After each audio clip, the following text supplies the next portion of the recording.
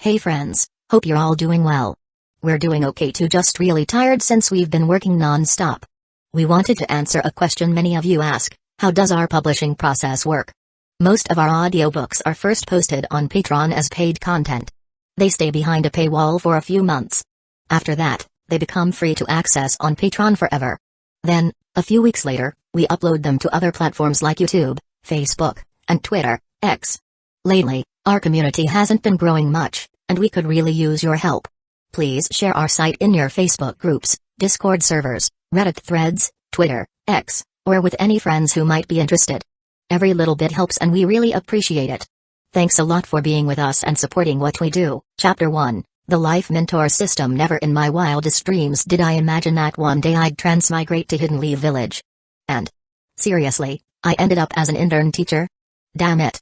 Kazekage sat in the office, questioning his life choices. Just yesterday, he was struggling with elementary school kids who didn't like male teachers. Now, those problems, along with the risk of being unemployed or getting complaints from parents, seemed trivial. But at this moment, hearing the noisy kids outside, he couldn't muster any excitement in his heart. The ninja world was far too dangerous. Hidden Leaf Village was relatively safe, but even it wasn't free from disasters over the years. Not long ago, the Battle of Kikyo Pass had just ended.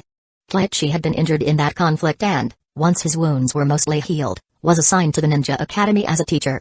Sigh, if only the Senju clan hadn't declined. I could have just coasted through life under their protection. Kazekage let out a sigh. The Kanda family carried traces of Senju blood. The Senju clan had once been illustrious, but, starting from the first Hokage, the clan gradually dispersed and merged into Hidden Leaf Village's population. By the time of the second Hokage, only a few direct bloodlines remained. Now, the only one who could still be considered a true Senju was Tsunade. And yet, even Tsunade didn't use Senju as her surname anymore. As for the benefits of being part of the Senju clan, Kazekage wasn't entitled to any of them. He figured the Senju blood in his veins wasn't particularly potent either, certainly not more so than Tsunade, the first Hokage's granddaughter. The sage body? Forget about it. As for talent, at 15 or 16 years old, he was still only a chunin. That was probably the best he could hope for. Kazekage was deeply troubled. At this rate, the odds of living to old age seemed slim. After all, Hidden Leaf Village's future would bring one disaster after another: the Third Shinobi War, the Nine Tails attack, the Hidden Leaf Village crush. A mere chunin wouldn't stand a chance against those threats. Just the aftermath of those events could easily kill him. Maybe I should get my hands on some Hashirama cells. Who knows, I might unlock wood style. Kazekage thought to himself. The ninja world was perilous. Without strength, it was basically a waiting game for death. As he mulled over these thoughts, the bell outside suddenly rang. Class was over. Looks like the next class is mine. Kazekage was responsible for teaching ninjutsu. He didn't understand why he was assigned this subject. From what he'd heard, the previous instructor had died on the front lines, and they'd just drafted him to fill the gap. As such, Kazekage's position was only temporary. Oh well, let's get this over with. Ninjutsu class wasn't particularly challenging. Basic skills like the 3 basic jutsus, transformation, clone, and substitution, were more than enough to teach these kids. Just as Kazekage stood up, a strange voice echoed in his head. At first, it was faint. But soon, the words became clear. Activating mentor system, activation complete, earn rewards by teaching students with dedication. Greater rewards await those who become true life mentors. A beginner's gift is available. Would you like to claim it? Kazekage froze. The mentor system. A beginner's gift? What was this, an onboarding package? After a moment of hesitation, he thought, claim it. Your proficiency in the 3 basic jutsus has been maxed out. Reward, bloodline purification. Your Senju bloodline has been purified, greatly enhancing your constitution. Your earth and water style jutsus have been strengthened. As he walked down the hallway, a flood of knowledge about the 3 basic jutsus filled Kazekage's mind.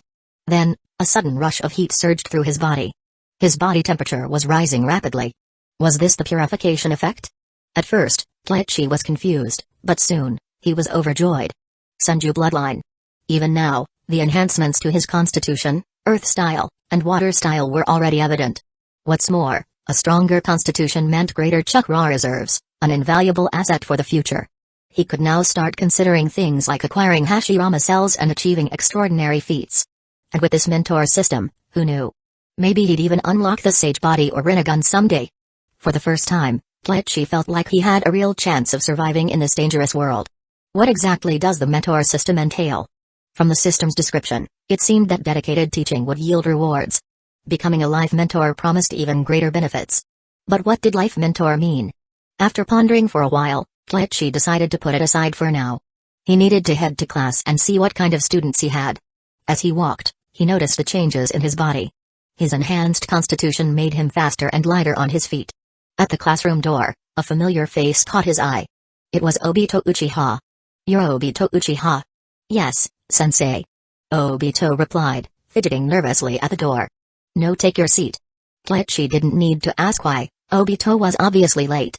Inside, he recognized several more familiar faces: Rin, Kurenai, Asuma Sarutobi.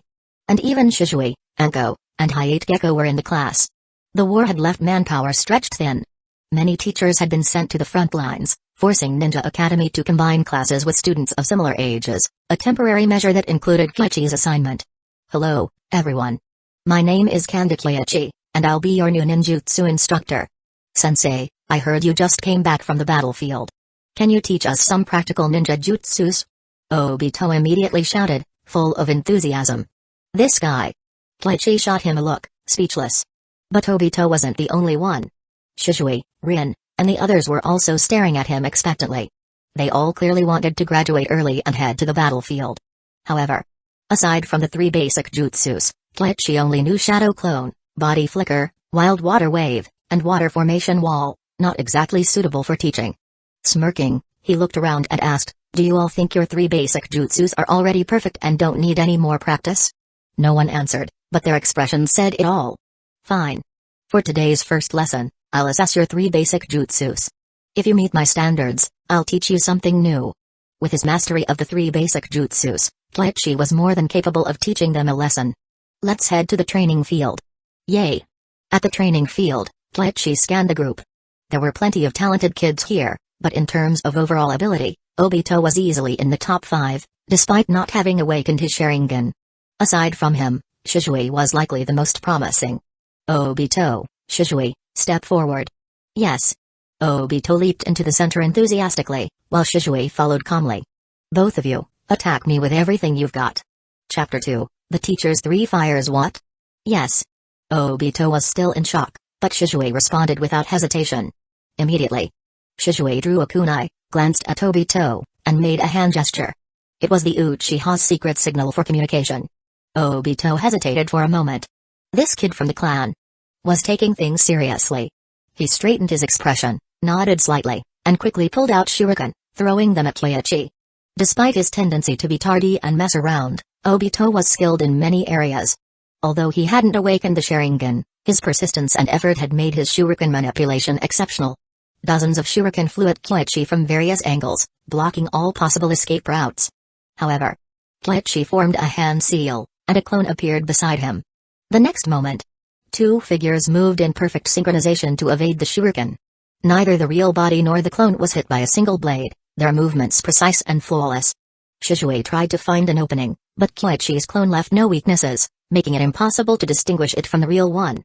What's more, Kleichi was incredibly fast. Was this really just the strength of a Chunin? Shizui was stunned. "Aren't you two going to attack?" "If not, it's my turn," Kleichi said with a grin, then lunged toward Obito. Better to take care of him first. As he moved, his real body and clone flanked Obito, throwing 2 shuriken. Obito quickly retreated, forming hand seals before exhaling a massive fireball. "Great fireball jutsu." "Obito!" Rin gasped. This guy was reckless, using such a high-level jutsu in a sparring match. But the next moment, her concern proved unnecessary. From the fireball, Kleichi dashed out unscathed. It was a clone. Shizui realized immediately. But where was the real one? Shizui scanned the area, his breath hitching as he shouted, "Obito, watch out!" Obito was confused. Watch out? For what? That was just a clone. The next second, Shizui formed seals and used the body flicker jutsu to appear beside Obito. He swung his kunai at a seemingly stray shuriken. The shuriken transformed midair, revealing itself as Kleichi. But before Shizui could react, bam, a kick sent him flying. Obito instinctively tried to act but froze when he felt cold steel pressed against his neck. It was a kunai. If this were the battlefield, you'd already be dead. Kleichi said calmly. Obito wasn't weak, but his awareness and reflexes were lacking at this stage. Of course, all kids were like that. The strongest here was probably Shisui. That body flicker jutsu. Truly worthy of the future Shisui of the body flicker. While Obito didn't understand what had happened, the others watching from the sidelines saw it clearly. Before Obito used the great fireball jutsu, Kleichi had thrown 2 shuriken. After the fireball, however, there were 3. Clearly, Kleichi had used the substitution jutsu to evade, swapped positions, and then transformed into a shuriken. The impressive part was how seamless and quick his execution had been. So cool. Rin's eyes widened in amazement. Is this teacher really just a Chunin? Kurenai was equally shocked. If not for Shisui's quick thinking, Obito could have been killed in an instant. This teacher was definitely not an ordinary Chunin. He was at least an elite Chunin, possibly even comparable to a Jonin. And his mastery of the 3 basic jutsus. Incredible. Even her father might not compare. For someone of this caliber to be teaching at the academy? It seemed almost unbelievable. Now, does anyone still think the 3 basic jutsus are useless? I didn't even use shadow clones. If I had, there could have been even more variations. As Kleichi spoke, he tossed a smoke bomb. When the smoke cleared, more than a dozen clones stood before the students. Can you guess how many are shadow clones and how many are regular clones? If I had a Sharingan. Obito started to mutter but stopped halfway. The Sharingan was rare. Even among the Uchiha, not everyone awakened it, and outside the clan, only the Hyugas Byakugan or certain sensory jutsus could distinguish between clones and shadow clones. Most of the time, this tactic was effective against typical enemies. You're all still young and too naive. Learn properly. Today, we'll continue with the 3 basic jutsus. Any objections? Kleichi scanned the room. No one dared to speak. Obito might have been considered the class underdog academically, but his practical skills were decent. Meanwhile, Shisui was strong enough to meet early graduation standards. Even Shisui, who had originally felt he couldn't learn much at the academy, now saw Kleichi in a different light. The new teacher had demonstrated that with just the 3 basic jutsus and some simple taijutsu, he could effortlessly subdue both Shisui and Obito. For someone like that to be just a Chunin. It was clear he was still far from Kleichi's level. And so, Kleichi's first lesson had a powerful impact. Nobody questioned his teaching anymore, and the class listened attentively. In Hidden Leaf Village's office, Lord Third. Take a seat. The 3rd Hokage, smoking his pipe, had a crystal ball on his desk displaying Kleichi training the students. The visitor was Nara Shikaku. Shikaku, what do you know about this child, Kleichi? Kleichi? Shikaku glanced at the crystal ball and watched the scene for a moment, his heart filled with surprise. Such mastery of the 3 basic jutsus. It wasn't just solid, it was nearly flawless. His hand seals were so fast they were almost imperceptible, and the coordination between the jutsus was perfect. On the battlefield, with smoke bombs, ninjutsu, and shadow clones, Kleichi could easily survive using just the 3 basic jutsus. Not to mention his exceptional taijutsu. He's just a Chunin. Shikaku frowned, recalling Kleichi's profile. He wasn't this strong before. His taijutsu was good, but not to this extent. Lord Third, wasn't Kleichi's grandmother from the Senju clan? You mean? He may have awakened the Senju bloodline. The 3rd Hokage paused, his pipe still in hand. The Senju clan's bloodline was incredibly powerful. Both the 1st and 2nd Hokage possessed extraordinary chakra and physical prowess. And moments of life and death struggle often awakened latent potential. The Hokage's fingers lightly tapped the desk. After a long silence, he finally smiled and said, "It's a pity Tsunade isn't here. She'd be delighted to hear this news." Yes. Shikaku didn't pursue the topic further. He looked back at the crystal ball and observed for a while longer. Lord Hokage, I believe Kanda Kleichi's strength qualifies him as a special Jonin. He hasn't contributed enough.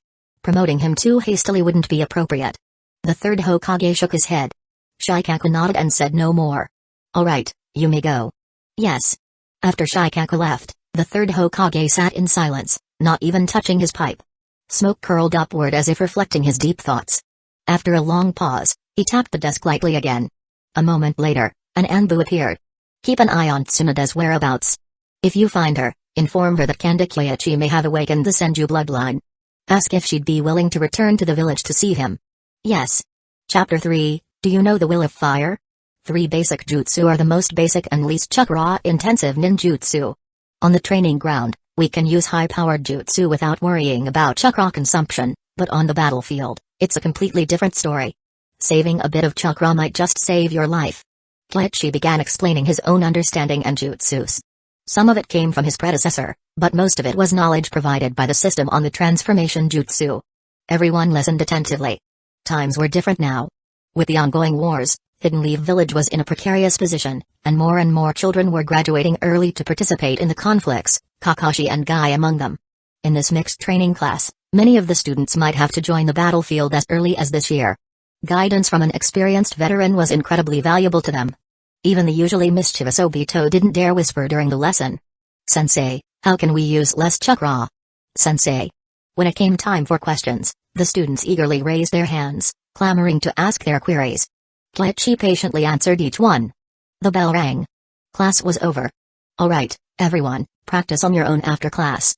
If you have any questions, feel free to ask me after class or during the next lesson. Otherwise, you're dismissed." Daichi felt a wave of relief. His first class in the ninja world had gone relatively well. He'd established his authority early, so the subsequent lessons shouldn't be too difficult. However, it seemed the lesson plan he'd prepared earlier had been unnecessary. In a real class, there was no way to simply follow a script. These students weren't just ordinary kids, many of them were geniuses and future legends. Each had their own way of thinking, and without real substance, he wouldn't be able to hold their attention. "Oh, and Obito, tomorrow morning is my class again. If you're late, you'll have to run 200 laps around the training field." Ah. Obito froze in place. Why this last-minute warning? What if he really was late tomorrow? "Alright, everyone, see you tomorrow." After speaking, Daichi disappeared with the body flicker jutsu. Back in his office, the first thing he did was check the system. He'd heard a notification at the end of class but hadn't caught it clearly. First class completed, evaluation, excellent, reward, water dragon jutsu, water dragon jutsu? The one with 44 hand seals? Daichi was stunned for a moment. But, after claiming and examining the reward, he realized he had underestimated the system. This was the simplified version created by the second Hokage, requiring only 4 hand seals. Combined with the bonus from his recently awakened Senju bloodline, this ninjutsu was an excellent reward. "I'll try it out later," Daichi thought to himself. Since activating the system and awakening his bloodline, he hadn't tested the power of water-style jutsus or fully assessed his current strength. That wouldn't do. Hidden Leaf Village outskirts after class, Daichi arrived at a riverbank area. First, Shadow Clone Jutsu. An identical clone appeared beside him. "Time is precious. You train in taijutsu jutsus while I test out the power of ninjutsu." "Seriously?" The clone wanted to complain, looking utterly speechless. But, as a shadow clone, it had no choice. Resigned, it went off to a nearby forest to practice taijutsu. If it could master jutsus like Leaf Hurricane or Shadow of the Dancing Leaf, that would be a win. Meanwhile, the original Daichi checked his chakra reserves. Still plenty left. "With this amount of chakra, I can handle 3 clones working simultaneously. It's not on Naruto's level, but it's far more than an average adult Kakashi." Daichi felt satisfied.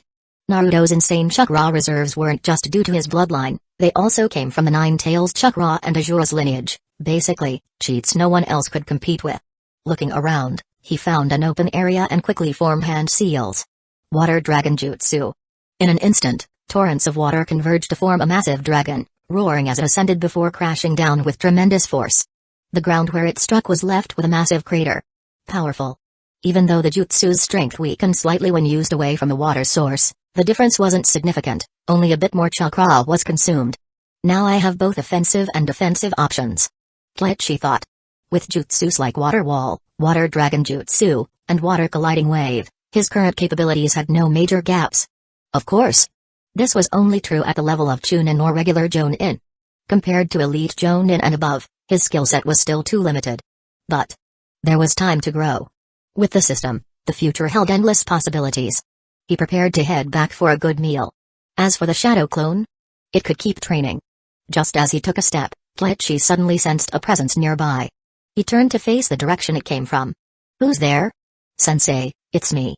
From behind a tree, a figure slowly emerged. Daichi didn't need to see his face, he recognized the voice immediately. "Shisui Uchiha." "Shisui, is there something you need?" "Yes, I have some doubts and was hoping you could help me." Shisui bowed respectfully.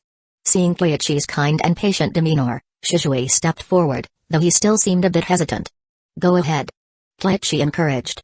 "Sensei, I originally planned to graduate early this year, but after sparring with you, I'm worried. Would graduating early burden my teammates on the battlefield? Shizue expressed his concerns. Kleichi paused for a moment before chuckling softly. It seemed he'd unintentionally discouraged the young prodigy. After thinking for a moment, Kleichi replied, with your abilities, you're certainly not weak. You wouldn't be a liability on the battlefield. However, unless the situation is absolutely dire, I wouldn't recommend graduating so early. Please guide me. Shizue bowed deeply. Sit down, let's talk as friends. Kleichi sat on the grass and gestured for Shizue to do the same. Shizue complied. Do you know why the first and second Hokage established the Ninja Academy? Shizue shook his head. Do you know about the Will of Fire? Where the leaves dance, the fire burns. The fire's light will illuminate the village and help new trees grow. Shizue nodded this time. It was something the third Hokage had taught them, a core lesson in their ideology classes. One of its meanings is that children are Hidden Leaf Village's future. The first and second Hokage founded the academy to keep children off the battlefield for as long as possible. Kleichi explained. Shizue seemed deep in thought. Battlefields can force people to grow up quickly, but you're only 5 years old. If you study for another year or two, your skills and mindset will mature, making you more prepared when you do step onto the battlefield. Kleichi added. The battlefield didn't lack Geinin. What it lacked were strong Chunin and Jonin. The third Hokage's decision to send children into war was essentially a gamble, hoping they would develop rapidly under immense pressure. But Shizue hesitated. He thought of examples like Kakashi, who had graduated at 5 and was already a celebrated Chunin with outstanding achievements on the battlefield. War can accelerate growth, but it also takes away a lot. Starting early doesn't necessarily mean becoming exceptional. Kleichi couldn't help but recall his previous encounters with Kakashi. The boy had a talent for rubbing people the wrong way, and at this stage, he wasn't exactly likable. I understand. Thank you, sensei. Shizue bowed again, his gratitude genuine. Chapter 4, A Sheep Delivered to the Door. Of course, Shizue didn't fully understand. The words Kleichi said were beyond what Shizue could currently grasp, but he understood one thing: this teacher didn't dislike him, a student from the Uchiha clan. On the contrary, Kleichi was more than willing to communicate and share with him. That alone was enough to make Shizue feel a sense of joy. There was one thing Kleichi left unsaid: the Ninja Academy was one of the few places where the Uchiha could interact with the rest of Hidden Leaf Village. Graduating early would make it much harder to connect with Hidden Leaf Village's common folk again. The Uchiha appeared to have special privileges, but in reality, they were isolated from the rest of the village. Kleichi didn't agree with this arrangement, but he lacked the power to change it. When he said those things to Shizue, it wasn't with the intention of changing anything, he simply spoke on a whim. Yet before long, the system prompted him: you have gained initial recognition from Shizue Uchiha, reward, Genjutsu fundamentals, Genjutsu. That was definitely a blind spot in his expertise. A wealth of knowledge filled Kleichi's mind. After carefully reflecting on it for a while, he was quite satisfied.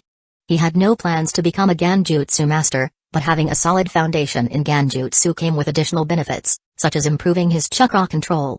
Sensei, can I come to you with more questions in the future? Of course.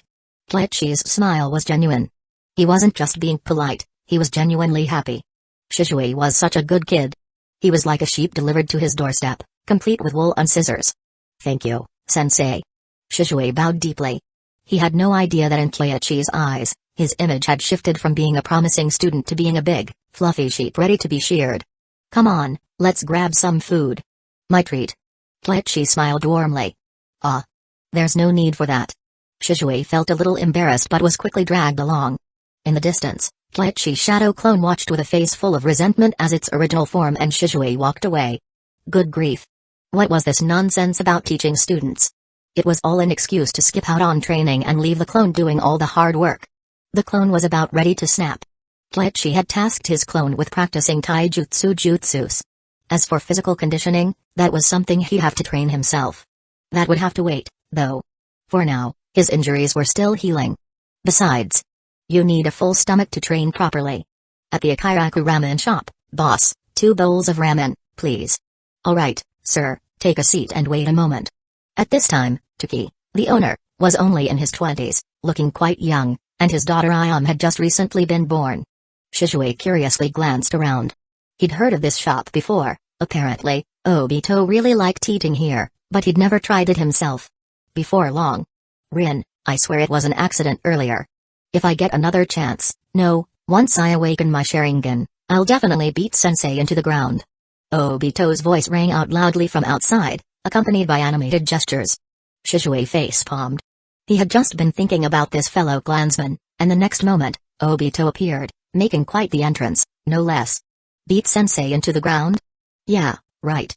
Even if Obito had multiple Sharingan, Shisui doubted he could take down Kyoichi, especially after witnessing their teacher's water-style jutsu. Shisui knew full well that Kyoichi hadn't even gone all out during their lessons. Kyoichi, on the other hand, wasn't surprised at all. Obito had earned the nickname Dead Last from Kakashi for a reason. The kid wasn't weak, far from it, but his combat sense was lacking. Tactics? Coordination? Forget it. And he was so full of himself, constantly boasting about his Sharingan like it was a magic cheat code. The moment Obito stepped through the door and saw Kyoichi, his entire demeanor changed. He froze, visibly panicked. His first instinct? Turn around and walk out. But that wouldn't work. Tomorrow was still a school day. If he ran now, it would count as fleeing, and he'd probably face even worse punishment later. Obito's face turned pale. Damn it. All he could do was muster an awkward smile, bow deeply, and say, "Sunmisen. Obito, you're impressive. The speed at which you make mistakes is only matched by the speed of your apologies." "Yes, sensei, I'm very sorry."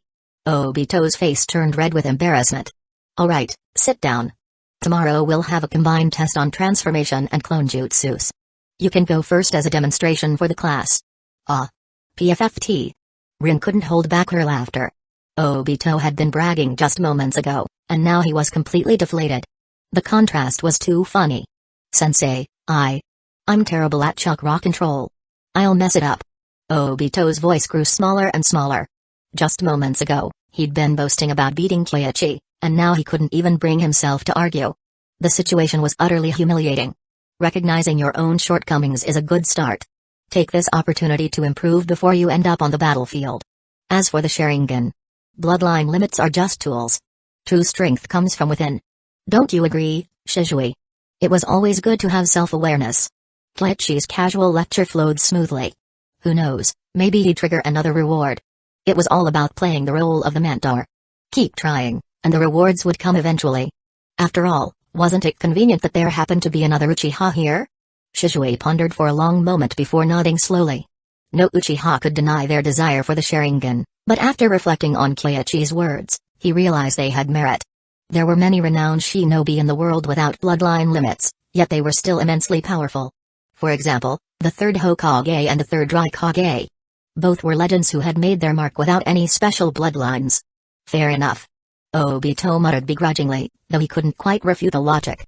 At that moment, the ramen was served. "Enjoy your meal." "Thank you." Kyoichi adjusted his mood, followed local etiquette, and started eating. One bite in, delicious. The flavors were rich, and the ingredients were generous. No wonder this place had stood the test of time in Hidden Leaf Village. Shisui felt a mix of emotions. He was nervous yet happy. It was his first time eating outside the Uchiha compound. But it wasn't bad at all. Meanwhile, Obito's earlier gloom vanished the moment the food arrived. He instantly transformed into a dedicated eater. "I'm digging in." As they ate, Tuki's wife briefly came out holding their baby daughter to help with a busy shop. The place was bustling. Kyoichi and Shisui had come early and found seats, but those arriving later had to queue. And this was during wartime, imagine the crowds during peacetime. Good craftsmanship could make a living anywhere, even in the ninja world. After finishing their meal, Kyoichi paid the bill, said goodbye to Shisui, Obito, and Rin, and headed home. He glanced at his system log, no new rewards. But that was fine. For now, he was just cultivating fish. One day, they'd take the bait. The crops would only grow stronger over time. When he got home, his shadow clone's chakra had run out, dispelling it. A wave of fatigue washed over him. The sensation was intense. But the results were undeniable. While physical conditioning didn't carry over from the clone, the practice of taijutsu jutsus did. It gave Kyoichi a rough idea of his physical capabilities. By his estimate, his taijutsu was strong enough to rank him among the upper echelons of Jonin. Of course, that didn't mean much. At best, it meant he now had some ability to protect himself on the battlefield. Chapter 5, Chakra Perception. Taijutsu and Water Style are my current strengths. Even though I've gained basic Ganjutsu and improved my chakra control, Ganjutsu isn't my forte. My next step should be to focus more on earth style. Kleichi silently planned his next moves. The Genjutsu reward was an unexpected bonus, but it wasn't enough to factor into his long-term plans. Earth style, on the other hand, was crucial. Water style was powerful but came with geographical limitations. Mastering earth style was a more versatile and practical choice. Of course, there was another important reason: to qualify as a Jonin, mastering 2 elemental releases was a basic requirement. Otherwise, no matter how much merit Kleichi accumulated, he would only qualify as a special Jonin. In a place like Hidden Leaf Village, merely being a special Jonin was far from sufficient to secure a foothold. Kleichi stood at the door of his family home. The Kanda household was spacious, but there weren't many family members left. His parents had died during the Second Shinobi World War, and his grandmother had passed away years ago. Still, there were some treasures left inside, specifically, scrolls left behind by his grandmother. The Senju clan was generous. Whenever one of their members married into an outside family, they would bring gifts as a dowry. The scrolls were what Kleichi's grandmother brought from the Senju clan. In his previous life, Kleichi hadn't paid much attention to them. But now, he thought those scrolls might hold something useful. Carefully, he began searching through them. Sure enough, one of the scrolls contained unique content, handwritten notes on Kenjutsu by none other than Dobirama Senju. Though the notes weren't comprehensive, they outlined a systematic approach to swordsmanship, Kenjutsu of the Hidden Leaf Village style. Kleichi couldn't help but marvel. His grandmother's decision to choose these notes over ninjutsu scrolls was truly wise. If a descendant had the aptitude, they could derive a full swordsmanship jutsu from these notes. Unfortunately, his father didn't seem to have that aptitude, and his understanding of Kenjutsu had remained superficial. By the time it reached Kleichi, the art had fallen out of practice entirely. Kleichi pondered for a moment before carefully setting the scroll aside. He planned to study it thoroughly tonight. Looking through the rest of the books, he found they were mostly historical accounts of the family, not combat jutsus. Surprisingly, these history books were the ones most frequently read by his grandmother. After taking a brief rest, Kleichi stepped into the courtyard. He formed a hand seal. "Training is best done personally," he muttered. "But when it comes to Kenjutsu, I'll leave it to you." He smirked. The shadow clone sighed. Of course. Being summoned as a shadow clone meant no chance of slacking off. Let's get to it, then. The next morning, Kleichi arrived at the academy feeling refreshed and invigorated. For the first time, he truly appreciated the strength of the Senju bloodline. It wasn't just his constitution, his recovery speed was astonishing. Despite the intense training he and his clone had undergone the day before, a single night of rest left him as good as new. Obito, however, was another story. Kleichi nearly laughed when he saw him enter the classroom. Obito arrived just in time, panting heavily. Clearly, he had run all the way here, exhausting most of his chakra in the process. "Sensei, I'm not late." Obito wheezed, desperate to prove his punctuality. He had sprinted the entire way, fearing the consequences of being late. "I mentioned yesterday, you're up first to demonstrate the combined use of transformation jutsu and clone jutsu." Kleichi smiled pleasantly as he stood at the podium. "Ah." Obito froze. His face turned stiff, and then crumbled. He'd completely forgotten about that. This was a disaster of his own making. Maybe if he hadn't gone out for ramen with Rin yesterday, he could have avoided this. Taking a deep breath, he mustered his courage and walked to the front of the class. Quickly forming seals, he attempted the jutsu. Obito's chakra control was better than Naruto's, thanks to the lack of interference from the Nine Tails. Still, his chakra control left much to be desired. Moments later, a poorly formed Kleichi clone appeared, slumped awkwardly on the ground. "It's spot on." Kleichi couldn't help but laugh inwardly. Obito grimaced. He wasn't embarrassed, he'd long since accepted his lack of skill, but he was worried about being punished again by Kleichi. "Your chakra reserves are decent, and you've shown potential in ninjutsu and shuriken jutsu. But taijutsu and chakra control are your weaknesses. You need to work hard on those areas, or you'll be a liability on the battlefield." Kleichi's tone was firm yet encouraging. Obito immediately bowed. "Thank you, sensei." In the past, his teachers would simply shake their heads at him. But Kleichi, he didn't dismiss or ridicule him. Instead, he offered genuine advice. This alone wiped away much of Obito's self-doubt. "Focus on tree climbing and water walking. Practice them well." Tree climbing? Water walking? Many students in the class looked puzzled, including Iruka. As civilians, they had little knowledge of such jutsus before being assigned a personal mentor. "You channel chakra to your feet to climb trees and walk on water," Kleichi explained. "Oh, I think my father mentioned that once. Have you practiced it? Obito asked. No. I could do it without practice.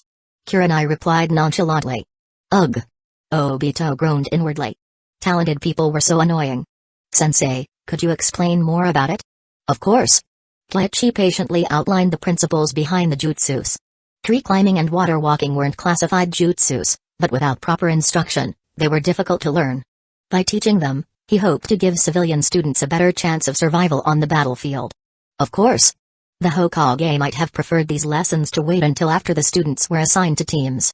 But this was wartime. How many Jonin actually had the time to teach their students? You should practice regularly. Alright, next person. One by one, the students demonstrated their skills. Unlike Obito, most of them had decent chakra control. The combined use of transformation and clone jutsu wasn't difficult for them. Kleichi even increased the challenge by asking them to create multiple clones, which Obito managed to do, albeit with a few deformed ones. By the end of class, Kleichi was quite pleased. Easy day. He was starting to enjoy teaching. Ninja children were far easier to manage than rowdy kids from his past life. Even the troublemakers only ever caused minor issues like tardiness or skipping class. Back in his office, Kleichi glanced at the system interface. Task completed, teaching transformation and clone jutsu integration. Tree climbing. And water walking, rating, excellent, reward, chakra perception. Chakra perception? Curious, Kleichi chose to claim the reward. Immediately, he pressed his fingers to the ground, sending out a wave of chakra. Moments later, the environment around him was vividly mapped out in his mind. Just as I thought. This ability is incredible. Chapter 6, Do you understand class struggles? To be precise, this wasn't a ninjutsu or a secret jutsu, but rather an ability of the second Hokage, Senjudobi Rama. Kanda Kleichi extended his chakra, quickly sensing a figure hidden in the shadows nearby. From their position, they had a clear view of his courtyard, even parts of the interior of the house. An Anbu? Kleichi didn't turn around. He knew the person was likely watching him right now. When he extended his senses further, he detected another Anbu in a different part of his house. But beyond that, there were no more. Two Anbu. Kleichi retracted his chakra, thinking for a moment. He understood what was going on. He had previously been a Chunin, and how strong he was had likely been assessed by those above him. After his injuries, he had made substantial improvements, and his physical condition had also strengthened. The third Hokage must have suspected something. This surveillance was partly precautionary and partly to confirm the situation. The two Anbu must have been tailing him since yesterday. Senju bloodline. Kleichi pondered for a while, narrowing his eyes. He didn't say anything, pretending not to notice the presence of the Anbu around his home. But he was thinking not just about the third Hokage, but also about Danzō.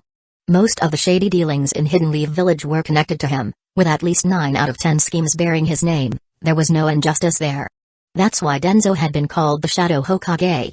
Previously, Kleichi had felt some sympathy for him, a man who had spent his life taking the blame for the third Hokage. But now, living in Hidden Leaf Village, he had to consider the effects of Danzō's influence. That old bastard must have been secretly researching the cells of Hashirama in recent years. Until now, the true Senju bloodline in Hidden Leaf Village had been almost extinct, with only Tsunade remaining, a powerful figure of great prestige, and Danzō dared not touch her. However, Kleichi was different. The Kanda family only had him left, a mere Chunin. If something were to happen in secret, no one would dare speak up. The more Kleichi thought about it, the more he felt a sense of impending danger. Hidden Leaf Village was now under the control of the third Hokage and Danzō, and it was impossible to predict what these two scheming old men might do. Luckily, he had gained the ability to sense chakra. With his jutsu, he could at least anticipate their movements in advance. Actually, if I could get my hands on the cells of Hashirama, it would be quite beneficial for me, but dealing with Danzō, it's like making a deal with the devil. Today's class is over, and many of you still haven't mastered the 3 basic jutsu. You'll need to continue practicing when you go back. Another day of lessons had ended. Kleichi was feeling a bit exhausted. There were some geniuses in the class, but still many students had poor chakra control. As students, they were adequate. But as geinin heading to the battlefield, they were still far from ready. Among them, Obito had made rapid progress. He could already climb trees.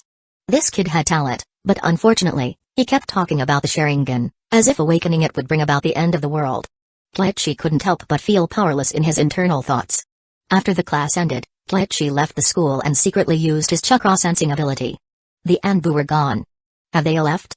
Kleichi thought to himself. If it had been Root, they wouldn't have given up so easily. It seemed to be the third Hokage's subordinates. That was a good thing. He let out a sigh of relief, patting his pocket, feeling a bit of frustration. He had originally planned to find someone to forge a sword. But he was broke. Now he understood Picasso. Because right now, he really wished he could find a fugitive, catch them, and make some money. The salary of a Chunin was just too low. Oh well. He would have to work out for now. As for the sword, he'd have to wait until his paycheck arrived. Kleichi ran down the Hidden Lee village roads, heading towards the outskirts. However, not long after, he sensed someone following him. He walked forward without reacting. Shizue followed behind, about to catch up, when suddenly, a cold kunai pressed against his neck. The person ahead turned into a shadow. A clone. Shizue was shocked. Sensei, you noticed me? What's so hard about noticing you? Aren't you still in class? Kleichi joked, then put the kunai away. Shizue gave a small bow.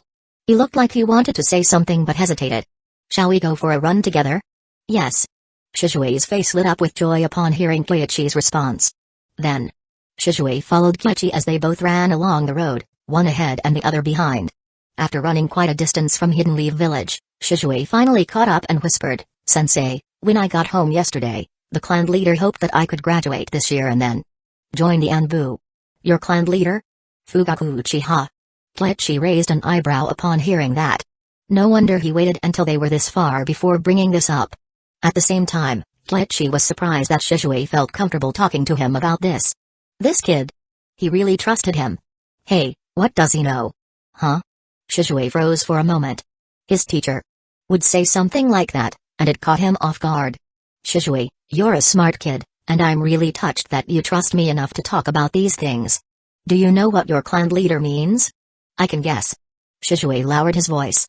Although young, he was sharp and mature for his age, already aware of many things. For example, the clan leader's intent was clearly for him to quickly demonstrate his talent and show his inclination to side with Hidden Leaf Village, then join the Anbu to serve the Uchiha clan. But he felt something wasn't quite right about it. Shizue, have you had any unpleasant experiences at the Ninja Academy? Unpleasant? Not really. It's just that the other students don't want to get close to us Uchiha. Do you know why? Kleichi smiled. Shizue shook his head. You're still young, and many things are beyond your control. I might say something you don't fully understand, but you can keep your own thoughts. Observe and think with your own mind. As for the problem you're facing, think about the reason. Treat this as an extra question for you, just like skipping class. After Kleichi said this, he immediately picked up the pace. Think about the reason? Shizue was stunned for a moment, then quickly caught up. As they ran, he pondered. But had he really thought about it? Earlier, he was just thinking that since the other students ignored him, he would just ignore them too. Anyway, he'd graduate soon. But why?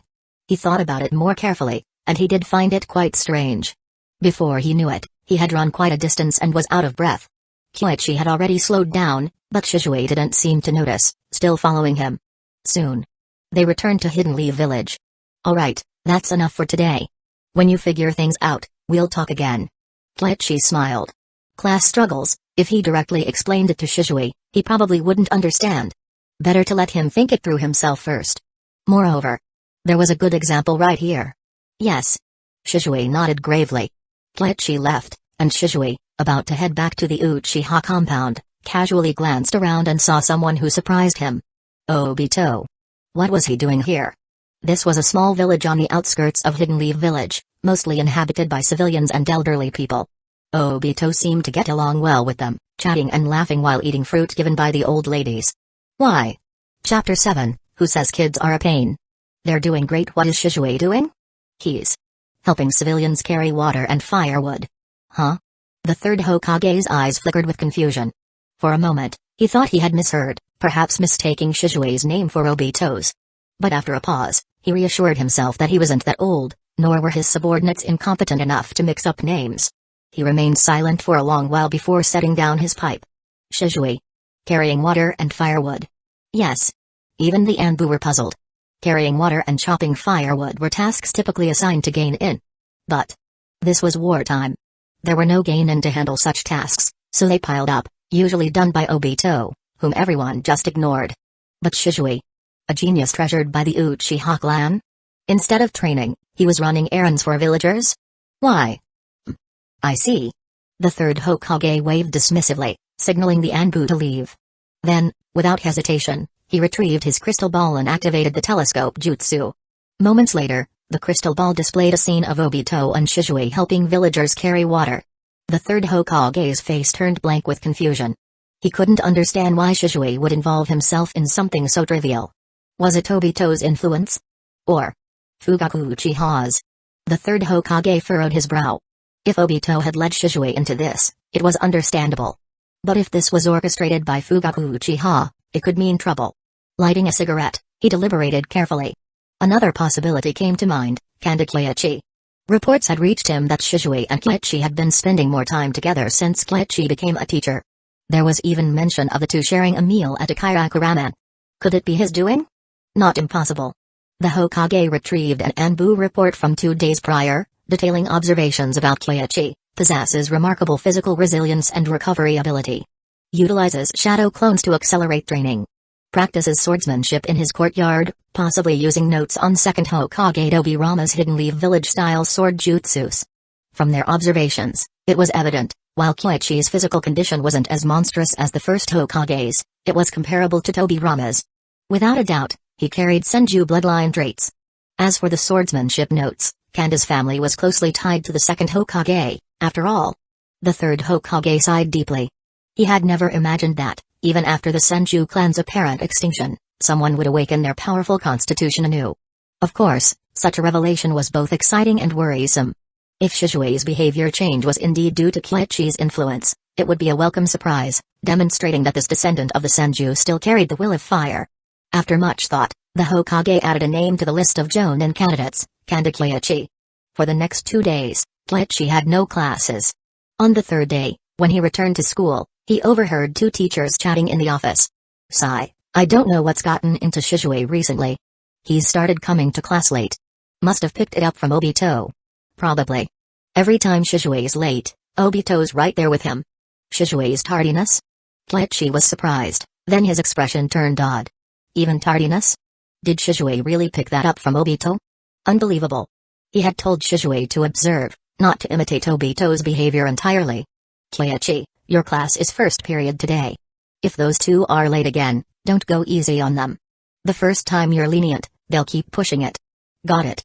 Thanks for the advice, Ishimura-senpai. Kaiichi nodded. As class time approached, he picked up his materials and headed to the classroom. Before he reached the door, 2 figures darted past in a blur. Though they moved fast, every teacher in the office, all of whom were at least Chunin, saw them clearly, Shizue and Obito. The office fell into an awkward silence.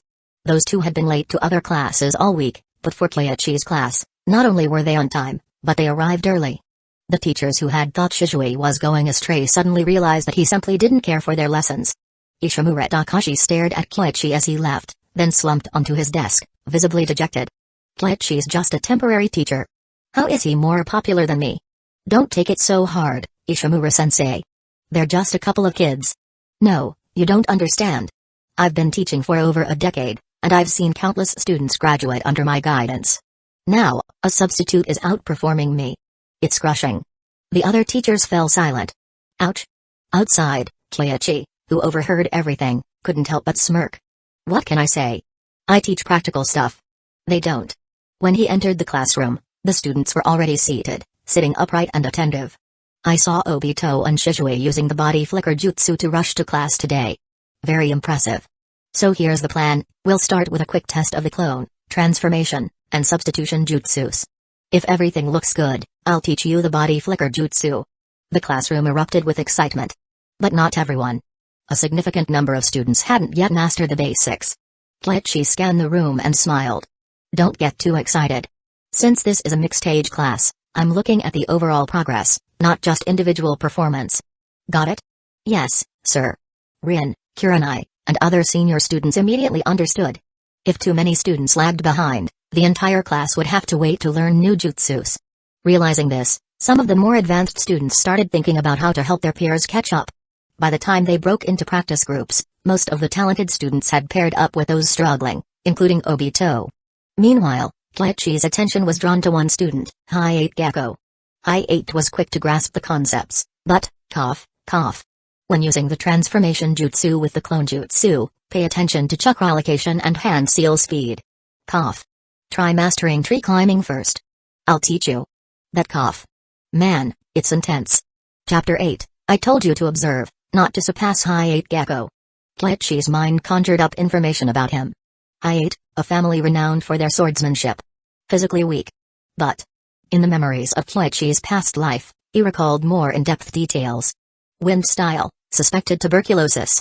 In this era, without anti-tuberculosis medicine, I-8 Gecko was plagued by lung disease from a young age. Coupled with his training in wind style and swordsmanship, no wonder his life was cut short. Kleichi frowned. To the I-8 family, he was just an outsider. Even if he wanted to intervene, what could he possibly do? He didn't know medical ninjutsu or pharmacology. There was nothing he could do. For an illness like this, without a miracle cure, there was only one person in all of Hidden Leaf Village who could treat him, Tsunade. But right now, Tsunade was elusive as ever. Finding her would mean staking out gambling dens and bars, which was a Herculean task.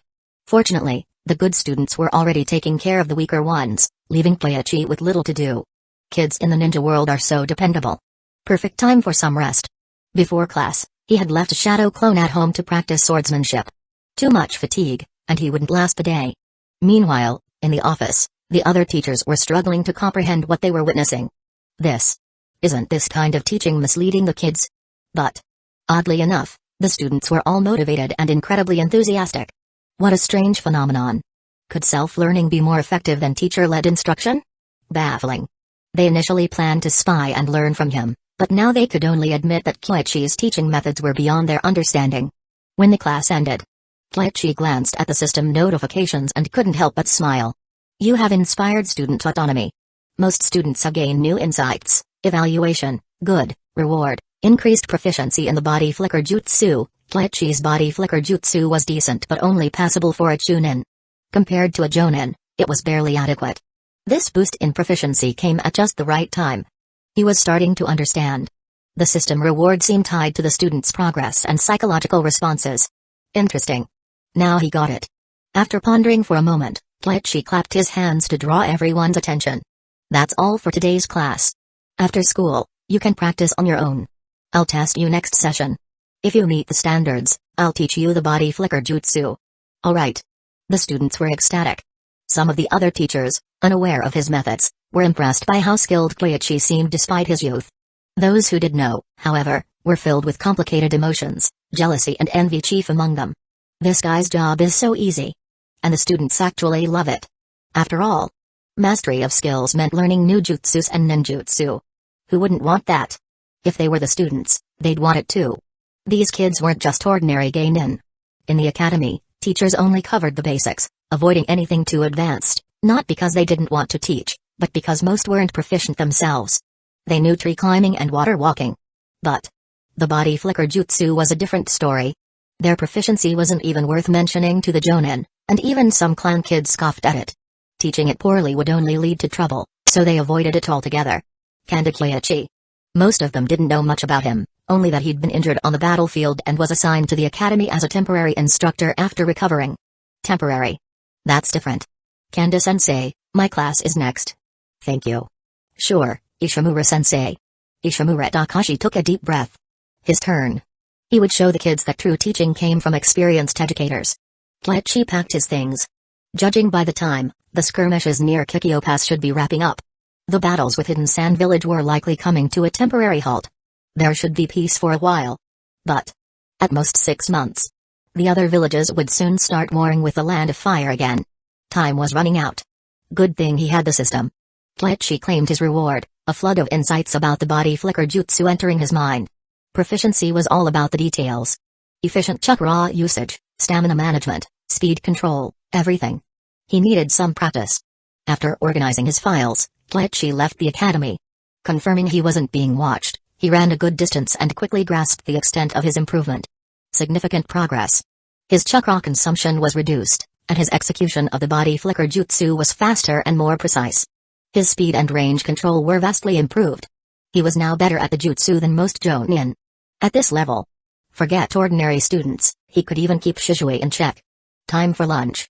After stretching, He realized how hungry he was. Breakfast had been half-hearted at best. As he headed back to the village, two familiar figures came into view. Shizue and Obito. Skipping class again? And doing good deeds, no less. Good deeds, huh? Shizue, are we really doing the right thing? What about the teacher? It's fine. I've already learned Ishimura-sensei's Shuriken jutsus.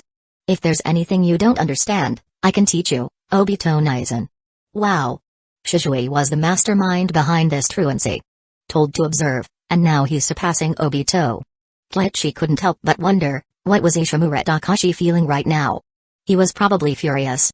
Kids rushed to attend other teachers' classes, but his? They skipped outright. How disrespectful. Kleichi figured the man's face wouldn't look great tomorrow. Then again, it didn't matter. He was just a temp at the academy. He might not even be here next year, so he didn't care what others thought. Shaking his head, he stuck to his plan of getting ramen. But Shizue noticed him. Sensei. You're here too? Shizue was bold as ever. Despite skipping class, he ran straight toward Kleichi. You really have no fear. Aren't you worried I'll drag you back? You're not that kind of rigid teacher. Shizue grinned. Obito hesitated in the back but relaxed when he saw Kleichi had no intention of reprimanding Shizue.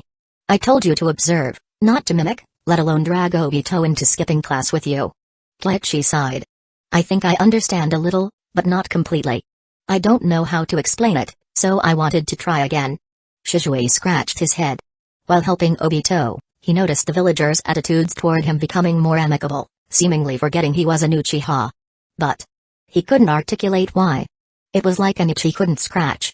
Other than Kleichi's classes, he had no interest in attending anything else. As for Obito, he was fine with ninjutsu and combat, but thinking deeply? That was pushing it, despite being 4 years older. Keep at it.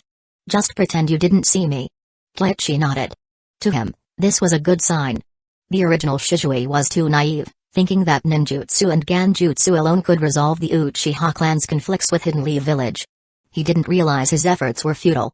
Shizue's naivety was one thing, but dragging Itachi into it led to a series of brainless decisions down the line. Letting him reflect like this? Great idea. Chapter 9, Few truly understand the will of fire. What are you two talking about? I don't understand a word. Nothing, sensei. See you later. Shizue waved goodbye. He still didn't understand, but he was determined to keep searching for answers. As Kleichi watched them leave, he let out a silent sigh. In Hidden Leaf Village, it wasn't just the Uchiha clan that isolated themselves, forming what was essentially a village within a village. There was another clan just like them, the Hyuga clan. At least the Uchiha still sent their young to the academy every year, but the Hyuga clan rarely did so, preferring to educate their children within the clan itself. And yet, only the Uchiha faced discrimination and targeted policies. The Hyuga were spared from such treatment, not merely because of the Uchiha's supposed disloyalty. Even if Shizue became the clan leader and led his people down the path of a good Uchiha, Danzo would still likely refuse to sheath his blade. Danzo's stance toward the Uchiha was far harsher than that of the third Hokage. If Shizue couldn't comprehend the reasons behind the rift between the Uchiha and the commoners of Hidden Leaf Village, there was no point delving deeper into such topics with him. With that thought, Kleichi turned and headed toward Akiraku-ramen. As for the third Hokage? What was there to worry about? The third wasn't like Danzo. Kleichi's actions, encouraging Shizue and Obito to help civilians and perform unpaid tasks, would only earn him the Hokage's gratitude. Upon arriving at Akiraku, Kleichi was just about to sit down when a swift shadow approached. Whoosh! An Anbu ninja, masked and imposing, appeared before him. Kleichi Kanda, the third Hokage summons you to the Hokage's office. Me? Yes. Alright, I'll go immediately. Kleichi was puzzled but didn't dwell on it. The Anbu's directness made it clear this wasn't a casual request. Without delay, he followed the Anbu, both of them using the body flicker jutsu to reach the Hokage's office in mere moments. Lord Hokage, Kleichi has arrived. Dismissed. Yes, sir. The Anbu disappeared, leaving only the third Hokage and Kleichi in the room. The third Hokage removed his hat, his demeanor warm and casual, like a kindly elder. He stood, smiling as he examined Kleichi from head to toe. It's been years, and look at you now, all grown up. You know me, Lord Hokage? Kleichi was slightly taken aback. Of course. Your grandmother and my teacher were close relatives. When you were born, I even held you in my arms. This. My grandmother never mentioned it. Kleichi scratched his head, offering an awkward laugh. But in truth, He knew full well this was likely fabricated. It was a classic tactic to build rapport. There was no need to expose it, though. The Hokage's efforts to close the psychological distance between them were clear indications of his intent to win Keiichi over. This was preferable to outright rejection. By all accounts, you're like family. Relax, let's just have a chat. Thank you, Lord Hokage. Keiichi bowed respectfully, sitting only after the Hokage gestured for him to do so. Lighting his pipe, the third Hokage smiled and asked, since returning to the village, how have you been feeling? Honestly, Lord Hokage, you may not believe it, but ever since recovering from my injuries, I feel like my body has grown stronger, and even my water-style jutsus seem more powerful. Keiichi shared some of the truth. The Hokage's smile widened. Puffing on his pipe, he exclaimed, you have the blood of the Senju clan in your veins. This is your Senju heritage awakening. Really? Indeed. The Hokage seemed genuinely delighted, puffing smoke as he spoke. Keiichi's straightforwardness in reporting his condition clearly pleased him. By the way, I've heard about your recent work at the academy. With the wartime chaos disrupting grade levels and graduation timelines, sticking strictly to protocol isn't ideal. Your flexible teaching methods are commendable. Thank you, Lord Hokage. Keiichi smiled, but inwardly, he pondered the Hokage's intentions. Mentioning the Senju bloodline and praising his teaching, could this be leading to a promotion? Don't be so tense. I called you here partly to chat, but also to ask if, with your recent awakening of the Senju bloodline, you'd be willing to participate in the Jonin exam?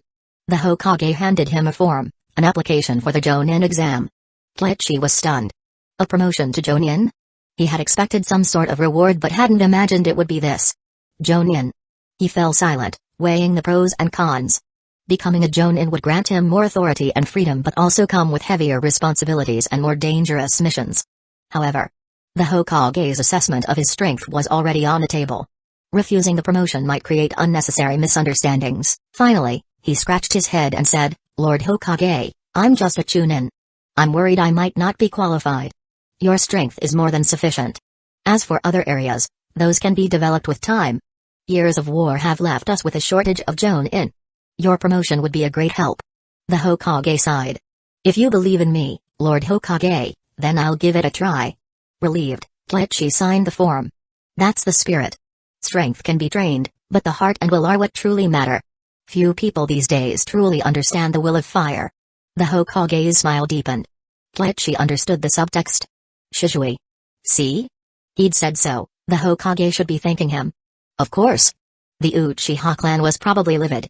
A talented young member of their clan, after spending only a few days with him as a teacher, had already shifted his mindset. It wouldn't be surprising if they confronted him soon. Not that it mattered. The current Uchiha were weak. After Madara left, they didn't dare follow him. When Kagami died and the third Hokage came to power, they were gradually pushed to the margins of Hidden Leaf Village's political center, yet they still didn't resist. They only began contemplating rebellion when their situation became untenable. What were they doing before? Keiichi held little regard for the current Uchiha clan, even less for Fugaku Uchiha. The man was weak and indecisive. If Shishui could abandon his naive ideals and become more pragmatic, he'd already be a better leader than Fugaku. Leaving the Hokage's office, Keiichi walked home, reflecting on the encounter. The third Hokage's intent was clear, he wanted Keiichi to align with the Hokage faction. To that end, he even brought up old connections to the Senju clan. It was almost laughable but showed the Hokage bore no ill will toward him. For now, Keiichi didn't need to worry about the third Hokage. In fact, the Hokage might even shield him from Danzo's machinations. As for the Jonin exam, with the looming war next year, securing a Jonin position would be highly advantageous. The only concern was, what happens to my system after I become a Jonin? Keiichi glanced at his mentor system. The system seemed designed for teaching. As a Jonin, staying at the academy would be unlikely. Still, he was just a temporary instructor. Injuries or not, his time at the academy was always going to be short-lived. With that thought, his mind cleared. As a Jonin, he could request a team or roam freely, leveraging his talent for guidance. Not a problem. Chapter 10, The Father-Son Duo of Rare Beasts. True to their name, this era was still quite different from the one Naruto experienced in the future. The selection for the Chunin and Jonin exams was decided entirely by the village. The joint Chunin exams, after all, were a product of post-war diplomacy, a strategy for peacetime inter-village competition. Thus, this Jonin exam was an internal affair within Hidden Leaf Village. During wartime, The promotion process for Jonin was usually straightforward. However, the current situation was unique. The war was nearing its end. Yes. The third Hokage had mentioned to Kleichi that the war on the front lines had essentially concluded. Hidden Sand Village had sued for peace, and ninjas from both sides had begun withdrawing. The conflict was in its final stages, and some shinobi were even expected to return to the village soon. Discussions about the Ninja Academy graduation exams were also underway. Looks like I need to speed things up. With so many little lambs, it'd be a shame not to shear them. Kleichi silently schemed. Based on his understanding of the system, teaching the next wave of lessons on the body flicker jutsu could bring him significant rewards. But simply teaching children only provided so much. This system, it needs more research. From what he could gather from the beginner rewards, the benefits he'd earned so far weren't particularly impressive. There had to be a way to unlock higher rewards. The next day, Kleichi had no classes scheduled. He left a shadow clone to practice swordsmanship while he went out for physical training. The streets were noticeably busier. It seemed some ninjas had already returned. Kleichi spotted a familiar figure. Clad in green. Might Guy. At the age of 7, Guy had graduated from the Ninja Academy. During one exam, he even went up against Obito, cutting off his hand seals mid-attempt at a grand fireball jutsu. After jogging a little further, Kleichi saw another familiar face. Might Nui. Dressed identically, except for a bit more facial hair, he was essentially a larger version of Guy. Might Dewey. Kleichi's mind lit up. Now that was a promising target. While others might underestimate him, Kleichi knew full well how strong Might Dewey's body was. In the original story, despite lacking formal taijutsu jutsus, Dewey used sheer physical strength and the Eight Gates formation to single-handedly annihilate the infamous 7 ninja swordsmen of the mist. If he mastered actual taijutsu jutsus, the results would be unimaginable. Kleichi felt a surge of excitement. If he could guide Dewey, the system's rewards would surely be extraordinary. However, rushing in to offer unsolicited advice might just make Dewey think he was crazy. He'd have to take it slow. With that thought, Kleichi continued his run as usual. At first, Dewey didn't notice him. But by the second lap, Dewey began to take note of the young man running tirelessly around the village. A ninja with such dedication to physical training? And so young, no older than 15 or 16. Dewey's curiosity was piqued. By the third and fourth laps, Might Guy couldn't hold back anymore. Kleichi smirked inwardly. Kids are so impatient, they just can't resist a challenge. As Guy picked up the pace, Kleichi followed suit. Thanks to his awakened Sunju bloodline, Kleichi's recovery was swift. While his body wasn't as robust as Dewey's, he thought to himself, if I can't outrun your dad, I can at least outrun you. After an hour, Guy noticed something unsettling. Kleichi wasn't even out of breath. This older boy had clearly been holding back. If he pushed himself, he could easily overtake Guy without much effort. Just as Guy debated whether to remove his weights. Guy. You fool. Thud. A dull, heavy sound. Might Guy went flying after being kicked by his father. In an instant, Might Dewey darted over and cradled his son's head, tears streaming down his face. You idiot. Hard training isn't for showing off or competing out of pride. Yes, father, I understand now. Dewey took a deep breath. No wonder Kisame had called Guy a rare beast. The sheer eccentricity of this father-son duo was already clear. The two of them hugged each other and wept openly. Even though Kleichi had seen this dynamic in the anime, experiencing it in real life filled him with second-hand embarrassment. In his time, these two would have been considered the pinnacle of socially fearless individuals. They were too much. Even to the bystanders, the sight was awkward. Kleichi debated whether to quietly slip away and return later. Fortunately, the crying soon stopped. Thank you for your patience with my son, Dewey said gratefully. Though he wasn't sure of Kleichi's rank, Dewey could sense that the boy was at least a chunin, possibly higher. It's just training. No harm done. Kleichi shook his head and continued jogging. After a while, he stopped in a wooded area to practice some jutsus. Specifically, taijutsu jutsus. Kleichi was practicing the leaf whirlwind, a cornerstone move in Guy's strong fist style. Many advanced jutsus were derived from this basic move, and its difficulty level wasn't particularly high. In fact, Kleichi's shadow clone had already mastered the move after half a day's training. At first, Dewey and Guy didn't pay much attention. But after passing by several times and seeing Kleichi repeatedly practicing the spinning kick, their curiosity was piqued. Finally. Aren't you two supposed to be running? Ah. Apologies. We couldn't help but watch your training. We meant no disrespect. Dewey immediately bowed in apology. While ninja training wasn't usually a private affair, openly observing another's jutsu could easily cause misunderstandings. It's nothing. This move is still a work in progress. If you're interested, feel free to join me. By the way, my name is Kandakiachi. I teach at the Ninja Academy. And you are? You're a teacher at the academy? Guy was surprised. Keiichi didn't look much older than him. Yes, I am. And you? Sensei, I am Might Dewey, and this is my son, Might Guy. Dewey introduced them formally. You both have incredible physiques. Would you like to collaborate on developing taijutsu jutsus? Well, you'd really teach us? Dewey hesitated, but Guy's excitement was palpable. This jutsu was exactly his style, he wanted to learn. It's just taijutsu. Keiichi said nonchalantly. He demonstrated again, this time kicking a tree with a spinning motion. The sturdy trunk shook violently. See? It's just a basic spinning kick. But when combined with physical strength and chakra, it can achieve varying levels of power. To prove his point, Keiichi aimed at a nearby rock. Boom. The rock shattered with a single kick. Amazing. Father, did you see that? Guy turned to Dewey, eyes shining with admiration. He desperately wanted to learn. But Dewey had once told him it took him 20 years to master the 8 gates. If he got distracted by learning other jutsus, it might hinder his progress. Guy hesitated. Dewey was also unsure. Both father and son were outcasts in the village, often ridiculed and looked down upon. This young Chunin, despite his youth, was friendly and even offered to teach them taijutsu. Sensei, it's just taijutsu. Keiichi didn't push them. Instead, he continued practicing. Guy began mimicking the movements. Dewey hesitated for a moment but ultimately chose not to stop his son. Chapter 11, The Uchiha are useless. After training all afternoon, Keiichi didn't talk much.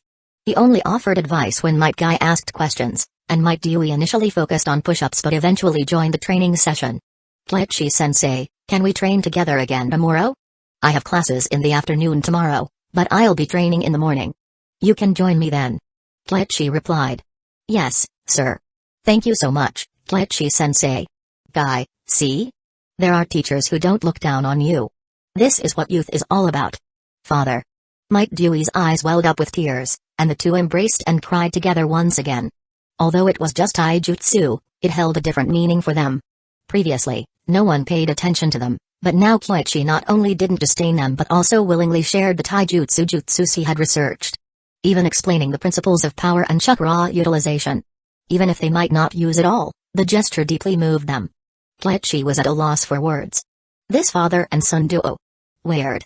Yet admirable. Might Dewey, mocked as a perpetual Genin, trained in secret and eventually mastered the 8 gates. Most importantly, his resolve was one of protection. In the end, Dewey fulfilled his promise. He opened the 8 gates, saving Guy and the other 2 young shinobi while killing 4 of the 7 ninja swordsmen of the mist. A true embodiment of the will of fire. And Might Guy? He almost kicked his way to ending the story. Guy. Father. Ugh. Keiichi turned and left silently. Before departing, he glanced at his system panel, where a prompt appeared. Taijutsu lesson complete, evaluation, good, reward options, 1. 8 gates, gate of life, 2. 7 heavens breathing method 3rd activation, choose 1, rewards? Keiichi was surprised. Was this because Might Dewey was among those he taught? He couldn't be sure, but he noted it for further observation. For now, the choice was more pressing. Both options were powerful. The 8 gates? He admired the manga's depiction of its devastating power. However, the initial gates were relatively easy to learn, and he could always master them later. The 7 heavens breathing method, on the other hand, was a unique taijutsu developed by Shira. It was exclusive to him, and considering his young age, it was doubtful anyone else in the ninja world knew of it. In essence, this was one of a kind. With that realization, Keiichi made his decision. System, I choose the 7 heavens breathing method. Reward claimed successfully, in an instant, the jutsu's methods and principles, from the 1st activation to the 3rd, flooded his mind. He adjusted his breathing according to the 1st activation's rhythm, and soon, he noticed a subtle transformation. Of course, jutsus like this, which stimulate cellular activity, came with the potential downside of shortening lifespan. However, Keiichi's Senju bloodline endowed him with enhanced vitality. Even Tsunada's strength of 100 jutsu, which also consumed life force for rapid healing, left her full of energy after repeated use. Besides, if needed, he could always transplant Hashirama cells to replenish his life force. With these considerations, Keiichi felt confident in his decision. Once I get closer to Dewey and Guy, I might even trade for the 8 gates. Perfect? He silently praised his own foresight. The next morning, Kleichi rose early to train, leaving even his shadow clone surprised at his commitment. This guy was serious. Outside, he soon ran into Mangekyō and Guy. They trained together for the morning, though Kleichi received no system reward since there wasn't much teaching involved. Still, the father-son duo's attitude toward him visibly shifted. Guy even offered to introduce him to his iconic green jumpsuit. Naturally, Kleichi refused outright. It was too ugly.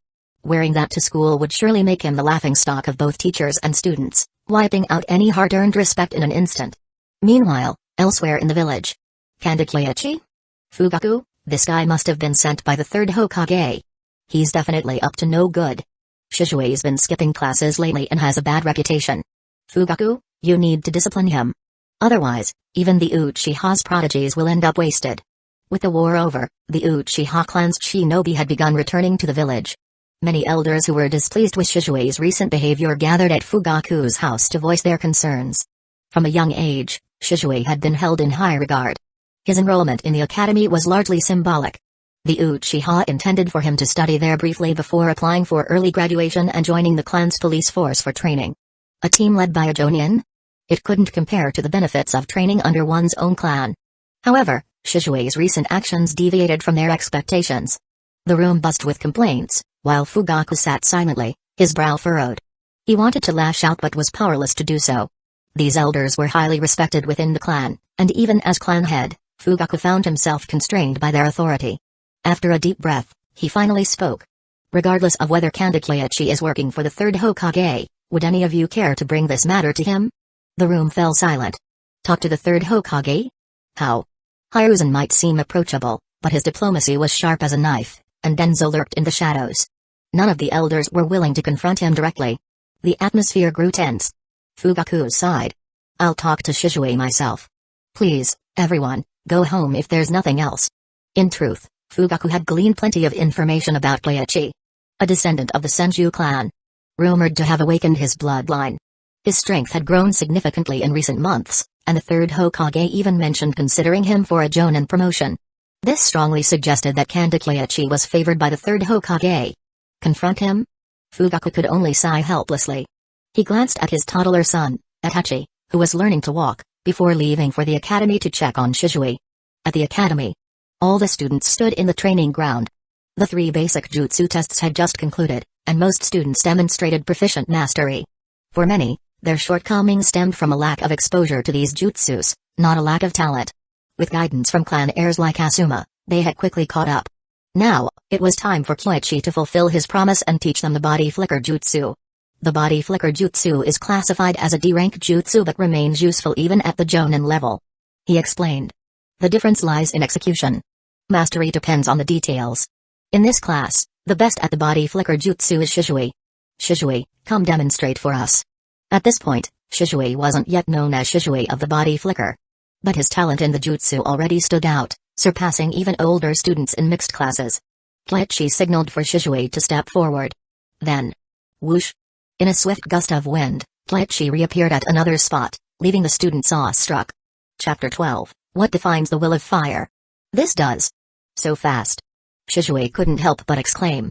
He had expected his teacher to be skilled, but he never imagined that Kleichi's body flicker jutsu would be so fast it seemed almost instantaneous, requiring no visible hand seals.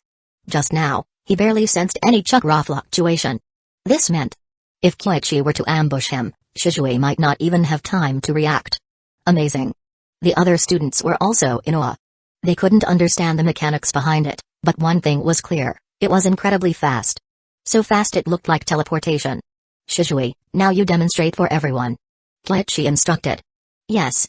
Without hesitation, Shishui formed hand seals, gathered his chakra, and flashed behind Kleichi.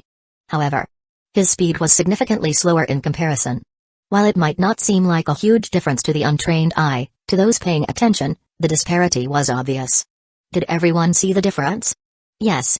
Genma Shiranui nodded fervently, excitement written all over his face. He had finally understood. The same body flicker jutsu, but with minute differences in chakra control and hand seal execution, could have vastly different results. In combat, these small details could determine victory, defeat, or even survival. Today, I'll be teaching the finer points of the body flicker jutsu. Kleichi said, delving into the nuances of the jutsu. The civilian children were wide-eyed with excitement, as were students from smaller clans like Genma. Kleichi's insights weren't secret jutsus, but they were invaluable to those who had limited access to advanced knowledge. Asuma, however, listened with growing confusion. Why would a teacher? Family clans thrive on jutsus and secrets. Yet here Kleichi was, openly sharing his understanding of the body flicker jutsu in a public setting. It was almost as if he were giving away the very foundation of his clan's strength. It didn't make sense. At this point, Asuma hadn't yet matured into the seasoned Jonin who would later understand the true meaning of the king and the will of fire. For now, he was just a confused student, full of questions. The lesson ended. Asuma left with his thoughts in disarray. The war is nearing its end, and shinobi are gradually returning to the village. Soon, classes will be reorganized by grade. Opportunities to study together like this will become rare. Kleichi remarked. These jutsus I've shared today aren't part of the curriculum. I could have chosen not to teach them. Ah. Asuma's ears perked up at this statement. He wasn't the only one curious, many of the students, including Shisui, were intrigued. But in recent years, wars have been frequent. Although we've just ended the conflict with Hidden Sand Village, who knows what might happen next year? My parents died on the battlefield long ago. I was fortunate to survive by chance. Many of you will graduate soon. I hope all of you can survive. Class dismissed. Kleichi waved his hand, signaling the end of the class. But none of the students left. They had an inkling that their teacher might be leaving them. As Kleichi had mentioned, this class had been formed due to the lack of available instructors during the war. Now that peace was returning, the mixed grade class would naturally be disbanded. And besides, someone as skilled as Sensei can't remain a teacher for long. He's probably already been recommended for promotion to Jonin. Kurenai murmured from the back. Her father was a Chunin instructor, so she understood well the typical power level of most Chunin. Kleichi's abilities far surpassed that. The village wouldn't leave someone like him in a teaching role, especially not during wartime. Asuma, meanwhile, was deeply shaken. His father's words came to mind. The will of fire. What is the will of fire? Perhaps Kleichi's actions were the answer. You brats better stop overthinking. Go on, get out of here. Don't forget to practice after class, I'll be checking your progress next time. Kleichi's tone was casual, but his words carried weight. Part of his speech had been genuine, but another part was strategic. He wanted to test whether the system's rewards were influenced by the emotional responses of those he taught. If so, he'd know how to maximize his efforts in the future. After all, moral lessons were a form of education too. If he didn't make his deeds known, how would Hiruzen and the others notice? Kleichi was quite impressed with his own ingenuity. Indeed, he wasn't wrong. Several people had been observing him closely, Hiruzen Sarutobi among them. Watching through his telescope jutsu, Hiruzen was stunned, then deeply moved. As expected. Kanda Kleichi truly embodied the will of fire. Just as I thought, he's a worthy descendant of his teacher. Hiruzen was filled with emotion. Through his surveillance, he also noticed Fugaku Uchiha standing near the school gate. Thinking about the Uchiha clan, Hiruzen chuckled to himself. Kleichi was remarkable. Assigned to a temporary teaching role, he had managed to turn even Shisui into someone as upright and loyal as Obito had once been. What a talent. If only he were part of my faction. If Kleichi became Tsunada's apprentice, there might even be a chance for him to ascend to the Hokage's seat in the future. Hiruzen pondered deeply. Outside the school gates, Shisui followed Kleichi out, asking several detailed questions about the body flicker jutsu. Kleichi answered them all without hesitation. When Shisui noticed Fugaku waiting at the gate, he hesitated briefly before bowing. Sensei, are you going to become a Jonin soon? Probably. Kleichi replied after a moment of thought. The Jonin exam was more of a formality for someone like him. His achievements weren't sufficient yet, but his abilities made his promotion inevitable. I see. Thank you, Sensei. Well, I should get going now. Shisui smiled, took a deep breath to organize his thoughts, and walked toward Fugaku. Fugaku narrowed his eyes slightly, gave Kleichi a distant nod, and led Shisui away. Back at the Uchiha compound. Shisui, that teacher, he's the new one assigned recently? Yes. His name is Kanda Kleichi. He's an excellent teacher. Shisui replied respectfully. I heard you've been helping with chores in the village, carrying water and chopping firewood with Obito? Yes. I noticed that the villagers seem to dislike me, but they don't treat Obito the same way. I was curious, so I observed and tried doing what he does. As it turns out, the villagers stopped avoiding me. Shisui smiled earnestly, looking up at Fugaku. Clan leader, I think our Uchiha clan should also try engaging more with the villagers. Otherwise, they'll continue to misunderstand us. Fugaku was momentarily stunned, gently patting Shizue's head without saying a word. Shizue was only 5 years old. But his words carried a profound weight, startling Fugaku to his core. A 5-year-old was already considering the clan's position and future, rather than just his own interests. It was remarkable. After a long silence, Fugaku sighed. It's easier said than done. But it's good that you have this perspective. You're different from Obito. Unlike Obito, who acted purely on instinct and emotion, Shizue's actions were thoughtful and purposeful. This difference reassured Fugaku. Clan leader, after I graduate, may I join another Jonin's team? Shizue asked. You want to join Kandakiyachi's squad? Fugaku hesitated. Previously, he would have outright refused. But Shizue's maturity and intelligence had given him pause. Perhaps this was an opportunity. Kaichi could serve as a bridge for the Uchiha to integrate better into the village, and maybe even gain favor with the Hokage. After some thought, Fugaku nodded. I understand. If Kandakiyachi becomes a Jonin and is willing to take a team, I'll suggest it to the third Hokage. Thank you, clan leader. Shizue bowed deeply. Chapter 13, Shizue's Life Mentor. You have completed the teaching of body flicker jutsu and philosophy. Evaluation, outstanding. Rewards, 1. Earth style, Earth Spear 2. Strength of 100 Jutsu 3. Water style, Water Severing Wave. The host may choose 2 out of the 3. 2 out of 3? Kaichi's eyes lit up. As expected, teaching philosophical insights also came with rewards, and they were generous. Each of these jutsus was powerful and full of potential. It was difficult to choose just 2. This is so tough. After much deliberation, I'll choose 1 and 3. Kaichi finally decided. After awakening his Senju bloodline, his earth and water style jutsus had received significant enhancements. He was also approaching promotion to Jonin, which required mastery of at least 2 chakra nature transformations. Kaichi possessed the chakra natures of earth, water, and wind. Currently, he had only mastered water style. Based on his experience with previous system rewards, learning Earth Spear would likely grant him partial knowledge of earth nature transformation. As for the water severing wave, its destructive power was undeniable. Rewards claimed. A surge of knowledge flooded his mind, detailing the 2 jutsus.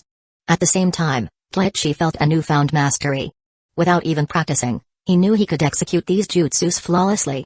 His choice, he realized, was perfect. The Earth Spear required no hand seals, while the Water Severing Wave required only minimal seals yet delivered immense power. As for the strength of 100 jutsu, although I regret not picking it, I could always learn it from Tsunade later. Given my Senju lineage, convincing her shouldn't be too difficult. Kaichi thought. Just as he finished selecting his rewards, another notification sounded in his mind. You have completed the teaching of philosophy for Shizue Uchiha. He now regards you as his life mentor. Evaluation, excellent. Reward, body flicker jutsu, modified version, huh? Kaichi froze. He had expected rewards for technical instruction, but this caught him completely off guard. A life mentor? Hadn't he just answered a few questions? This was a pleasant surprise. As he pondered, memories of Shizue's earlier questions resurfaced in his mind. Does this kid want me to lead his team as his Jonin instructor? Kaichi couldn't help but chuckle. His first student as a mentor turned out to be Shizue. Well, I guess it's not so bad. Shizue has potential. With proper guidance, he won't end up as naive as his original self. As Kaichi headed home, a figure suddenly darted around the corner. Kaichi-sensei, let's have a youthful and passionate contest. First to complete 300 laps wins. The loser, guy, I'm busy. Next time for sure. Kaichi interrupted, his face darkened. Damn it. Training with Guy was one thing, but once these youthful battles started, they never seemed to end. He had no intention of becoming Kakashi 2.0. Speaking of which, I wonder where Kakashi is.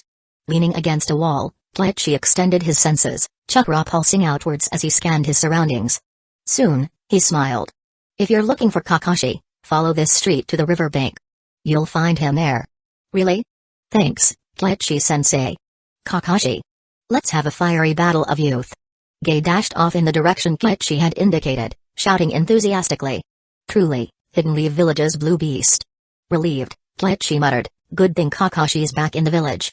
As he continued walking, he sensed someone tailing him. Asuma? Sensei. I wasn't trying to follow you. I mean, Do you have something on your mind? Kaichi asked, surprised. He hadn't expected Asuma to be the one shadowing him. Asuma scratched his head, his youthful face showing traces of nervousness. Without his iconic beard, he looked surprisingly fresh-faced. "Come on, let's talk at my place," Kleichi offered with a nod, leading the way. He could tell Asuma had questions he wanted to ask but wasn't sure how to begin. Though still a student, Asuma's thoughts seemed more complex than most his age. This might explain why he hadn't yet graduated as a Chunin, unlike Obito and Rin, who had achieved the rank at just 11 during wartime. Asuma's talent wasn't lacking. If anything, the delay suggested his struggles were internal. Following Kleichi, Asuma soon recognized the surroundings. After some thought, he exclaimed, "Wait, wasn't this area the former compound of the Senju clan?" Kleichi confirmed. His family's home had been part of the Senju estate until the clan gradually intermarried and dispersed during the first Hokage's later years. By the second Hokage's era, the Senju clan had all but disappeared. "My grandmother was a Senju, but that's about it," Kleichi said with a smile as he dispelled the shadow clones training in his courtyard. He opened the door and motioned for Asuma to sit. Though initially stiff, Asuma relaxed after sipping some water. Finally, he hesitated before asking, "Sensei, I have a personal question. Who do you think the king is for us ninja?" "The king?" As expected. Kleichi wasn't surprised. This question stemmed from the third Hokage's teachings, yet Asuma's internal conflict had kept him from fully accepting his father's philosophy. After a moment of thought, Kleichi smiled and said, "Who the king is doesn't matter. 1,000 people will have 1,000 different answers. What matters is what you choose to protect. 1,000 people, 1,000 answers. And protect?" Asuma mulled over the words, feeling they carried deep meaning. But upon further thought, he felt Kleichi hadn't really answered his question. After all, protecting the king was a given. If the king fell, the game was over. Let me give you an example. Years ago, Kakashi Hatake chose to save his comrades over completing a mission, ultimately leading to his disgrace and suicide. What do you think his king was? Tsukumo-sama? Asuma struggled to answer. After a long pause, he tentatively said, "His comrades?" "Exactly. To Tsukumo, the lives of his comrades mattered more than the mission. What you choose to protect, that's your king." "I see." Asuma nodded slowly, feeling he understood, though not entirely. After some time, he bowed deeply. "Thank you for your guidance. No other questions? Want something to eat?" "No, my mother's probably waiting for me." "Thank you again, sensei. I'll take my leave." "Come on, Kakashi. Youth and passion won't let you quit with 100 laps left," Guy shouted as he sprinted. Kakashi followed closely, his masked face betraying no emotion, though his eyes gleamed with irritation. "Guy, who told you I was here?" His hiding spot had been so discreet.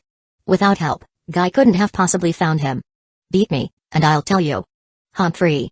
Kakashi narrowed his eyes, increasing his speed. Chapter 14, A Perfect Disarmament. Asuma doesn't cut it. I gave him a solid lecture and only got a slight boost in weapon proficiency. Kleichi twirled a kunai in his hand. His kunai skills had improved noticeably, and even his swordsmanship had seen minor enhancements. However, compared to the massive gains he'd received from Shishui, Asuma's rewards were underwhelming. Well, better than nothing. After summoning a shadow clone to help prepare a meal, Kleichi busied himself with cooking. At that moment, a figure suddenly appeared in the courtyard. "Kanda Kleichi, Lord Third has instructed me to inform you that the Jonin exam will take place 5 days from now in the Forest of Death. You must be there on time." "Understood. Thank you." After Kleichi bowed, the Anbu ninja vanished. As the figure disappeared, Kleichi mulled over recent events. Most of the shinobi have returned. It seems the front lines have stabilized.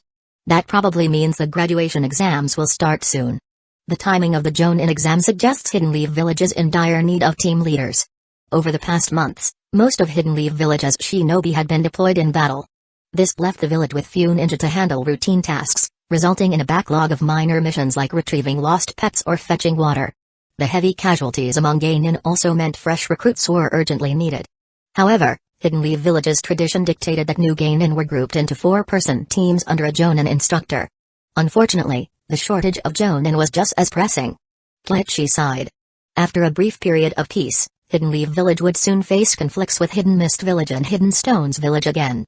Ever since the Second Shinobi World War, Hidden Leaf Village had barely had time to recover, and now it was clear that resources were running thin. No wonder, later on, the Hidden Cloud dared to abduct Hinata Hyuga, and the third Hokage, along with the Hyuga clan, chose to endure the humiliation. Hyuga Hisashi's death was utterly unnecessary. In Kleichi's mind, Hidden Leaf Village's struggles were deeply tied to the policies of the third Hokage and Danzo. The village had been at its peak under the first Hokage, Senju Hashirama, whose overwhelming strength maintained balance. However, the true flourishing of Hidden Leaf Village occurred during the tenure of a second Hokage, Senju Tobirama. But after Tobirama's death, Hidden Leaf Village began a steady decline, constantly embroiled in wars and losing key talent. Even the legendary Sannin had left. And whose fault was that? It certainly wasn't the Uchiha clans. The third Hokage's leadership was undoubtedly flawed. As Koichi ate the meal he'd prepared, he pondered his next moves. Becoming a Jonin instructor was already part of his plan. Beyond that, during the wars with Hidden Mist Village and Hidden Clouds Village, I need to accumulate significant military achievements. But more importantly, I need to build alliances. If Danzo ever targets me, I'll need strong connections to counter him. That said, even Orochimaru, with his unparalleled strength and status, was eventually driven out by Danzo. The reason? Orochimaru wasn't clean. Koichi knew he couldn't afford to leave any vulnerabilities that Danzo could exploit. With a clear path ahead, Koichi's resolve solidified. For now, his focus was on training and self-improvement. Tomorrow's a day off. I'll visit Might Dewey and Might Guy to train together. If the opportunity arises, I might learn the 7 Heavens breathing method or 8 gates. The next day Hidden Leaf Village was bustling with new faces in ninja uniforms, shinobi returning from the front lines. Koichi paid them little mind, jogging along the village outskirts while leaving a shadow clone at home to practice swordsmanship. His sword skills had improved, but they still weren't as refined as his other jutsus. To rely on it in a real battle, he needed more practice. Koichi-sensei, let's have a sparring match. Focus on your training. Koichi ignored the enthusiastic challenge from Might Guy. After trailing him for a while, Guy couldn't resist any longer and launched a flying kick at Koichi. Koichi tilted his head slightly, dodging effortlessly. Guy sailed over him, but just then, a green blur shot toward them. Guy! How dare you sneak attack Koichi-sensei! Boom! With a loud thud, Might Guy was sent flying, narrowly missing a boulder. Might Dewey had arrived. Koichi's lips twitched. Though he'd seen this father-son duo's antics a couple of times, their extreme personalities and over-the-top behavior still left him at a loss. Yet despite Dewey's heavy-handed discipline, Guy always seemed unscathed, a testament to their resilience. No wonder they mastered the 8 gates, they'd been conditioned to take a beating from a young age. Ignoring the duo, Koichi continued running. They'd catch up eventually. However, a faint presence in the woods caught his attention. Someone was watching him. After a brief scan, Koichi identified the Chakra signature, Kakashi Hatake. Feigning ignorance, Koichi maintained his pace. As he approached the source, the sound of rustling leaves reached his ears. The next moment, Kakashi appeared behind him, placing an unsheathed short blade against Koichi's neck. Humphrey. So that's all it took. Kakashi was about to lower his blade when Koichi's figure began to dissipate. A clone? Impossible. When? Eyes wide with shock, Kakashi quickly leaped away, forming hand seals midair to execute an earth-style jutsu. But as he landed, his jutsu failed to activate. The ground beneath him was laced with foreign chakra, blocking his escape. Incredible. In a single moment, Koichi had seamlessly swapped places with a clone, used a body flicker jutsu, and infused the ground with earth chakra to disrupt Kakashi's movements. This was the work of a seasoned battlefield veteran. Suddenly, clang. Well done, Kakashi Hatake. Koichi pressed his kunai against Kakashi's short blade. Kakashi's rapid analysis and quick response were impressive, but without Koichi's system-enhanced skills, he would have lost in the first exchange. Now, however, Koichi was leagues ahead. To Kakashi's astonishment, Koichi reached out and grabbed the short blade with his bare hand. That's when Kakashi noticed Koichi's hand was coated in black. Hardened skin? No, it was a different jutsu, earth-style, earth sphere. Kakashi attempted to channel lightning chakra to counter, but Koichi's grip was too powerful. In mere moments, the blade was wrenched from his grasp. What terrifying strength! Kakashi stared at his stolen blade, realizing he'd been utterly defeated. Had this been a real battle, Koichi could have ended him with the kunai in his other hand. Unbelievable. Koichi was only 6 or 7 years older than Kakashi, yet their abilities weren't even close. What was worse, Kakashi felt that even with 6 or 7 years of growth, he still wouldn't surpass Koichi, a frustration he'd never experienced before. No. If he mastered his lightning-style jutsus and trained diligently, he was sure he could catch up. Clenching his fists, Kakashi silently vowed to grow stronger. Kakashi, I told you yesterday you couldn't beat him, but you still came to challenge Koichi-sensei. Guy arrived, laughing as he teased Kakashi. But his bruised face revealed that he'd recently been on the receiving end of Might Dewey's discipline. Chapter 15, If you don't want the blade, I'll take it. Yesterday? Kleichi quickly pieced it together. After pointing Might Guy in Kakashi's direction, it seemed Kakashi had been unwilling to let it go. He must have confronted Guy to identify the culprit and then set up this ambush as revenge. But he was still a bit lacking. Kakashi's assassination jutsus and swordsmanship were exceptional, and his adaptability was commendable. Unfortunately for him, Kleichi's mastery of Earth Spear didn't require hand seals and his body was far too resilient. It made taking Kakashi's blade almost effortless. Of course, the key to his success had been dodging the initial attack. Ugh! Kakashi wanted to turn and leave, but his father's short blade was still in Kleichi's hand. He had only intended to teach Kleichi a lesson and hadn't even unsheathed his blade. Yet somehow, he ended up losing, along with his pride. Damn it! Do you know why you lost? Kakashi stared intently at him. Kleichi smiled. First, you underestimated your opponent. Kakashi nodded without protest. He had indeed underestimated Kleichi, thinking he was just a lowly Chunin teacher unworthy of concern. But as soon as the fight began, it became clear that Kleichi's strength was on an entirely different level. It wasn't just his earth-style anti-jutsu. Even his body flicker jutsu carried an elusive mystery that Kakashi couldn't unravel. More importantly, he was just too fast. Kakashi prided himself on his speed, outpacing even many Jonin. Yet compared to Kleichi, he was noticeably slower. From the moment he attacked to the point where his blow landed on a clone, he couldn't figure out when Kleichi had cast the body flicker. Second, Kleichi twirled the short blade in his hand with practiced ease. The flourish was unnecessary in combat but served as a subtle message, I know my way around a blade too. Kakashi narrowed his eye, fixating on Kleichi and waiting for the rest of the explanation. I think it'd be better if you reflected on it yourself. Kleichi said with a shrug. Kakashi was stunned. After all that waiting, this was the conclusion? He could have just said so earlier. Grabbing his short blade, Kakashi turned and left in frustration. Kleichi couldn't help but chuckle. No matter how serious he tried to act, Kakashi was still just a kid. Glancing at Might Dewey and Guy, Kleichi noted that Dewey had just finished disciplining his son after Guy's earlier mocking of Kakashi. The scene had been rather violent, but now they were back to training. Kakashi, meanwhile, trailed behind. Though he had initially walked away, his mind kept returning to the flaws in his performance. But what flaws? Kakashi was confident in his abilities. Against most opponents, he believed he could win with enough time and effort. That was the confidence of a genius. However, Kleichi was different. At just 15, the gap between them was both small and vast. Kleichi was skilled in every area, leaving no obvious weaknesses. For the first time, Kakashi doubted himself. Flaws. He replayed the battle in his mind, searching for answers. Suddenly, it clicked. The blade. His eyes lit up as he rushed forward to catch up. Was it my blade? Well, Kakashi. You didn't leave after all. I knew it, you want to challenge me to a youthful and fiery battle. Guy interjected enthusiastically. Kakashi ignored him. This guy. Even though Kakashi had beaten him yesterday, Guy still acted as though he had won. It was irritating. Focusing on Kleichi, Kakashi demanded, is the problem my blade? Kleichi chuckled. Your swordsmanship, ninjutsu, and taijutsu are all excellent. But none of them stand out. Your blade skills are strong, yet deep down, you reject them.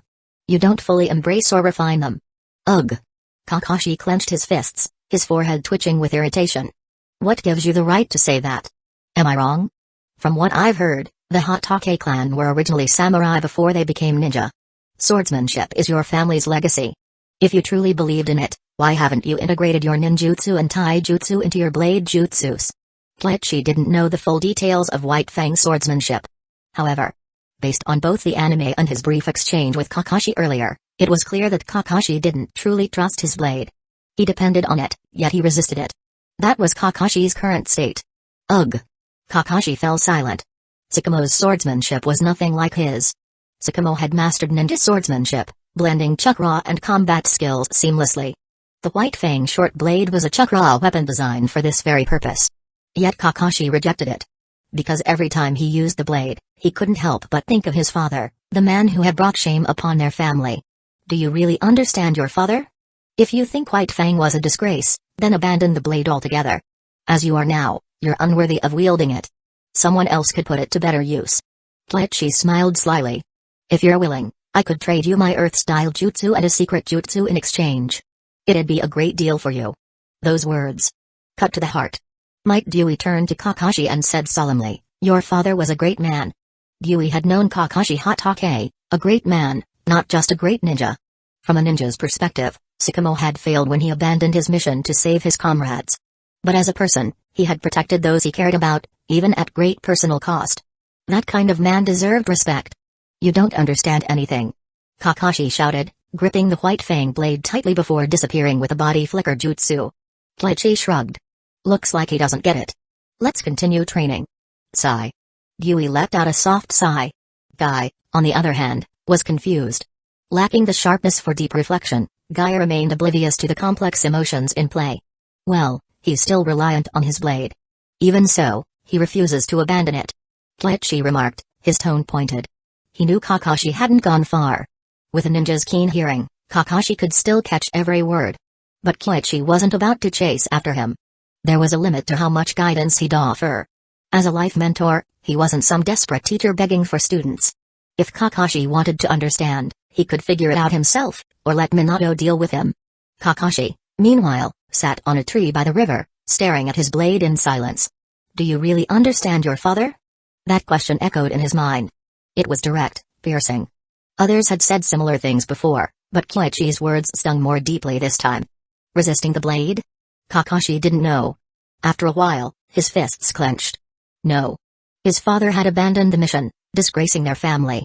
That was why he had taken his own life. That was why the Hatake clan had lost their honor. Frustrated, Kakashi stormed off. Kleichi received no system notification, but he wasn't surprised. Kakashi was stubborn. If words alone could reach him, he wouldn't have been stuck in his own head for so many years, earning the disdain of his peers. Still, it stung a little that Kakashi hadn't even remembered Kleichi from their brief time on the same team. Shaking it off, Kleichi resumed training near the woods.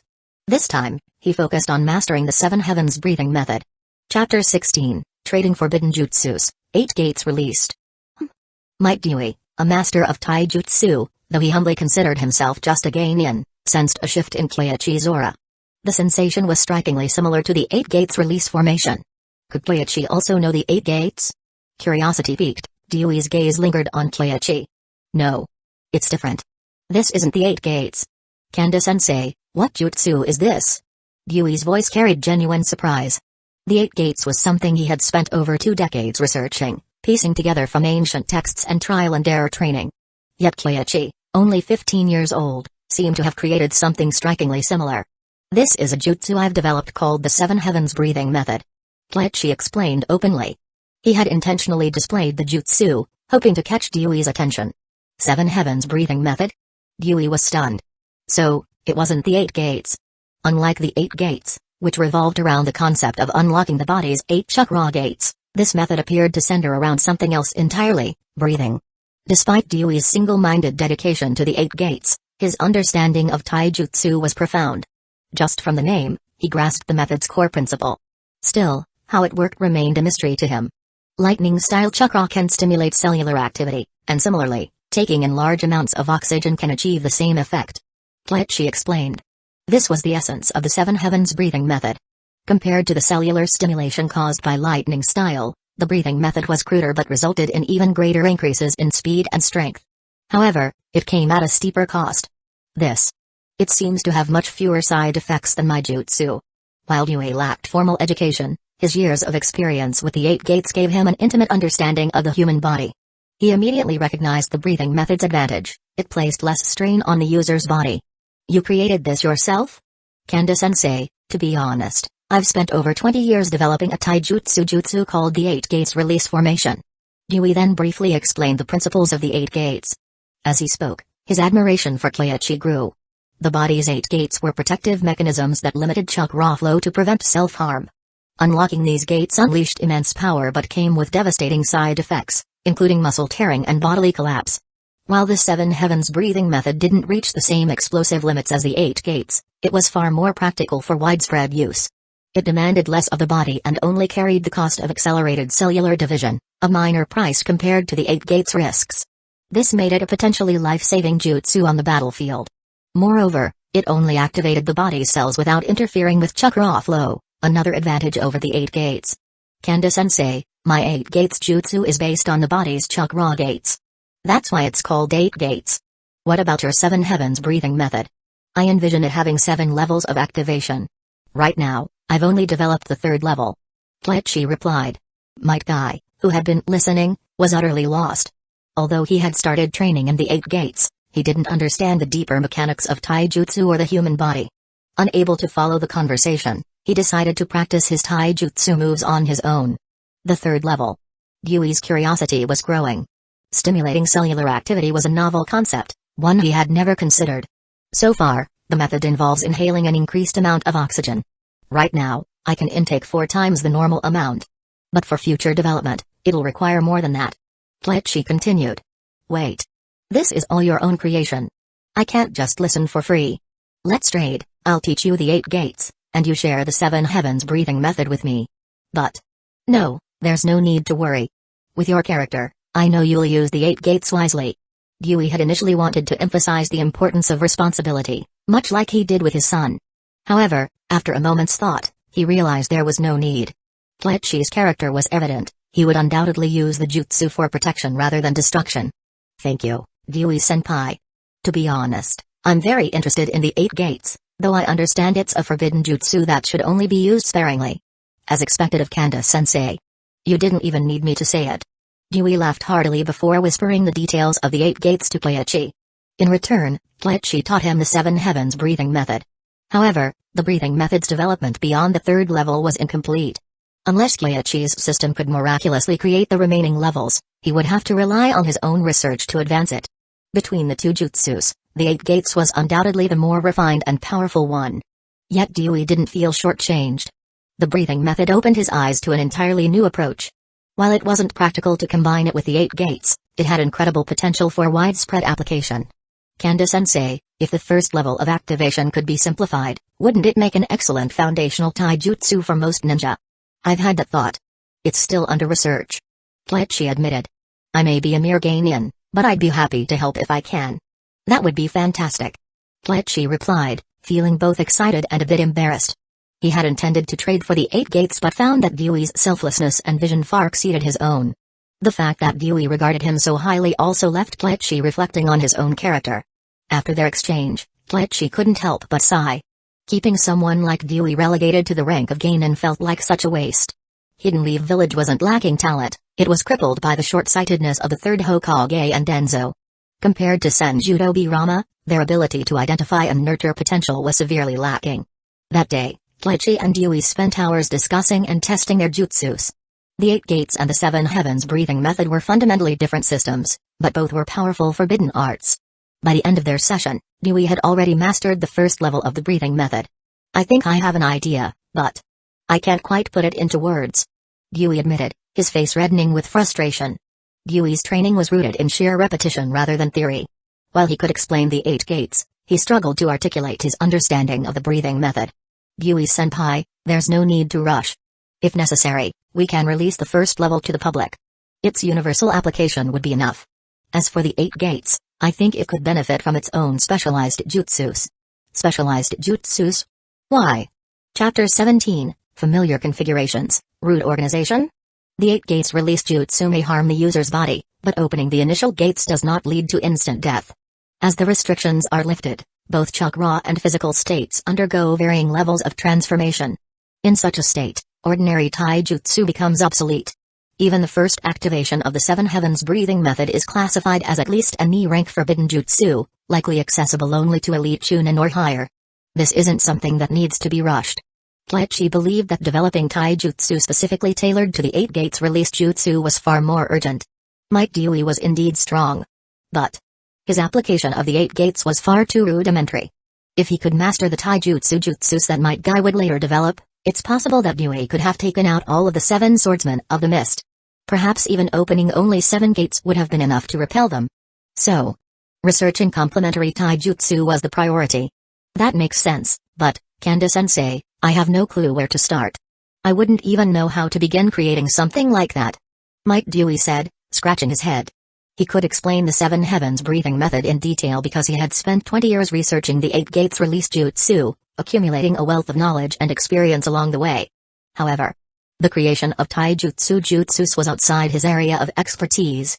Yui was not a naturally aggressive or combative person.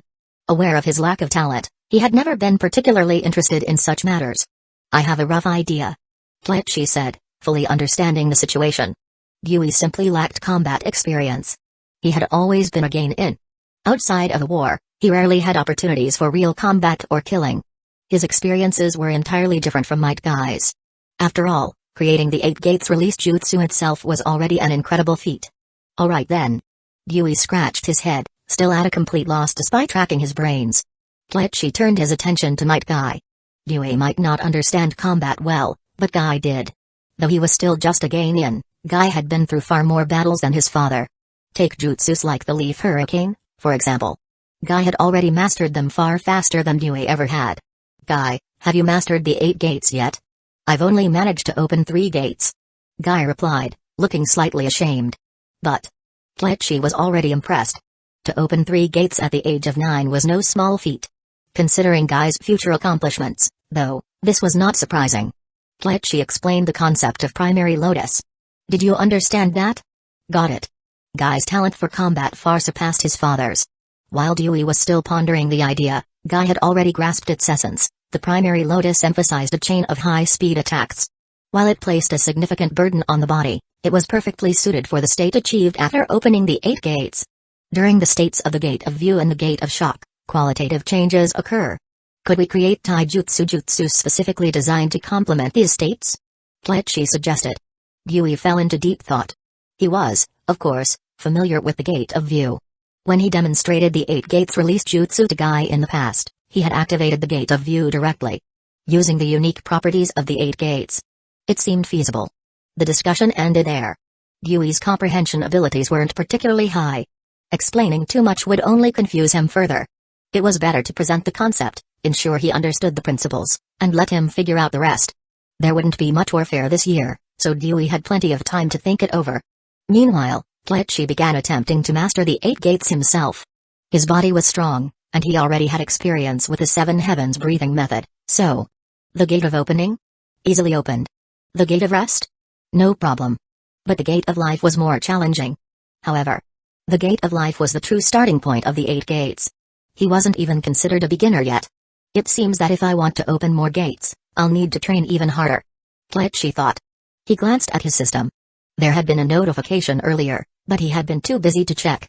Completed, 7 heavens breathing method and primary lotus instruction, evaluation, excellent, reward, medical ninjutsu basics, mystical palm jutsu, huh? Medical ninjutsu? Bleach was taken aback. He hadn't expected the reward to be something seemingly unrelated to his teaching efforts. But after claiming the reward, his chakra control had noticeably improved. That makes sense. Medical ninjutsu requires the highest level of chakra control. Receiving this reward is essentially giving me a foundation in medical knowledge and refined chakra control. What a pleasant surprise. Bleach was thoroughly satisfied. Compared to this, the mystical palm jutsu, despite being an A-rank ninjutsu, felt more like an added bonus. In the days leading up to the Jonin exam, Bleach spent most of his time training taijutsu with Dewey and Guy. His shadow clones continued honing his kenjutsu skills. Around this time, the war at the front lines had largely concluded. More and more ninja were returning to the village. Bleach even recognized some familiar faces, such as Choza Akimeki and Hisashi Hyuga. However, none of them knew him. Bleach had no intention of approaching them. There was no need. They were adults, not easily fooled, and forcing interaction would only feel awkward. Instead, Bleach focused on his training. He had already opened 3 gates, but he hesitated to delve further into mastering the 8 gates. The 8 gates release jutsu was undeniably powerful, but it might not be the best fit for him.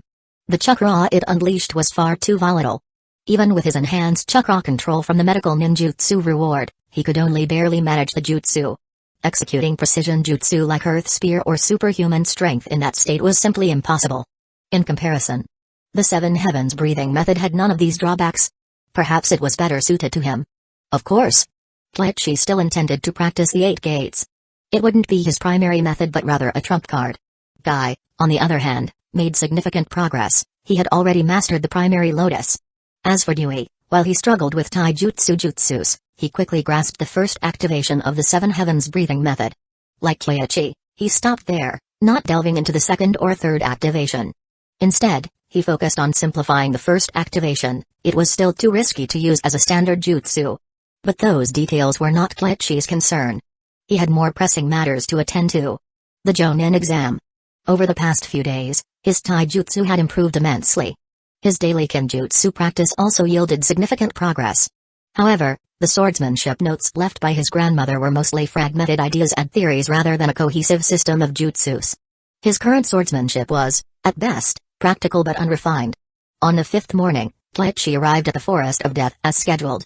The Forest of Death was vast, filled with traps and wild beasts, and divided into several training zones. Upon arriving, Kletchi noticed he wasn't the only participant in the Jonin exam. There were about 7 or 8 other ninja, including 3 from the Aburame and Hyuga clans. This setup felt familiar. Moreover, some of them seemed to be observing him discreetly. Root, perhaps? As for the remaining 3 participants, 1 or 2 might have been ordinary ninja like him, but one of them clearly wasn't, the one with a ponytail and a scar at the corner of his mouth. Shirakamu? That person was definitely not an ordinary ninja. An Anbu, perhaps? Kletchi speculated silently.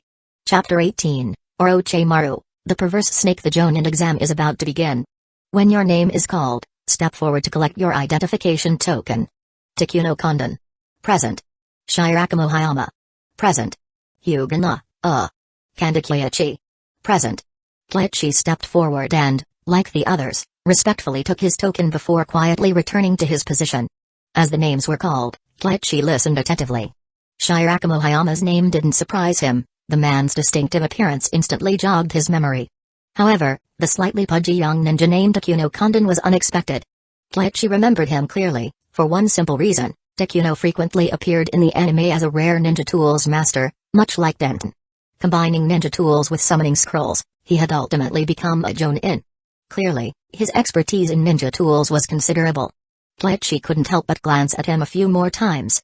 Aside from those 2, there was another participant, an unremarkable elite Chunin. But ironically, this person posed the greatest threat. Based on Kletchi's chakra sensing, this individual felt oddly suspicious, almost as if they were someone disguised. Orochimaru? There was a distinct possibility.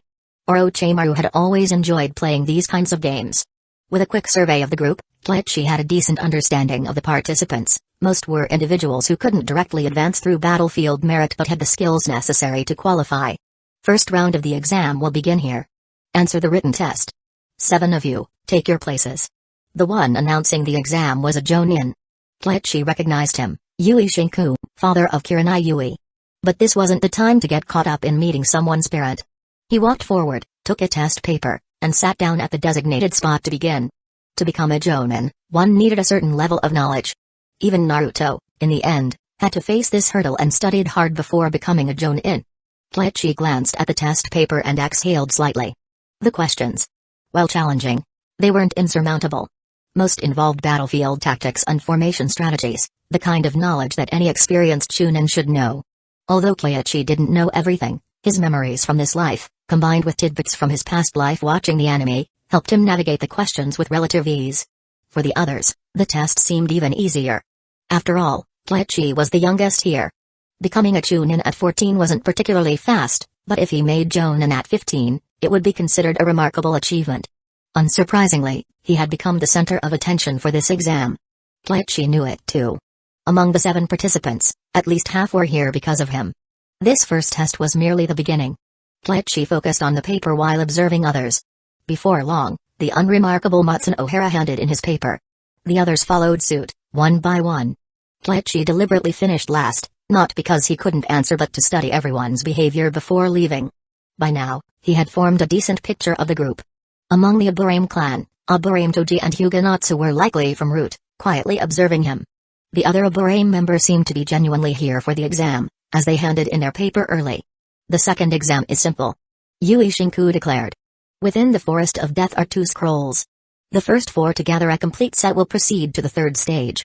With that, he issued a command, and everyone dispersed in an instant. Kletchi understood. The second round tested intelligence gathering, combat ability, and speed. In intelligence, no one could surpass the Aburame and Hyuga clans. These 3 were the biggest obstacles in this round. However, Kletchi's challenges didn't end there. There was also Matsuno Ohara. That guy, was he really here for the exam? When they scattered using the body flicker jutsu, Kletchi noticed Matsuno Ohara heading in the same direction as him. With Jonin-level abilities, it was impossible for him to not sense Kleichi's presence. No matter. He couldn't rely on himself to find the scrolls anyway. The Aburame and Hyuga were the best trackers, so his real task was to observe and act at the right moment. As he ran, Kleichi used Chakra sensing to scan the surroundings. Sure enough, Matsun O'Hara was tailing him. This person was definitely disguised, he wasn't here to become a Jonin. Kleichi was well aware of it. Choosing not to directly confront the situation, Kleichi maintained a calculated distance from Aburame Toji. He kept himself close enough to intercept but far enough to avoid being obvious. Interesting. Tracking ability, huh? Matsun O'Hara muttered, licking his lips with a sinister grin. The Senju. Truly enviable. Meanwhile, Aburame Toji found one scroll and quickly headed for another. Clearly, his insects had located it. Kleichi prepared to close in when, swish. Matsun O'Hara landed in front of him, his raspy voice breaking the tension.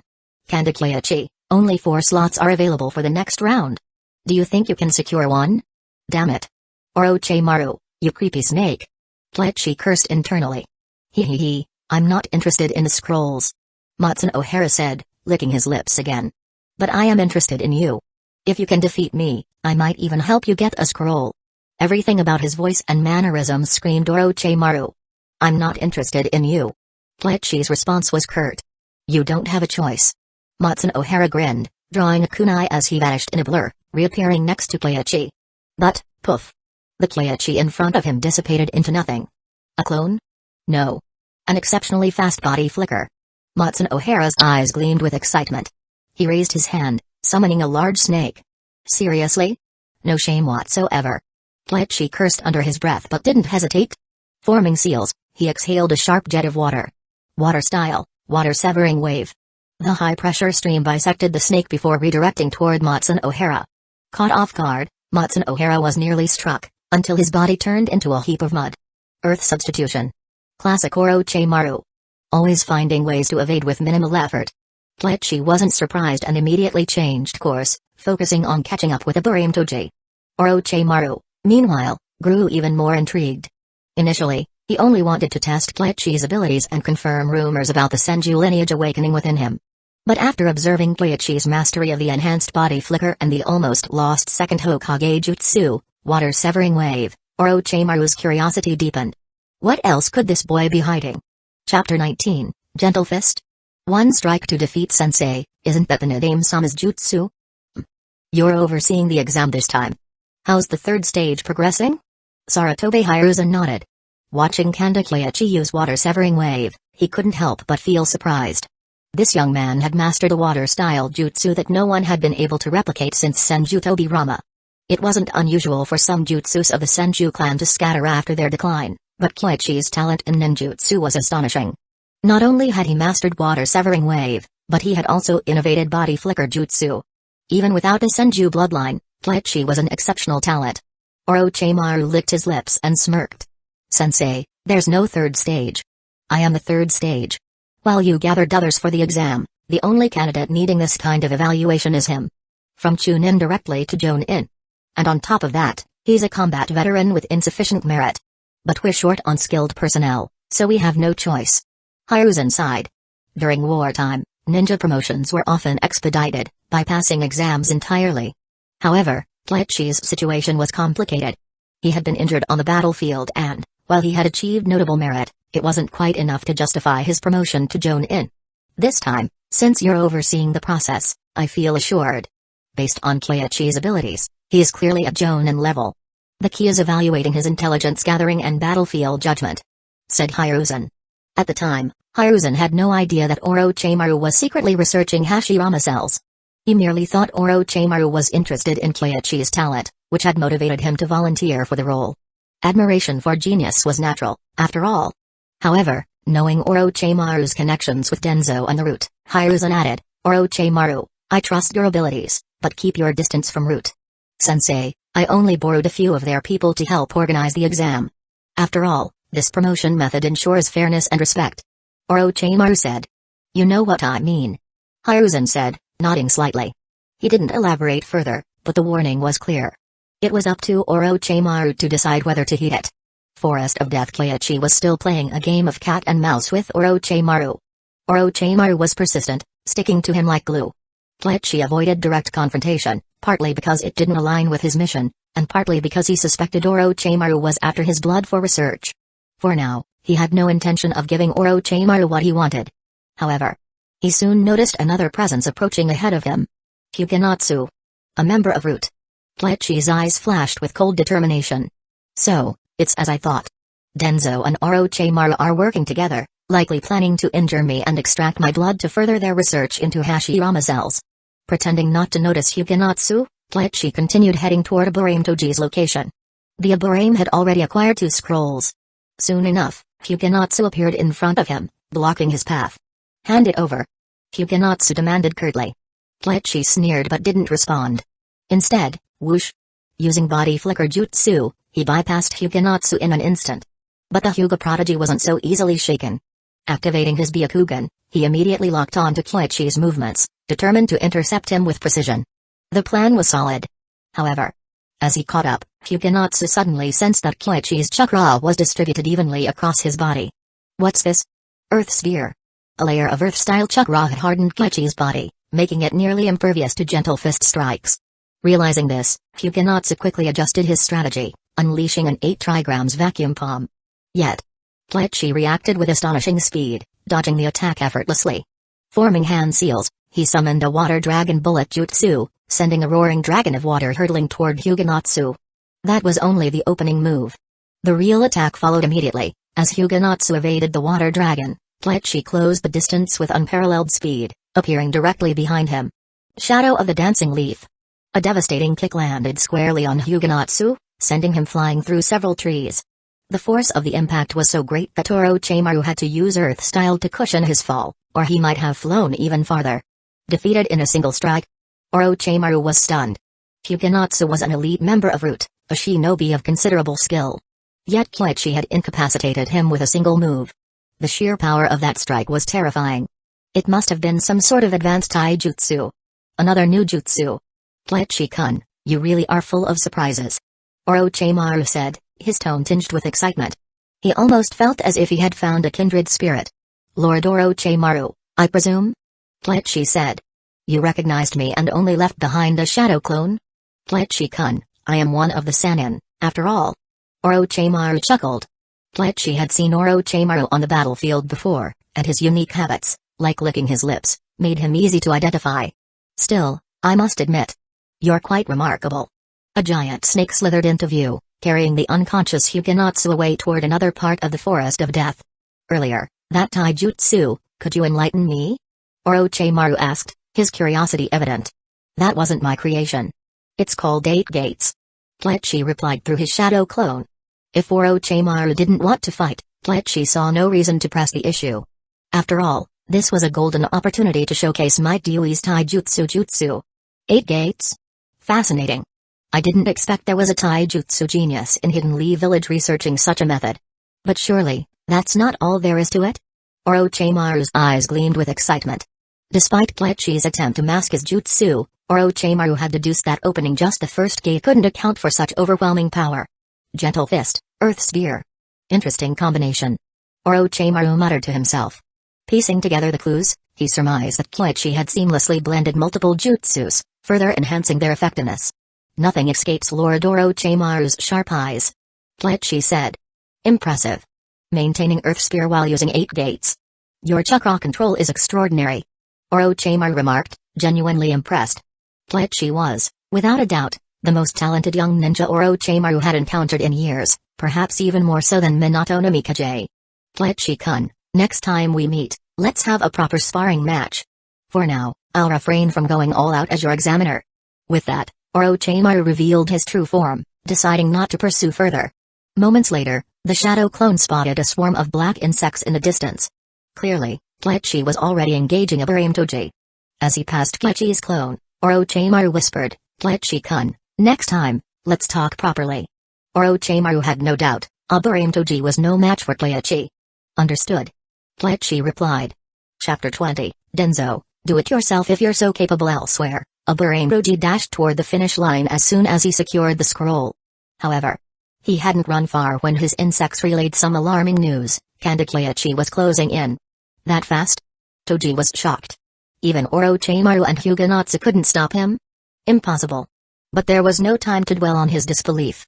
Kyoichi was catching up quickly, and Toji had no choice but to stop him while trying to reach the finish line with the scroll.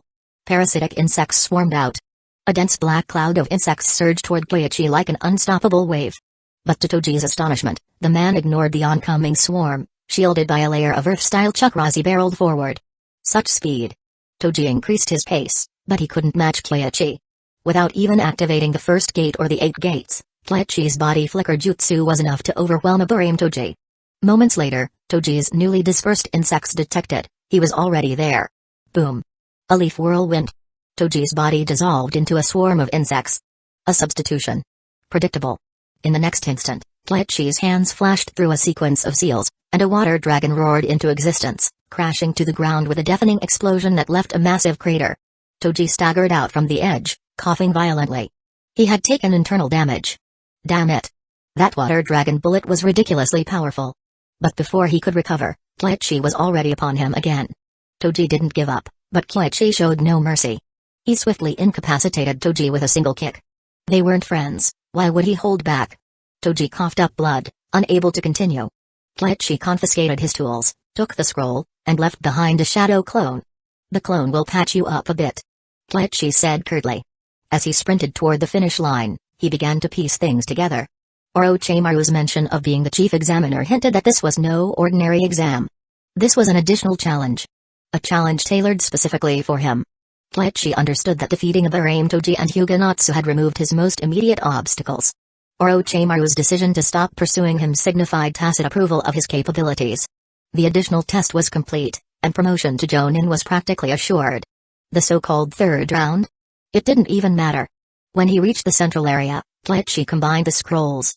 Before long, Kyoichi-kun, we meet again. Orochimaru appeared. It was a shadow clone, but it was clear he wanted to chat rather than cancel the jutsu immediately. Kyoichi-kun, do you know why I was the only one chasing you? Orochimaru asked with a sly smile. Takuno and the other Burame Sr. were promoted based on battlefield merits. Kyoichi replied. As for Shirakumo-senpai, if I'm not mistaken, he has ties to the Hokage. That leaves only me, whose battlefield achievements fall short. Ha! Brilliant. Truly brilliant. Orochimaru chuckled. As expected, clever people needed no further explanation. Thank you for holding back, Orochimaru-sama. Without your restraint, there's no way I could have caught a Burame. Kyoichi said humbly. He wasn't naive enough to think Orochimaru was truly this weak. The man had barely used any ninjutsu during their encounter, relying primarily on taijutsu. For a master of ninjutsu like Orochimaru, holding back that much was practically charity. Ha ha ha. Go on to the Hokage's office for the third round. Orochimaru said before his clone dissipated. Kyoichi bowed slightly and headed toward the Hokage's office. As he had suspected, the third round was irrelevant. The second round had been the real test, filled with traps, ambushes, and tasks. While the others went through the motions, only he had truly been examined. At the Hokage's office, the third Hokage was already waiting. Aside from Kyoichi, all three others, Shirakumo, Takuno, and Burame Toji, had successfully passed. Lord Hokage. Good, good. Hiruzen Sarutobi beamed. You all performed excellently in the second round, especially Kanda Kyoichi. You exceeded all expectations. Honestly, I never imagined you would perform so outstandingly. Sarutobi was full of praise. Initially, he had been confident Kyoichi could pass but hadn't expected him to shine so brightly. Not only was his strength impressive, but his overall aptitude, essential for a Jonin, was exceptional, surpassing many current Jonin in the village. Moreover, Kyoichi had independently studied medical ninjutsu. He was shaping up to be a well-rounded and ideal team leader. Thank you, Lord Hokage. Kyoichi bowed respectfully. Takuno scratched his head in confusion. Lord Hokage, what about the third round of the exam? Hey, there's no third round. Sarutobi smiled warmly. As of today, you are all Jonin of the village. Kyoichi wasn't surprised, nor were Shirakumo and Burame Toji. Unlike Takuno, they had already known this exam was largely a formality, and only Kyoichi had faced any genuine challenges. The reason was obvious, the Senju bloodline. Did you get it? No. He's strong, he. The Senju clan. Even after generations of intermarriage and dilution, their power remains truly formidable. Orochimaru marveled as he worked on his research, eyes alight with excitement. The Senju constitution. After all these years, he had witnessed its greatness again. You failed to get it, even after engaging him yourself? Danzō frowned, clearly displeased. You've got to be kidding me. Is this the level of the fabled Sannin? As chief examiner, it was my duty to oversee the exam. Since he demonstrated sufficient strength, I couldn't unfairly hinder him. And if you're so desperate, Danzō, why not handle it yourself? Orochimaru sneered, casting a sidelong glance. Did he look like someone who could be manipulated so easily? Danzō scowled, clearly irritated. You'd best not make any reckless moves against him, Orochimaru said as he continued his research. If you stir up trouble, the old man will come after you. Sarutobi may not be in his prime anymore, but he's far from senile. He won't let you drag him into the fallout of targeting a Senju descendant. Chapter 21, Damn, why didn't I think of that? Sensei. We heard you went for the promotion exam today. How did it go? Yeah, what's the result? Come on, do we even need to ask? If Sensei went, he must have passed. When Kazekage returned home, he saw a group of kids already waiting at his doorstep. At the front of the group was Obito. This kid was straightforward and always rushed in first. Naturally, he was also the one who took the blame most often. But Koichi knew it couldn't have been Obito who stirred things up this time. His eyes scanned the group and finally settled on a girl standing in the back. Kurenai Yui. Her father had been one of the proctors for the first and second exams. Kurenai, you're the one who told them, weren't you? Sensei, I just accidentally let it slip. Kurenai fidgeted with her sleeves nervously. Accidentally? Who'd believe that? Still, he wasn't going to blame her. The kid's excitement was genuine, after all. Koichi smiled and said, come on in. The group consisted of Obito, Shizui, Asuma, Kurenai, and even Might Guy, who had already graduated but somehow still hung out with them. It seemed like he might have just run into them by chance. But one person didn't seem to be a coincidence. Koichi glanced toward a certain spot on the roof and called out, you up there, why not come down and join us? Huh? Who's up there? Obito looked up curiously and saw a silver-haired boy with a mask covering his face. Kakashi. Humphrey, sneaking around like that, are you upset that Sensei got promoted to Jonin? Obito mocked him, but Kakashi remained silent. Upset? Hardly. He wasn't that petty. To him, it was only natural that someone as strong as Koichi would be promoted. If anything, it would have been strange if he hadn't passed. He was simply curious. Just how strong was Koichi? And he couldn't stop thinking about what Koichi had said to him before. Congratulations. Kakashi mumbled before turning to leave. Ugh, what's his problem? Obito pouted. He and Kakashi had known each other for a while, and the two of them never got along. If they didn't bicker upon meeting, it felt wrong. Alright, Kakashi became a Chunin at 6. You've all graduated this year, so how about focusing on catching up instead of pointless arguing? Koichi waved a hand to dismiss the squabble. Kakashi had already left, and bad-mouthing someone behind their back was pointless since Kakashi wouldn't care anyway. Everyone nodded. They couldn't deny it, Kakashi graduated at 5 and became a Chunin at 6, a feat that had shocked the entire village. None of them could compare to that. It was better to focus on themselves. But then, something unexpected happened. They all turned to stare at Shizui. Shizui, are you planning to graduate early? Don't tell me. Asuma was particularly surprised. Shizui was a prodigy of the Uchiha clan and was well known for his talent. During mixed training sessions, Shizui often outperformed older students. Everyone was aware of his abilities. But he was only 5 years old. If he graduated this year, wouldn't that put him on par with Kakashi? Could it be that the Uchiha clan was pushing him to graduate for the sake of their reputation? Asuma's mind raced, and he quickly arrived at this conclusion. Yeah. Shizui nodded lightly. The atmosphere grew heavy. Kurenai hesitated for a moment before asking, will you be joining the police force or forming a team with us? Typically, graduates would be assigned to a team for missions. But it was different for major clans. The Hyuga, for example, didn't even send their main family's children to the academy, only branch family members who were considered unimportant attended. The Uchiha were slightly different. Their children attended the academy but often joined the police force upon graduation instead of forming regular teams. Koichi looked at Shizui, curious about his choice. He knew what Shizui wanted, but whether Fugaku Uchiha would approve was another matter. I hope to become your student, Sensei. I just don't know if the village will allow it. Shizui said, scratching his head. Everyone was momentarily stunned but quickly realized that Koichi had just been promoted to Jonin. It wasn't out of the question for the village to approve. Wait, you applied for this before Sensei even finished his exam? Obito exclaimed as he pieced it together. So that's why. Shisui had submitted a request in advance, which probably meant that his application was already sitting on the Hokage's desk. Clever. Damn it. Why didn't I think of that? The others were having the same realization. Sensei, I'd like to. Every Jonin is highly skilled.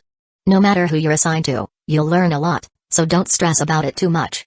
Kleichi reassured them. Except for Rin, they were all from prominent clans. They had no reason to worry. Especially Asuma. As the third Hokage's son, how could he not find a good mentor? But then again, in the original timeline, Asuma's mentor wasn't mentioned, and he was relatively slow to become a Chunin. Maybe his mentor really wasn't that great. Asuma's eyes darted around as he bowed suddenly.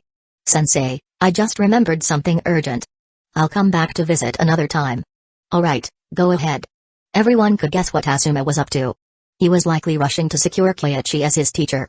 The remaining kids couldn't deny being tempted, but they lacked the connections to act on it. And there was only one spot left under Kleichi. Rather than fighting over it, they decided to leave it to chance. They all felt more at ease with that decision. Meanwhile, in the Hokage's office, Hiruzen Sarutobi had just finished issuing Jonin credentials to 4 individuals and returned to his desk when an Anbu operative delivered a letter. What's this? It's from the Uchiha clan. Fugaku Uchiha. Hiruzen frowned slightly as he took the letter and began reading. Moments later, his frown eased, and he set the letter down, deep in thought. Shisui wanted to become Kleichi's student. It wasn't a bad idea. Kleichi was a descendant of the Senju. Using Tsunade as a link, the village could secure him as an ally of the Hokage faction. If Shisui became his student, it might even lead to integrating Shisui into their faction, further weakening the Uchiha from within. Yes. This could be an opportunity.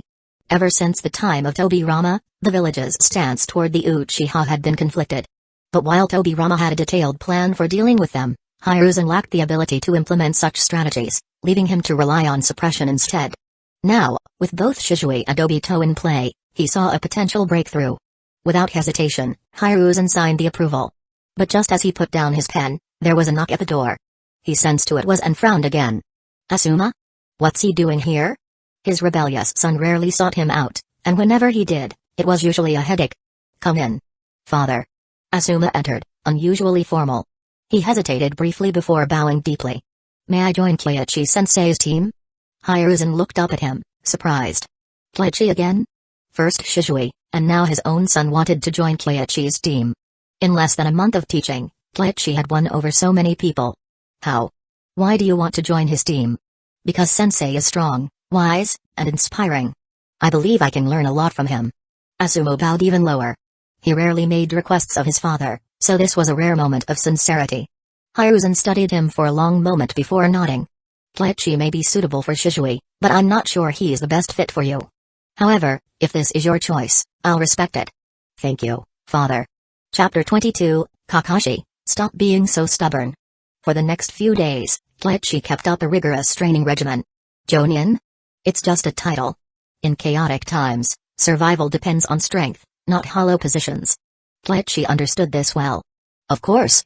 He spent time sparring with Might Dewey and Might Guy, learning a fair bit, jutsus like the Leaf Strong Whirlwind and Hidden Lotus. But these were merely additions, not what Kleichi truly needed. He needed to expand his resources. Saving effort alone wasn't enough. How many years would it take to reach his goals?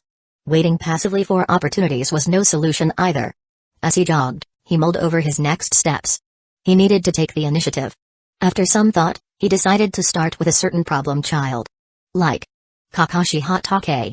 And as luck would have it, there he was. Ugh. By the riverbank, Kakashi sat and threw the white fang short blade into the water. When he noticed Kleichi approaching, Kakashi shot him a brief glance, then quickly got up, retrieved the blade, and gripped it tightly. His gaze returned to the river. Moments later, with a gust of wind, Kleichi appeared behind him using the body flicker jutsu. Kakashi had seen this move before, but he was puzzled as to why Kleichi would use it now. Turning to stare at Kleichi, Kakashi remained silent. What are you looking at? Huh? Kakashi blinked in confusion, utterly baffled by Kleichi's question. I see you're lost, so I thought I'd beat some sense into you. Kleichi's tone was utterly serious. But then, he sat down beside Kakashi and added, still thinking about your sword jutsu? If you ask me, I need a blade, and you seem to want to throw yours away. It's a win-win. I won't give up the blade. Kakashi declared resolutely. Didn't look like it just now. That throw was pretty dramatic. With a swift motion, Kalechi snatched the white fang short blade from Kakashi's hand. Spinning the blade expertly, he channeled Chakra into it, forming a concentrated, shimmering blue edge. Then, the water Chakra sharpened further, darkening to a deep blue hue. With one slash, swish. The air hummed, and the ground split open, leaving a deep gash. What a blade! Kalechi exclaimed, genuinely impressed. The white fang short blade was indeed exceptional. While it was best suited for lightning-style Chakra, it worked reasonably well with water Chakra too. Using high-pressure jutsus learned from the water-severing wave, Kalechi unleashed a powerful strike. Ugh! Kakashi was speechless. That's my blade. Why does he seem better at using it than me? Here. Kalechi tossed the blade back to him. The moment Kakashi caught it, he lunged at Kalechi with impressive speed. But, when the strike landed, Kalechi had already swapped places with a piece of wood. Though Kakashi hadn't gone all out, deliberately using the back of the blade to avoid harming Kalechi, he was shocked by how quickly Kalechi evaded at such close range. Your speed is good, but your attacks are too predictable. Kalechi remarked with a grin. Kakashi was skilled but still raw. Compared to the seasoned shinobi he'd become in the future, there was a noticeable gap. Humphrey. I won't give up the blade. One day, I'll defeat you. With that, Kakashi sheathed his sword and left, a new determination in his stride. As Kalechi had pointed out, if he wasn't willing to abandon the blade, he needed to find a way to master it. Right now, he was a jack of all trades but a master of none. It was time to choose a path. Watching him leave, Kalechi smirked. He had only stopped by to tease the problem child a bit. And sure enough, problem children were hard to deal with. Shisui and Asuma were easy to guide, but Kakashi was stubborn and resistant to change. Teaching on choosing a path completed, evaluation, excellent, reward, Iaido. A reward? Kalechi's eyes lit up. So, despite Kakashi's stubbornness, he had actually taken the lesson to heart. The kid was just playing tough. Thankfully, the system didn't lie. Seeing the reward, Kalechi's mood improved even more. Iaido. The signature sword jutsu of Mifune, the samurai leader. Essentially, it was a powerful draw and slash jutsu. This was one of the best rewards he'd received recently.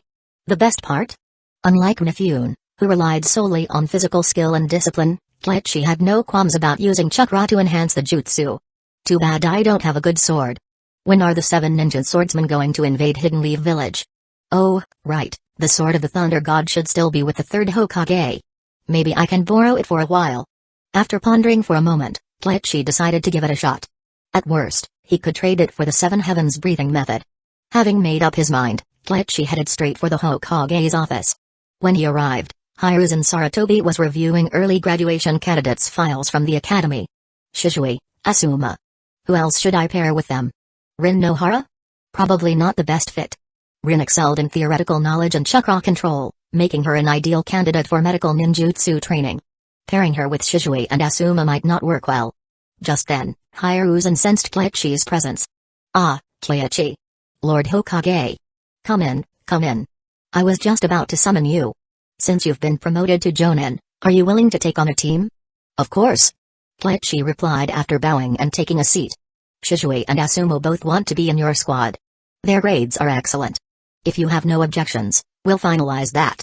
As for the 3rd member, who do you think would be best? Hiruzen showed him 2 candidates, Rin Nohara and Kurenai Yui.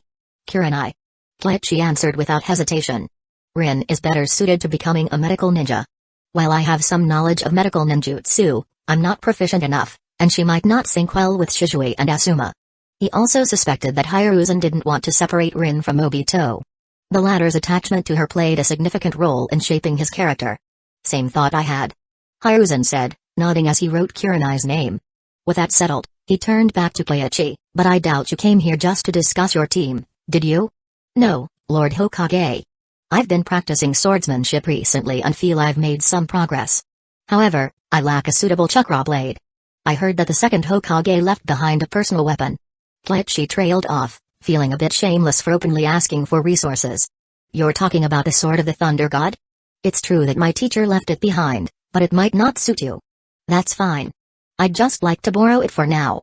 When I find a more suitable blade, I'll return it to the village. If necessary, I'm willing to trade one of my self-developed secret jutsus in exchange. Chapter 23, The Sword of the Thunder God obtained secret jutsu? The 3rd Hokage raised an eyebrow, recalling the 8 gates release formation that Koichi had used during the exams. Moreover, hadn't Koichi mentioned that this jutsu belonged to Might Dewey? Might Dewey? Who was that again? After a moment of contemplation, Hiruzen remembered and asked, was the 8 gates something you developed together with Might Dewey? No, Lord Hokage. That was entirely Dewey-sensei's creation, something he perfected through 20 years of relentless practice. My jutsu is called the Seven Heavens Breathing Method, which I developed while studying medical ninjutsu. Koichi explained. He went on to outline the principles of the Seven Heavens Breathing Method and its first level of activation. Cellular activation? You've developed a jutsu at this level? The third Hokage was astonished. The idea of enhancing the body's cellular activity by increasing oxygen intake was novel and intriguing. However, he quickly realized the jutsu had significant limitations. It required exceptional physical conditioning. For someone with a weaker constitution, excessive oxygen intake could lead to poisoning. Taking a deep breath, Hiruzen warned, this jutsu of yours qualifies as an S-rank forbidden jutsu. It should only be used in the direst circumstances. Understood, Lord Hokage. Currently, Dewey-senpai and I are working on refining the jutsu to lower its threshold and functionality, aiming to make it a ni-rank forbidden jutsu that could be more broadly applicable. Koichi shared their aspirations. S-rank jutsu were strictly regulated, while A-rank jutsu could be taught to elite chunin and above. If they could adapt the jutsu, it would be a significant contribution. Not to mention, it might even secure some research funding. It's a good idea, but the practical challenges will be considerable. Hiruzen said, rubbing his temples. Don't worry, Lord Hokage.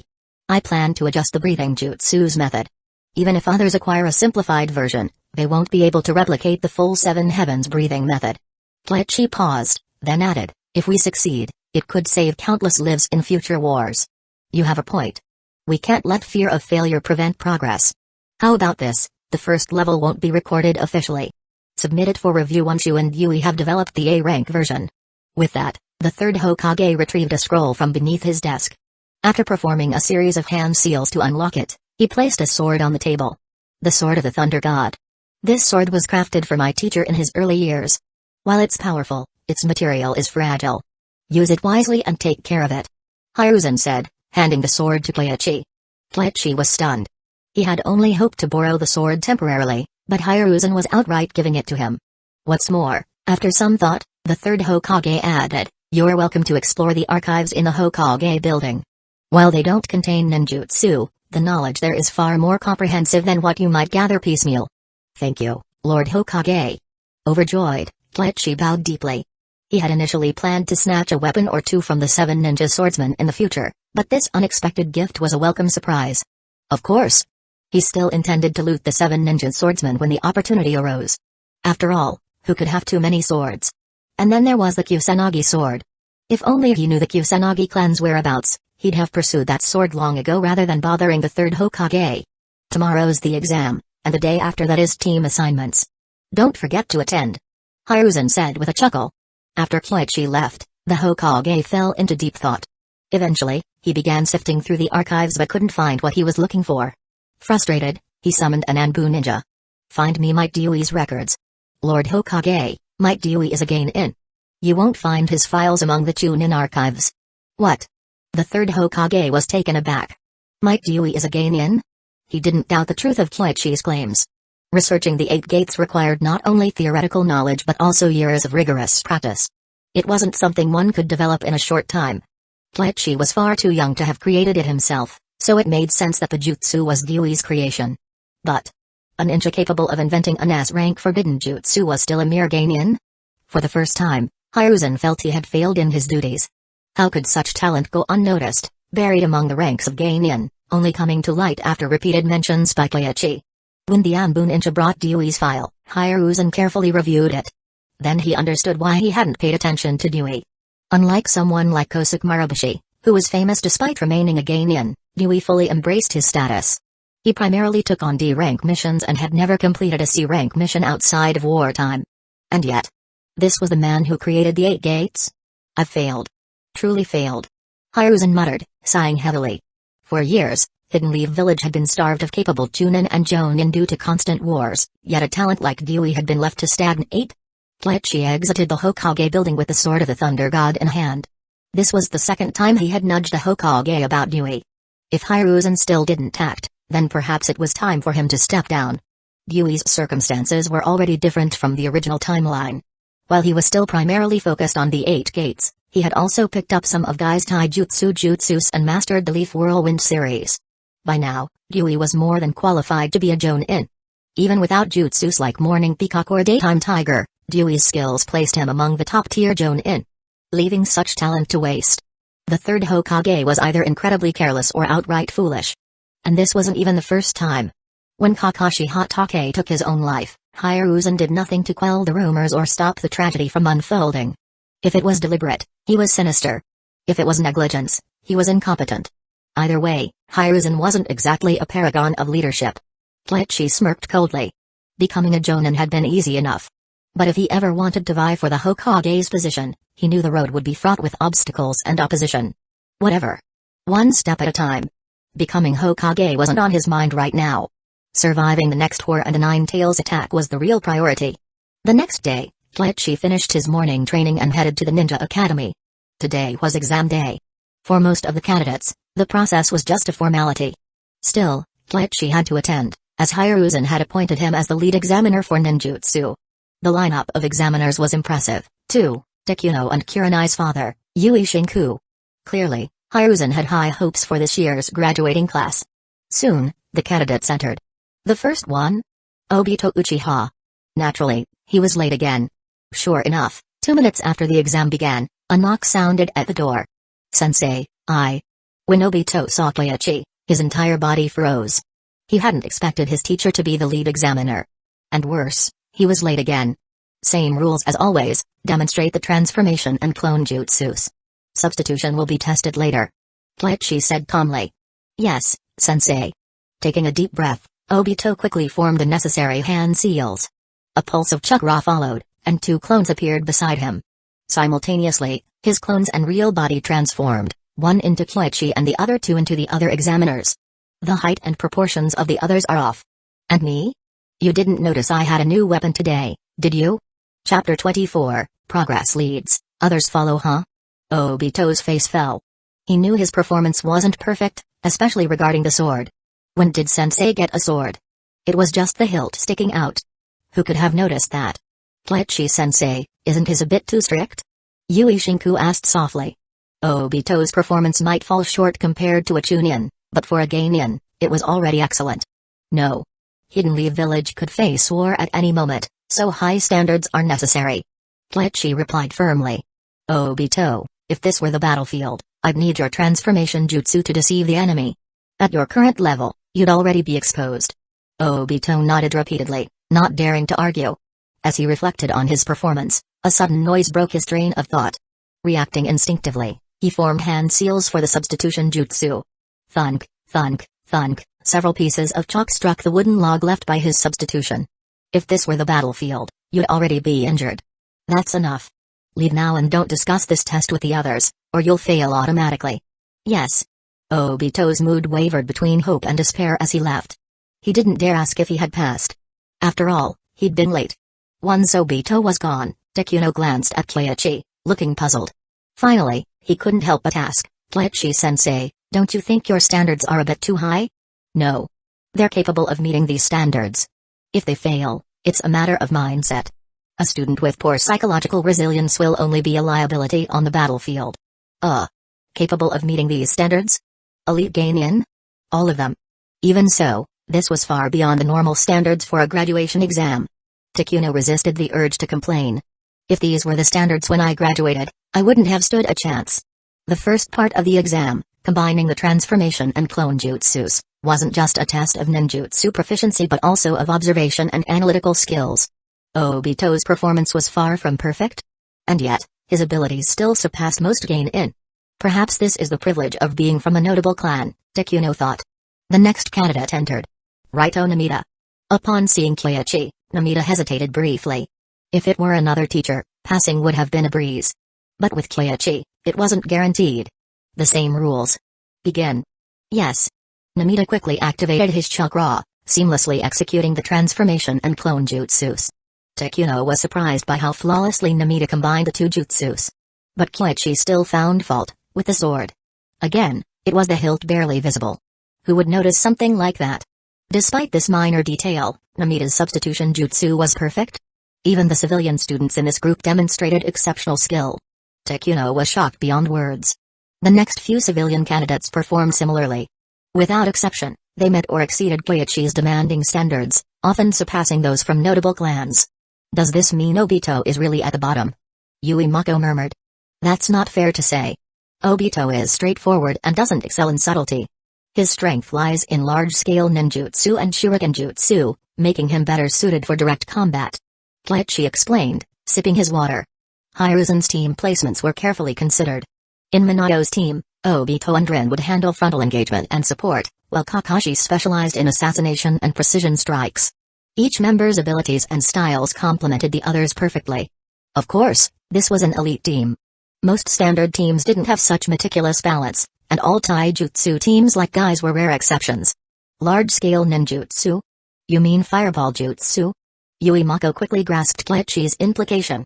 Koichi nodded, prompting a brief silence between Mako and Takuno. Obito might appear to be underperforming, but his core strength placed him above many candidates. However, his weak foundational skills were undeniable. By the midpoint of the exam, both examiners were increasingly astonished. This year's class was exceptional. Whether from notable clans or civilian families, the students demonstrated far greater proficiency than previous cohorts. In some cases, civilian students even outperformed clan heirs in the 3 basic jutsus. Frankly, aside from their lack of experience, these students were already on par with Geinin. The reason? It wasn't raw talent. Every class might have a few standout prodigies, but overall abilities rarely varied significantly from year to year. The difference lay in the teaching. Koichi Kanda. In just 1 month, he had transformed these students from ordinary academy kids into near Geinin-level ninjas. Incredible. Yui Shinku, a seasoned mentor for Geinin and Chunin, understood just how difficult this feat was. Most Jonin couldn't achieve it. How had Koichi done it? After the exams, Shinku couldn't hold back any longer. Koichi-sensei, may I ask how you teach? Why are your students so universally skilled? This was a mixed-grade class, with more students than usual. And yet, Koichi had managed to teach them all effectively. It was almost unbelievable. It's simple, really. Teach a few of them thoroughly, then let them help teach the others. Progress leads, others follow. Koichi said with a smile. A unique teaching method. Yui Shinku felt a twinge of disappointment. This approach worked well in the academy but couldn't easily be applied to Geinin or Chunin, who were already set in their ways. Peer instruction in those groups often introduced errors. However, for the academy level, the potential was significant. Could this method be standardized for the academy? It wouldn't work with regular academy instructors. But if you brought in Jonin instructors for the final month before graduation, it'd be like pre-deployment training for Geinin. Koichi suggested without hesitation. Jonin instructors at the academy? For pre-graduation training? Yui Shinku stared in stunned silence. It was a completely novel idea, but it seemed feasible. Most academy instructors were Chunin. While capable, they often lacked the authority or experience to inspire students. Jonin instructors were a different story. And Koichi's success proved the concept. In just 1 month, he had achieved results that many could not in years. After a moment of thought, Shinku said, Koichi-sensei, I'd like to submit your methods as a case study to the 3rd Hokage for consideration. Would you be willing? Of course. Koichi replied with a grin. After all, he wouldn't be the one writing it. And if the proposal succeeded, it would bring him immense credit, perhaps even rewards. In fact, Koichi was already considering volunteering for this assignment with every graduating class. It would be an excellent opportunity to reap the benefits. Chapter 25, I've said my piece. Who agrees, who opposes? Oh? Academy training camps? During the academy exams, the 3rd Hokage had briefly used his telescope jutsu to observe but hadn't paid close attention. He was unaware of the conversation between Yui Shinku and Koichi. The next day, he received a detailed report from Shinku. The letter was filled with examples of Koichi's exceptional teaching methods, particularly his students' mastery of the 3 basic jutsus. It also included a meticulous recounting of their discussion. The 3rd Hokage read the report carefully. After finishing, he pulled out his smoking pipe and lit it, deep in thought. Academy training camps. Elite Jonin were often busy, but compared to the benefits of nurturing so many talented students, sparing a month to teach wasn't much of a sacrifice. If implemented, the advantages would far outweigh any drawbacks. However, he hadn't anticipated such a proposal. Lord Hokage, you summoned me? Ah, Shikaku, come in. It seems I've learned something from my juniors today. Take a look at this. The third Hokage handed the letter to Shikaku, who had entered the room. Since the Second Shinobi World War, Shikaku had been serving as the Hokage's advisor. The third often consulted him on important matters, and this was no exception. Shikaku took the letter and began to read. At first, he wasn't particularly invested. But as he delved into Shinku's detailed account, his expression grew increasingly serious. Mastery of the 3 basic jutsus. While the 3 basic jutsus weren't flashy or powerful, they were essential for teamwork and survival on the battlefield. They were the foundation every genin needed to master. Under Koichi's instruction, his students' proficiency was unparalleled. The results were astounding. Not only that, from this single observation, one could infer the students' overall skill levels. Their precise execution of the 3 basic jutsus suggested excellent chakra control, meaning that Koichi's students were far better prepared than those from previous years. Graduating students like these would adapt quickly to missions and integrate seamlessly into ninja squads. And this transformation had occurred in just 1 month. The potential of implementing such a program across the academy was undeniable. What's more, Koichi's methods didn't just rely on his teaching ability. He had created a self-sustaining system, where advanced students inspired and guided others, a concept he called the advanced leading the less advanced. This was an exceptionally rare teaching talent. Shikaku took a deep breath and said, Koichi is a rare genius. It's a waste to have him just serve as a Jonin. I've already assigned him a team. The third Hokage replied with a nod. Ordinarily, someone as young as Koichi wouldn't be chosen to lead a team. But his exceptional teaching ability made it clear that it would be a waste not to give him this role. Shikaku agreed. He read the letter several more times before speaking decisively. Lord Hokage, the academy training camps would have lasting benefits. This program should absolutely be implemented. However, I suggest having a few Jonin meet with Koichi to hear his insights firsthand. Oh? Why is that necessary? The third Hokage was intrigued. The proposal was already clear. Was an additional discussion truly necessary? Lord Hokage, while the letter is detailed, it only covers Koichi's work as a ninjutsu instructor. He might have other constructive ideas in different areas. Shikaku's reasoning was sound. Koichi's written suggestions didn't represent the full extent of his knowledge or expertise. After a moment of contemplation, the third Hokage nodded. You're right. Let's gather a few available Jonin to discuss this further. Understood. That's strange. I've taught Yui Shinku so much, why hasn't the system given me any rewards? Is it broken? Back at home, Koichi was puzzled. Even by evening, he hadn't received any rewards, which didn't align with his previous experiences. By his calculations, he should have been rewarded by now. The next day, he understood why. The third Hokage had sent an Anbu messenger to invite him to a Jonin-level meeting to discuss academy training camps and educational methods. No wonder. His suggestions had prompted immediate action from the Hokage, leading to further deliberations. The system must have delayed issuing rewards because the matter wasn't fully resolved yet. And this time, the students would include Jonin and even the Hokage himself, a higher quality of audience than ever before. With that realization, Koichi headed to the Hokage's office. In the temporary meeting room, Koichi recognized several familiar faces, Nara Shikaku, Yamanaka Inoichi, Aburame, and most notably, Minato Namikaze. His bright blonde hair made him stand out instantly. Greetings, esteemed seniors. Koichi said respectfully. As a Jonin, he didn't need to bow like a subordinate, but he was still the youngest in the room, just 15 years old. Yet, none of the seasoned Jonin would dismiss him. Today's meeting couldn't even start without Koichi. Shikaku gestured for him to take a seat. Now that Koichi is here, let's begin. You've all read the report, so you know why we're gathered. The proposal had already circulated among the attendees. Academy training camps are an excellent idea. Yamanaka Inoichi said. Even if future instructors don't achieve results as impressive as Koichi's, this program would still significantly reduce the time needed for post-graduation training. Aburame chimed in. Based on Koichi's suggestions, are we including all D-rank jutsu in the training curriculum? Yes. Koichi confirmed. The exact number of jutsu will depend on the student's progress.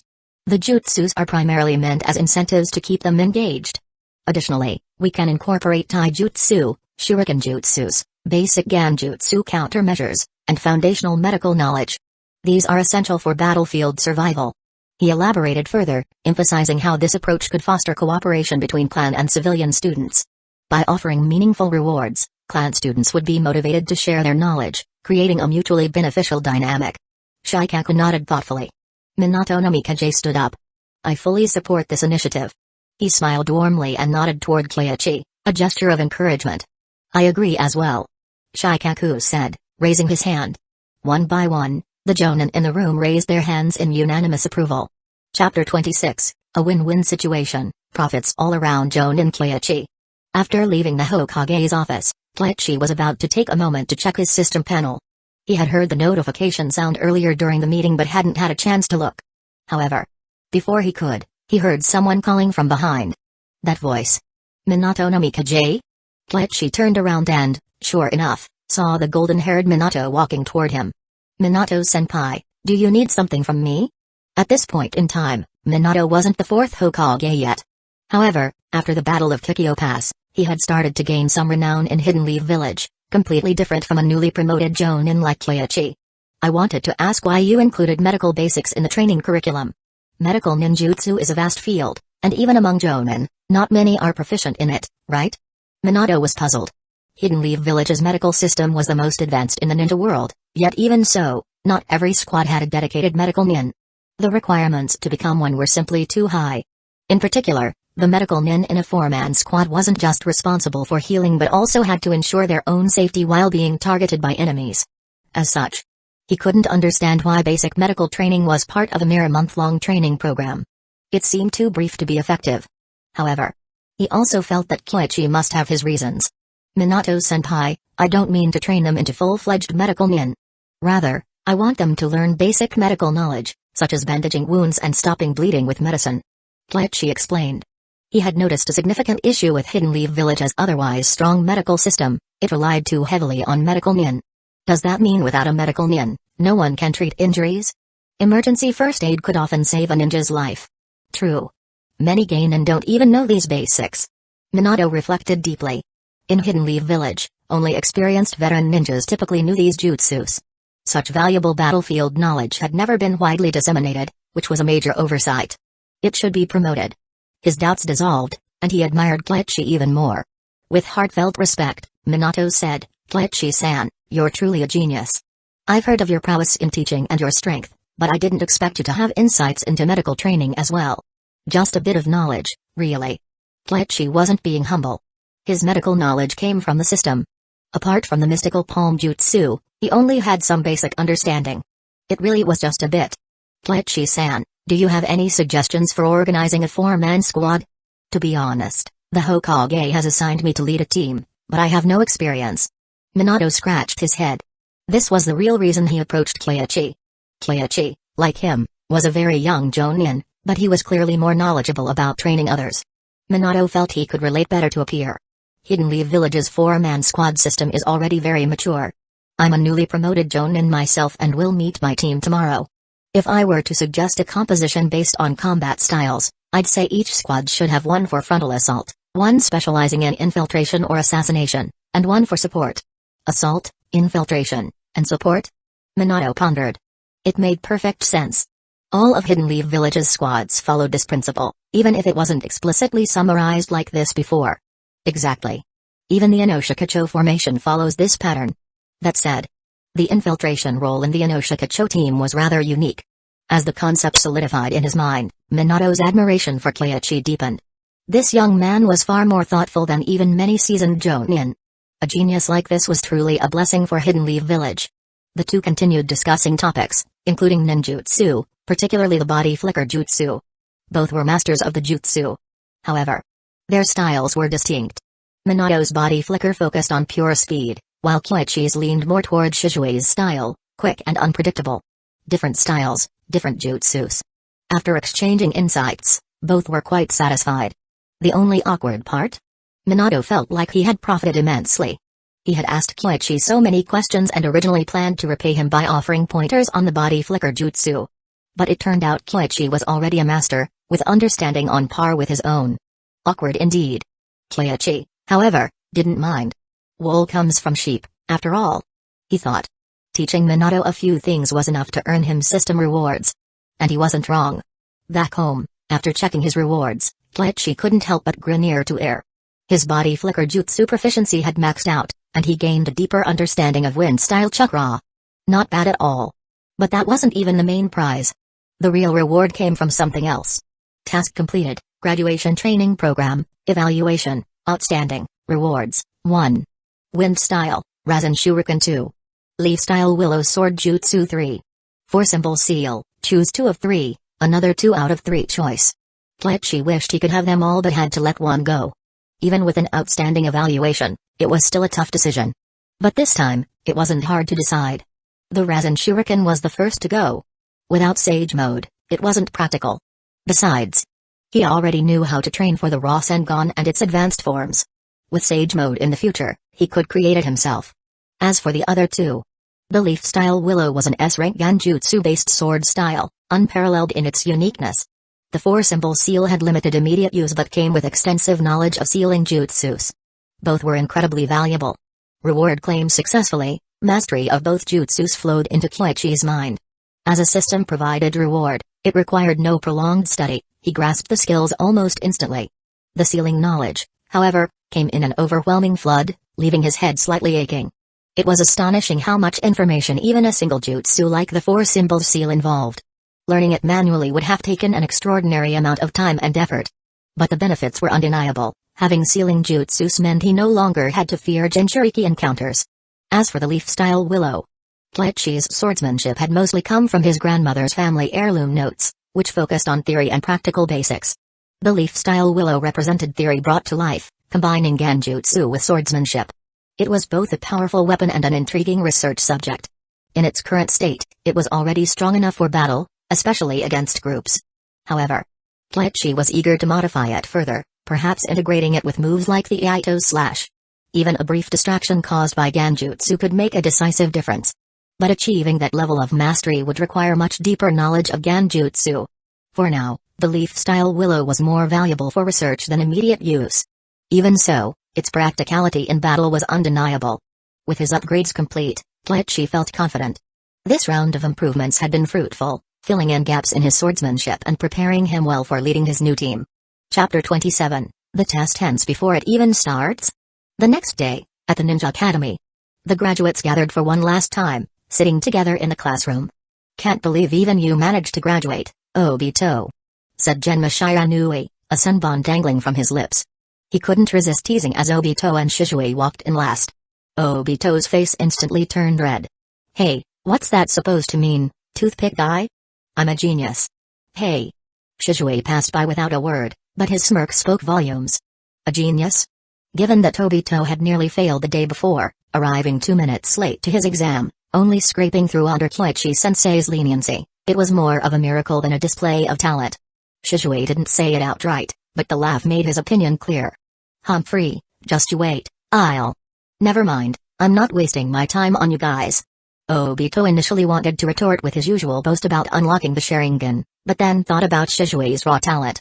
If Shisui activated his Sharingan first, Obito would lose even that shred of leverage. Suddenly, he wasn't so sure of himself. Besides, even if the Sharingan awakened, it wouldn't instantly make him a genius. Thanks to Kleichi's guidance and Shisui's mentoring, Obito had finally understood a hard truth: skills speak louder than potential. Without a solid foundation, the Sharingan alone wouldn't make him a match for others. Of course, this was the general rule. With Uchiha bloodline quirks, one could occasionally defy logic. However, Kleichi's teachings emphasized self-reliance. "Looks like everyone's full of energy today. Sensei?" A familiar voice echoed through the room, and the students' eyes lit up in surprise. Kleichi-sensei? What was he doing here? Many students thought Kleichi had only been a temporary instructor during the war, stepping down afterward. They weren't aware he had been promoted to Jonin and was now a team leader. "You've all done well. Obito, although you embarrassed yourself, at least you passed. But seriously, showing up late for an exam? That's a bad habit. Fix it, or you'll be letting your teammates down. This goes for everyone." He paused, his expression becoming solemn. "I don't want to see any of your names carved onto the memorial stone." Kleichi's words carried weight, and the room grew heavy with emotion. For many of them, especially non-clan students like Raido and Aoba, Kleichi had been more than just a teacher. He had imparted advanced jutsus, life-saving skills they wouldn't otherwise have learned. This heartfelt warning struck a chord with them. "Alright then, Team 1, Shisui Uchiha, Asuma Saratobi, and Kiranai Yui. Follow me." "Wait, what?" Rin and Obito immediately perked up. They were well aware that Koichi had recently passed the Jonin exams, but most of the class had no idea. Team 1? Raito blinked in confusion. It wasn't until Shisui, Asuma, and Kurenai stood up and moved toward Koichi that the others finally realized what was happening. Whoa. I thought Sensei was just here for a farewell lesson. Turns out he's been promoted to Jonin. Damn, he really got us there. The classroom buzzed with chatter. Everyone knew Koichi was strong, but to go from being their teacher to leading a team so quickly? That was next level. And judging by his squad, Shisui, Asuma, and Kurenai, it was clear the village held him in high regard. This was an elite team. Could it be? Was Koichi a Takebutsu Jonin or even an elite Jonin? Speculation ran wild. See you all later. Koichi waved casually as he left, the three students following behind. As they walked, Kurenai couldn't help but laugh softly. Hey! Asuma shot her a sharp look. Was she seriously laughing at their teacher? Did she have a death wish? Don't worry. Laugh if you want. Koichi said with a smile. It doesn't matter, after all. You're not officially my students yet. The three of them froze mid-step, staring at Koichi in surprise. Not yet? Don't overthink it. We'll be doing a small test. From what I've heard, there are all kinds of weird initiation tests for new teams. The third Hokage's test involved stealing a bell. He paused, glancing at them with an amused expression. All three instantly straightened, their expressions serious. The bell test, huh? They had heard of it before. It wasn't an easy trial. But I didn't bring any bells. So instead, let's make it simple. If you can land a hit on me, you pass. He smiled, his expression calm and harmless.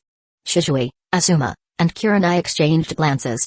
After a moment of hesitation, determination filled their eyes. Making a Jonin take a hit? That was no small feat. Still, it didn't seem as impossible as stealing bells. At least there was a glimmer of hope. Let's meet at the Forest of Death. Koichi said, disappearing with a sudden blur. Body flicker jutsu. Shisui's eyes widened. Asuma and Kurenai, already running ahead, stopped when they noticed Shisui lingering behind. What's up, Shisui? Sensei's body flicker is even stronger now. No, maybe he was never using his full speed before. Shisui took a deep breath. Is it? I didn't really notice. Asuma scratched his head, confused. Let's go. Shisui said, choosing not to elaborate further. Among this year's graduates, Shisui's mastery of the body flicker jutsu was unmatched. Yet compared to Koichi's, it felt like a mere parlor trick, especially now. Koichi's movements had been so seamless, it was almost like teleportation. Meanwhile, Koichi silently observed the trio from the shadows. Shisui lagged behind, clearly assessing the situation. Asuma, on the other hand, charged ahead without hesitation. At the edge of the Forest of Death, Team 1 gathered. Koichi sat calmly, waiting as the trio arrived, slightly out of breath. Physically, they were still lacking. Shisui, you stayed in the rear to observe and maintain formation. That's a good habit from your family's police force. Even if you fail this test, I'll still keep you on the team. Huh? Asuma blinked, startled. Even something like that mattered? He had been too focused on running, not considering anything beyond speed. Sensei, so that presence earlier. That was you? Kurenai asked, exhaling in relief. I couldn't pinpoint it and thought it might have been someone else. Your sensory skills are impressive, Kurenai. During the approach, you maintained a central position, providing support to your teammates. Well done. I'm willing to let you pass. Koichi smiled. Kurenai's aptitude didn't surprise him. Ninjas specializing in Ganjutsu often had strong sensory abilities. In the original timeline, Kurenai led Team 8, a squad focused on reconnaissance. Without decent sensory skills, she wouldn't have qualified. Kurenai blushed slightly but quickly composed herself upon noticing Asuma's expression. At that moment, Asuma felt completely defeated. He glanced at the others before turning to Koichi, feeling utterly helpless. Damn it. Wasn't this supposed to be a test? How had these two managed to preemptively answer the questions? Honestly, Asuma felt like he hadn't even started the test, yet it was already over. Shisui, Kurenai, since you've already passed, you're free to participate in the test. But Kurenai, if you fail, I'll fight to keep Shisui, but I might not do the same for you. Chapter 28, Is this really the water wall jutsu? The third Hokage's residence. Lord Third, it seems you don't need to worry about Koichi anymore. You might need to worry about my daughter and Asuma instead. Yui Shinku's expression was complicated. Koichi was indeed remarkable. The test hadn't even officially started, yet he had already set up various psychological challenges. It was even more grueling than the third Hokage's bell-grabbing exercise. Pass? What a joke. If Shizue and Kurenai chose not to participate, all three of them would be sent back to the academy. Haha, Shinku, don't worry so much. You need to have faith in your child. Look at me, Asuma's in this, and yet I'm perfectly calm. The third Hokage laughed heartily, taking a puff of his pipe. In front of him was a crystal ball displaying the scene of Kyoichi with Shizue, Asuma, and Kurenai. Indeed, Kyoichi was pulling no punches. The psychological tests he designed aimed to assess their understanding and recognition of their teammates. If they couldn't pass this stage, they weren't fit to be shinobi. Of course, not everyone would view things this way, but Kyoichi's intentions seemed clear. You're right, Lord Third. My concern stems from care. Shinku nodded, attempting to reassure himself. He wanted to trust his daughter's judgment. However, as for the Uchiha kid, he wasn't as optimistic. The Uchiha clan was often distant from the rest of the village. Yet, in the next moment, his worries proved unnecessary. We'll take the test. Of course we will. Thank you. Asuma bowed deeply. He didn't know the specifics, but he understood one thing: based on their teacher words, Shizue and Kurenai were only participating in the test because of him. So, all of you want to proceed? Kyoichi's tone grew sharp, and his gaze carried a hint of menace, pressing down on the trio. Their expressions wavered, but none of them retreated. Very well. You have until this sand timer runs out.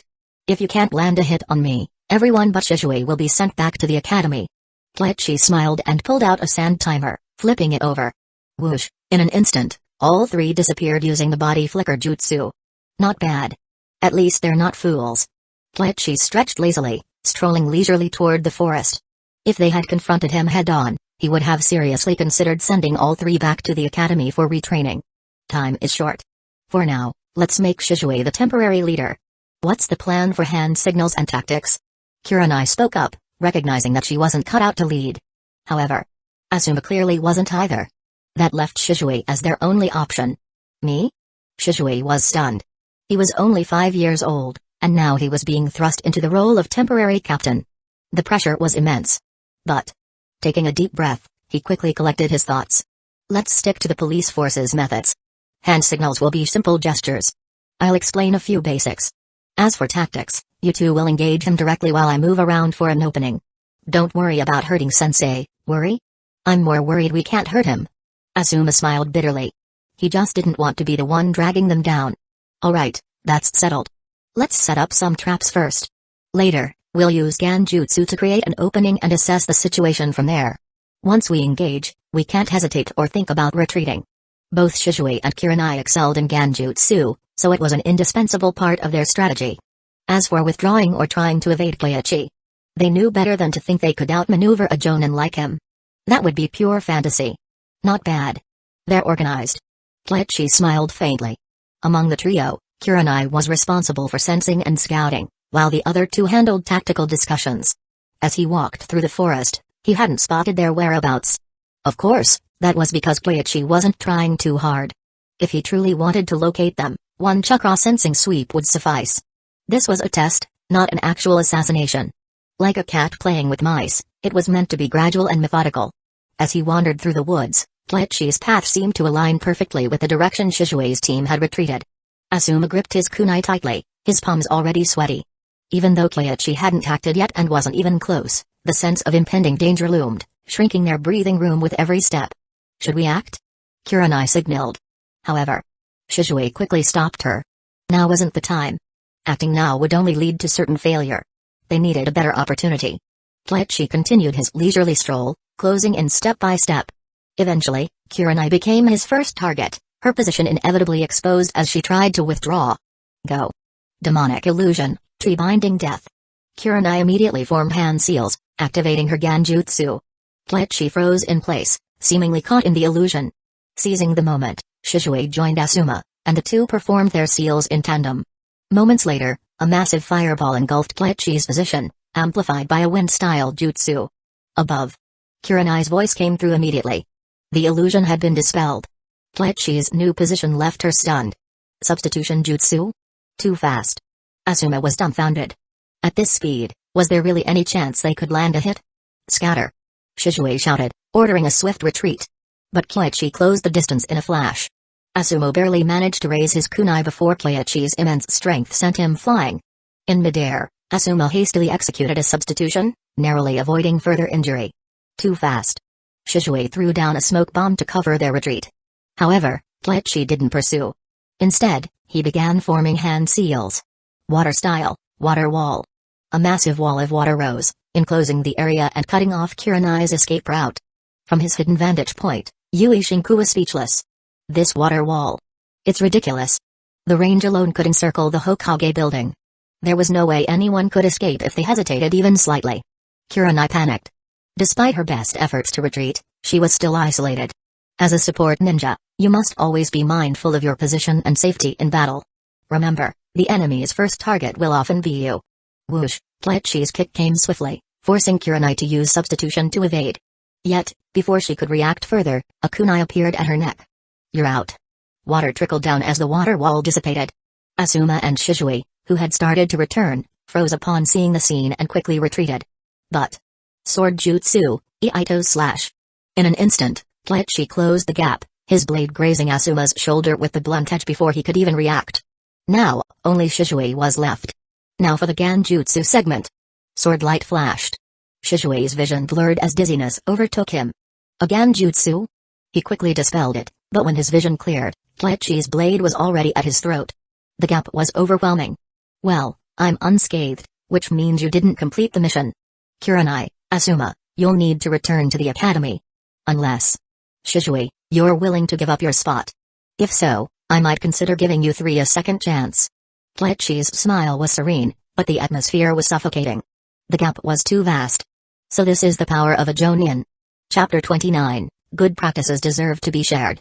Kanda Kleichi is truly devious. Yui Shinku couldn't help but sigh. This guy had trick after trick up his sleeve. But, to be fair, it worked. Hiruzen Sarutobi's eyes narrowed slightly. Faced with such a situation, anyone would hesitate and struggle. Ultimately, their choices would reveal their true character. Every ninja starts from a place of weakness. However, no one wants to team up with a ninja overly obsessed with their self-interests, especially if that ninja happens to be Uchiha. Shisui, what will you choose? If Shisui chose not to give up his spot, Hiruzen would have no choice but to exclude him. He would reluctantly add Shisui to the list of those who needed to be kept in check. Kleichi hadn't discussed his exam structure with Hiruzen beforehand, but the outcome aligned perfectly with the third Hokage's expectations. His satisfaction with Kleichi grew stronger by the minute. At that moment, Shisui was indeed struggling internally. Before the test, Kleichi had given him a guaranteed pass assurance. Now, however, he was presented with a choice that, by all appearances, made the test impossible to pass.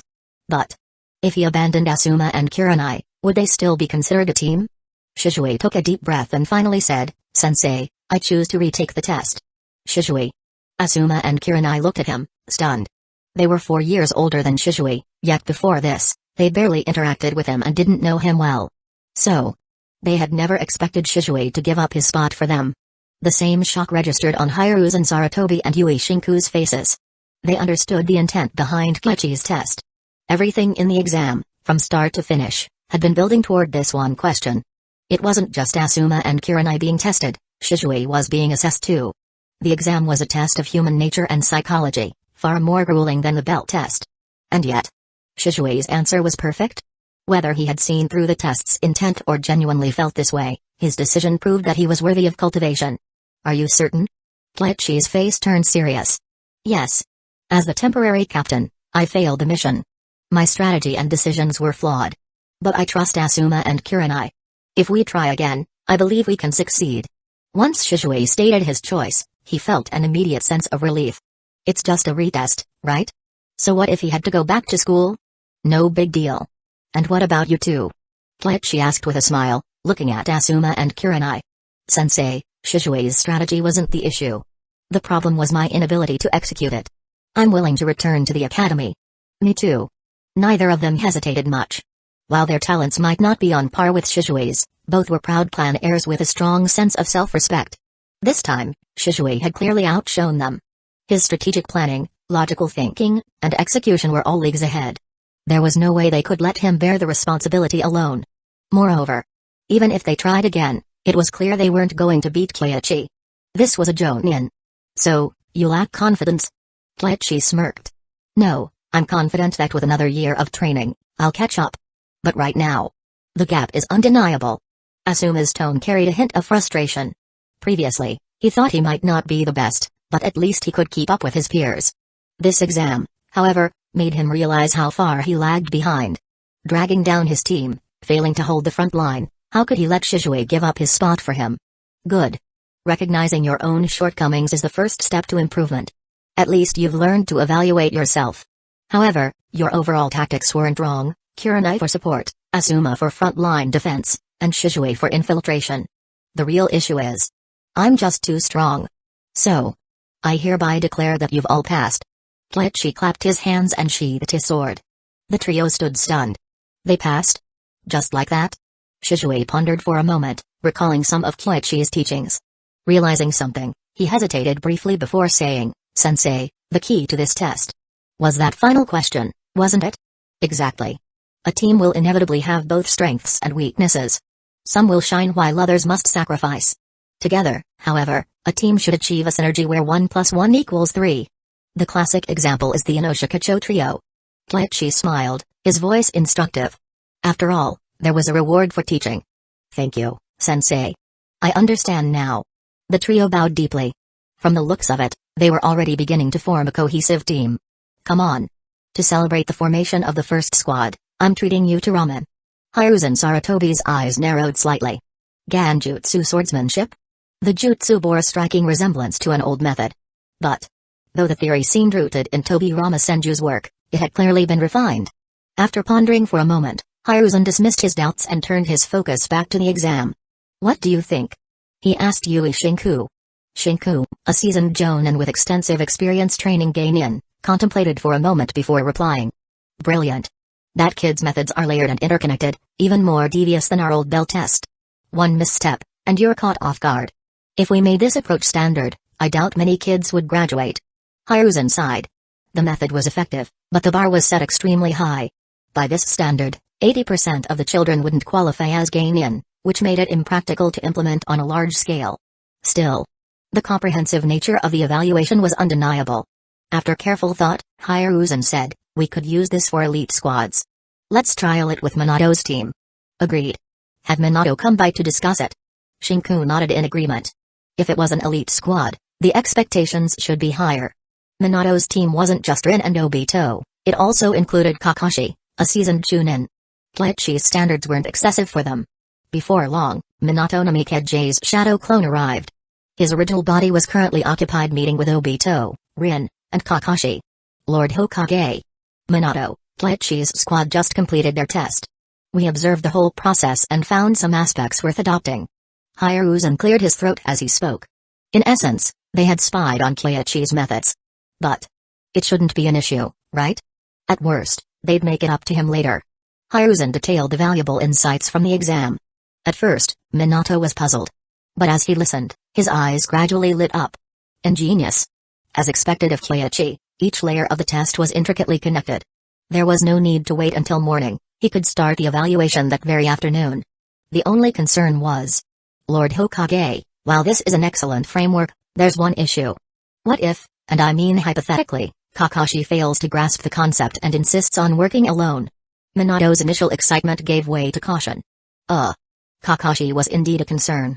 Both Hiruzen and Shinku fell into deep thought. After some deliberation, Hiruzen finally said, if Kakashi refuses to cooperate, we'll revoke his Chunin rank. If that doesn't work, we'll send all three of them back to the academy. That harsh? Minato inhaled sharply but ultimately nodded. He didn't know Kakashi well yet, only that the boy had a poor reputation among his peers, few were willing to work with him. So, if the test failed and a Chunin had to be demoted back to the academy, that would cause quite a stir. But, judging by Hiruzen's firm stance, he clearly wasn't willing to compromise. If Kakashi truly failed to grasp the importance of teamwork, there would be no room for leniency. With that reassurance, Minato felt more confident. Still, he planned to invite an additional observer to oversee the process. Chapter 30, Kakashi, the perfect negative example. Sensei, why is it always ramen when you treat us? When are you taking us out for some barbecue instead? Asuma couldn't help but complain. Akiraku ramen was delicious, sure, but eating it every single time? That was a bit much. Kleichi glanced at him and replied, barbecue? No problem. I'll treat, and you can pay. Huh? Asuma froze in disbelief. Does that even count as treating?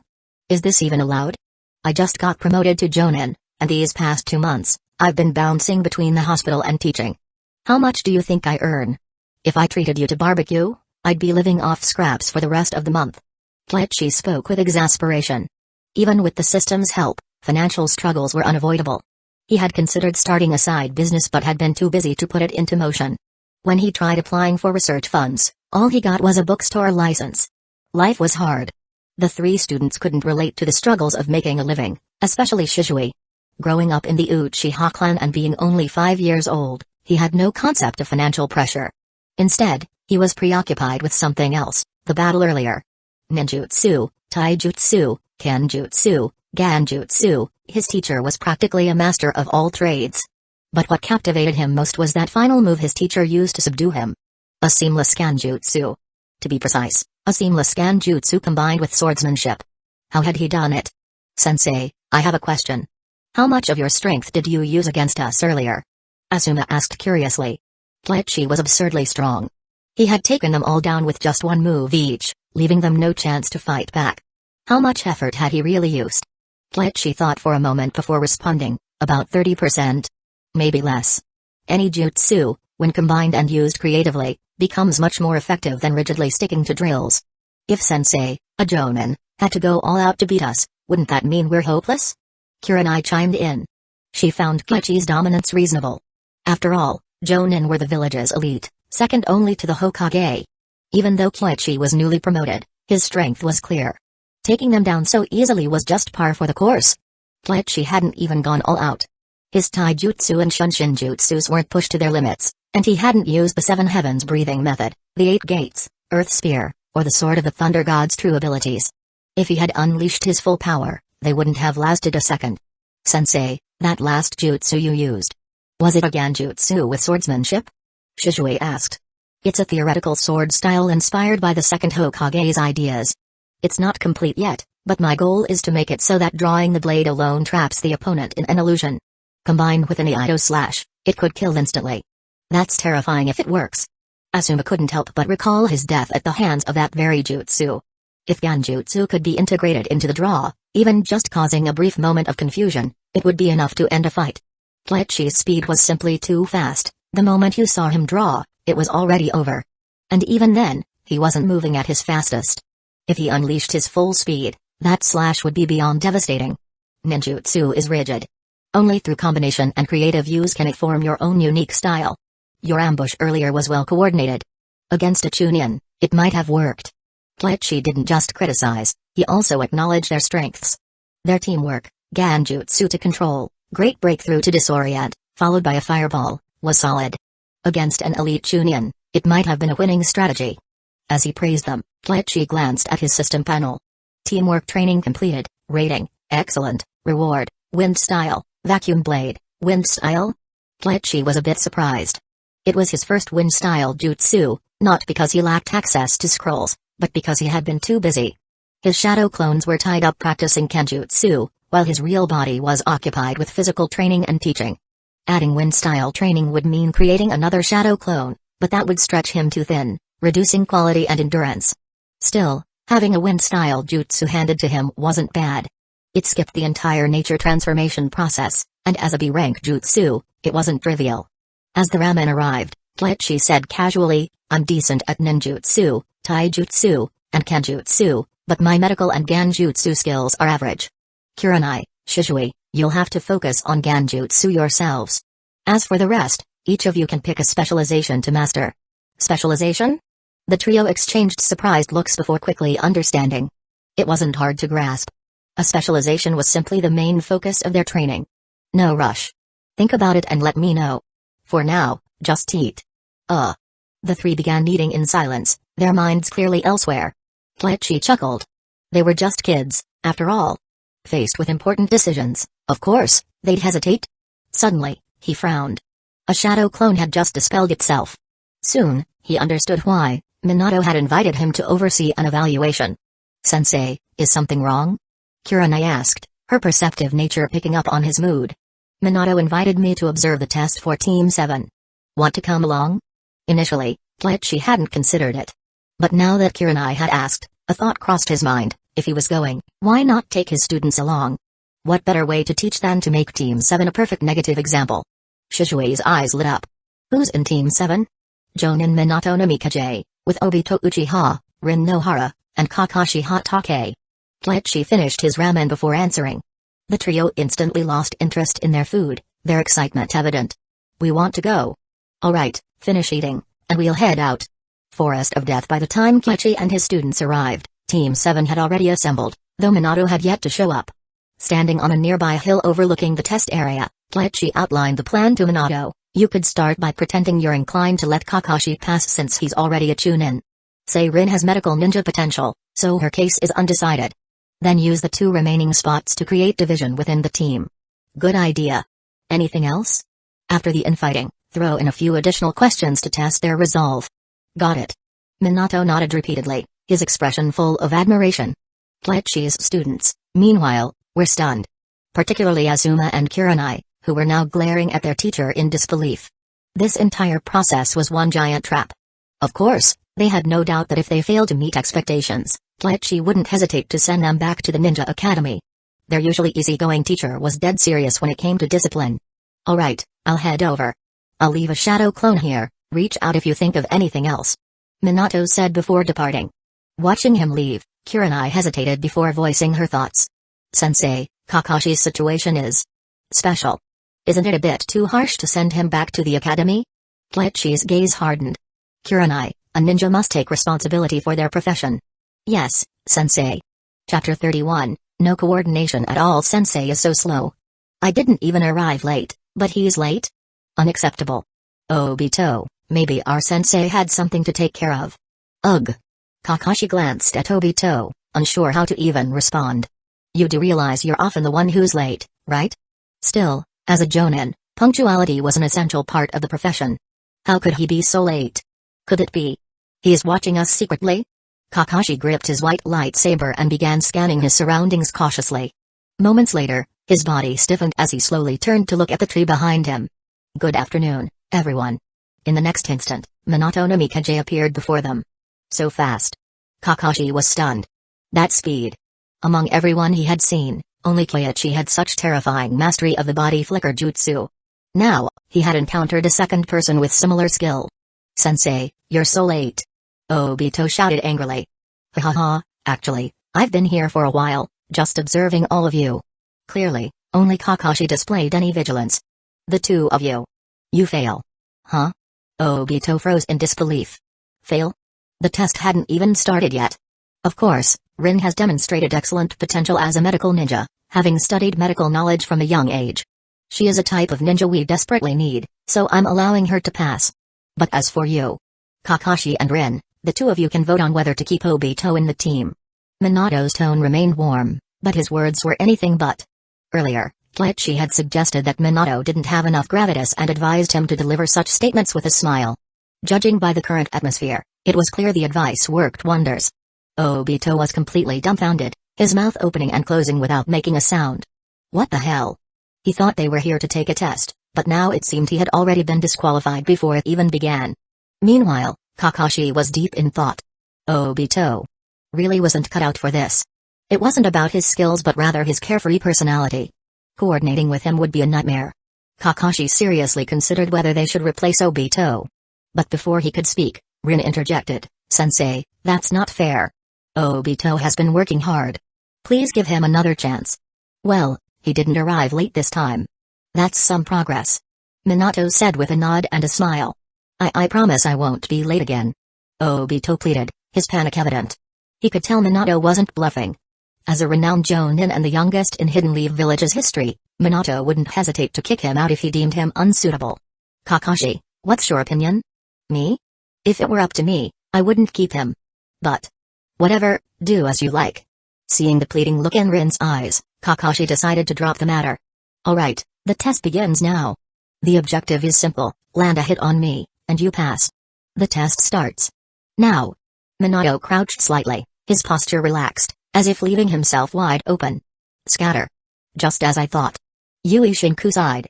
Expecting Obito to follow a strategy was asking for the impossible, especially with Kakashi in charge. From the very beginning, Obito and Kakashi had clashed. Sarutobi Asuma frowned and glanced at Shizue before turning to watch Obito, who remained rooted to his spot. What a carefree guy. The opponent was a Jonin. The three of them, Asuma, Kurenai, and Shizue, had gone all out during their own test, coordinating their every move to the best of their ability, yet they hadn't even come close to touching Kyoichi. And Obito thought he could handle Minato alone? To be fair, his fireball jutsu is quite decent. Kyoichi remarked with a chuckle. Obito wasn't entirely without merit.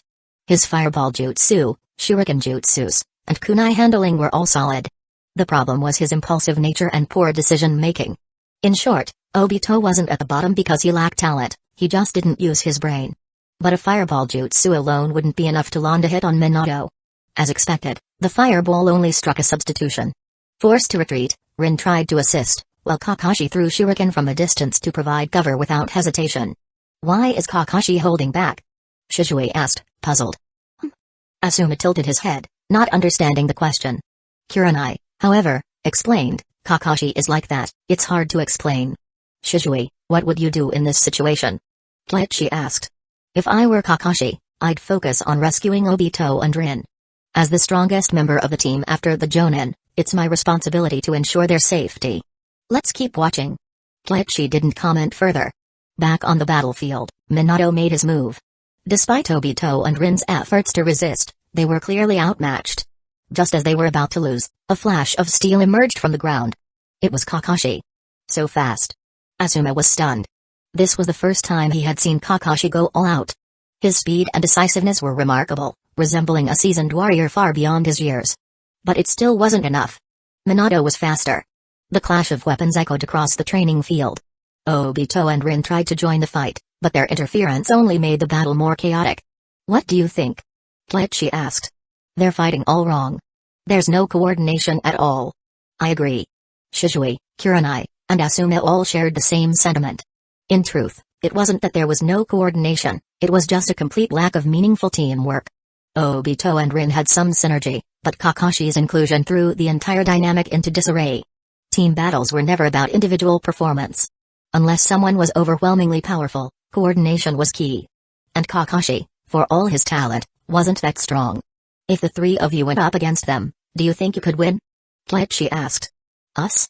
I think we could. Asuma replied after some thought. Shizue and Kurenai nodded in agreement. Kakashi was strong, but he was only one person. If they neutralized Obito and Rin first, it wouldn't be difficult to deal with Kakashi afterward. Minato, let them join the next round. Alright. I'll wrap this up quickly so they don't exhaust too much chakra. Minato's shadow clone dispersed, and in an instant, the pace of the battle shifted. With a sudden burst of speed, Minato knocked the forehead protectors off Kakashi, Obito, and Rin in quick succession. All of you fail. Minato's expression turned serious. He glanced at the three of them before focusing on Kakashi. If this is what you think being a ninja is, then I suggest you all go back to the academy. Don't set foot on the battlefield and risk harming both yourselves and others. Ugh. Kakashi gripped his short sword tightly, glaring at Obito before turning away with a snort, clearly dissatisfied. Not convinced? Fine. Fortunately, I invited Kyoichi and his first squad here. You can spar with them and see what a real team looks like. Minato's tone was sharp and unyielding. For the first time, he truly understood why Kakashi didn't fit into any Chunin team and why the third Hokage had assigned him to Minato for restructuring. With that attitude, how could he expect to function in a team? Chapter 32, You? Are you out of your mind? Kyoichi-sensei and first squad? Kakashi was momentarily stunned. The next second, he saw Kyoichi arrive with three people, Asuma, Kurenai, and a 5-year-old Shizue. Kakashi immediately felt a wave of indignation. Shizue might be a prodigy, but so was he. Graduating at 5, becoming a Chunin at 6, and having been a Chunin for 3 years now, he couldn't believe such a team could pose a challenge. He could handle them on his own. Originally, I didn't want to step in. Kyoichi said, looking directly at Kakashi. But your fight was just too messy, no teamwork whatsoever. I think it's time you learned what it means to work as a team. Kyoichi's gaze never wavered from Kakashi. Yes, this was personal. If Obito's foolishness was excusable, then what about Kakashi? Kakashi, however, simply couldn't stand the idea of teaming up with Obito, feeling that cooperating with him would only hinder his own performance. This attitude had manifested in several missions before, always prioritizing what was best for the mission, even if it meant abandoning his teammates.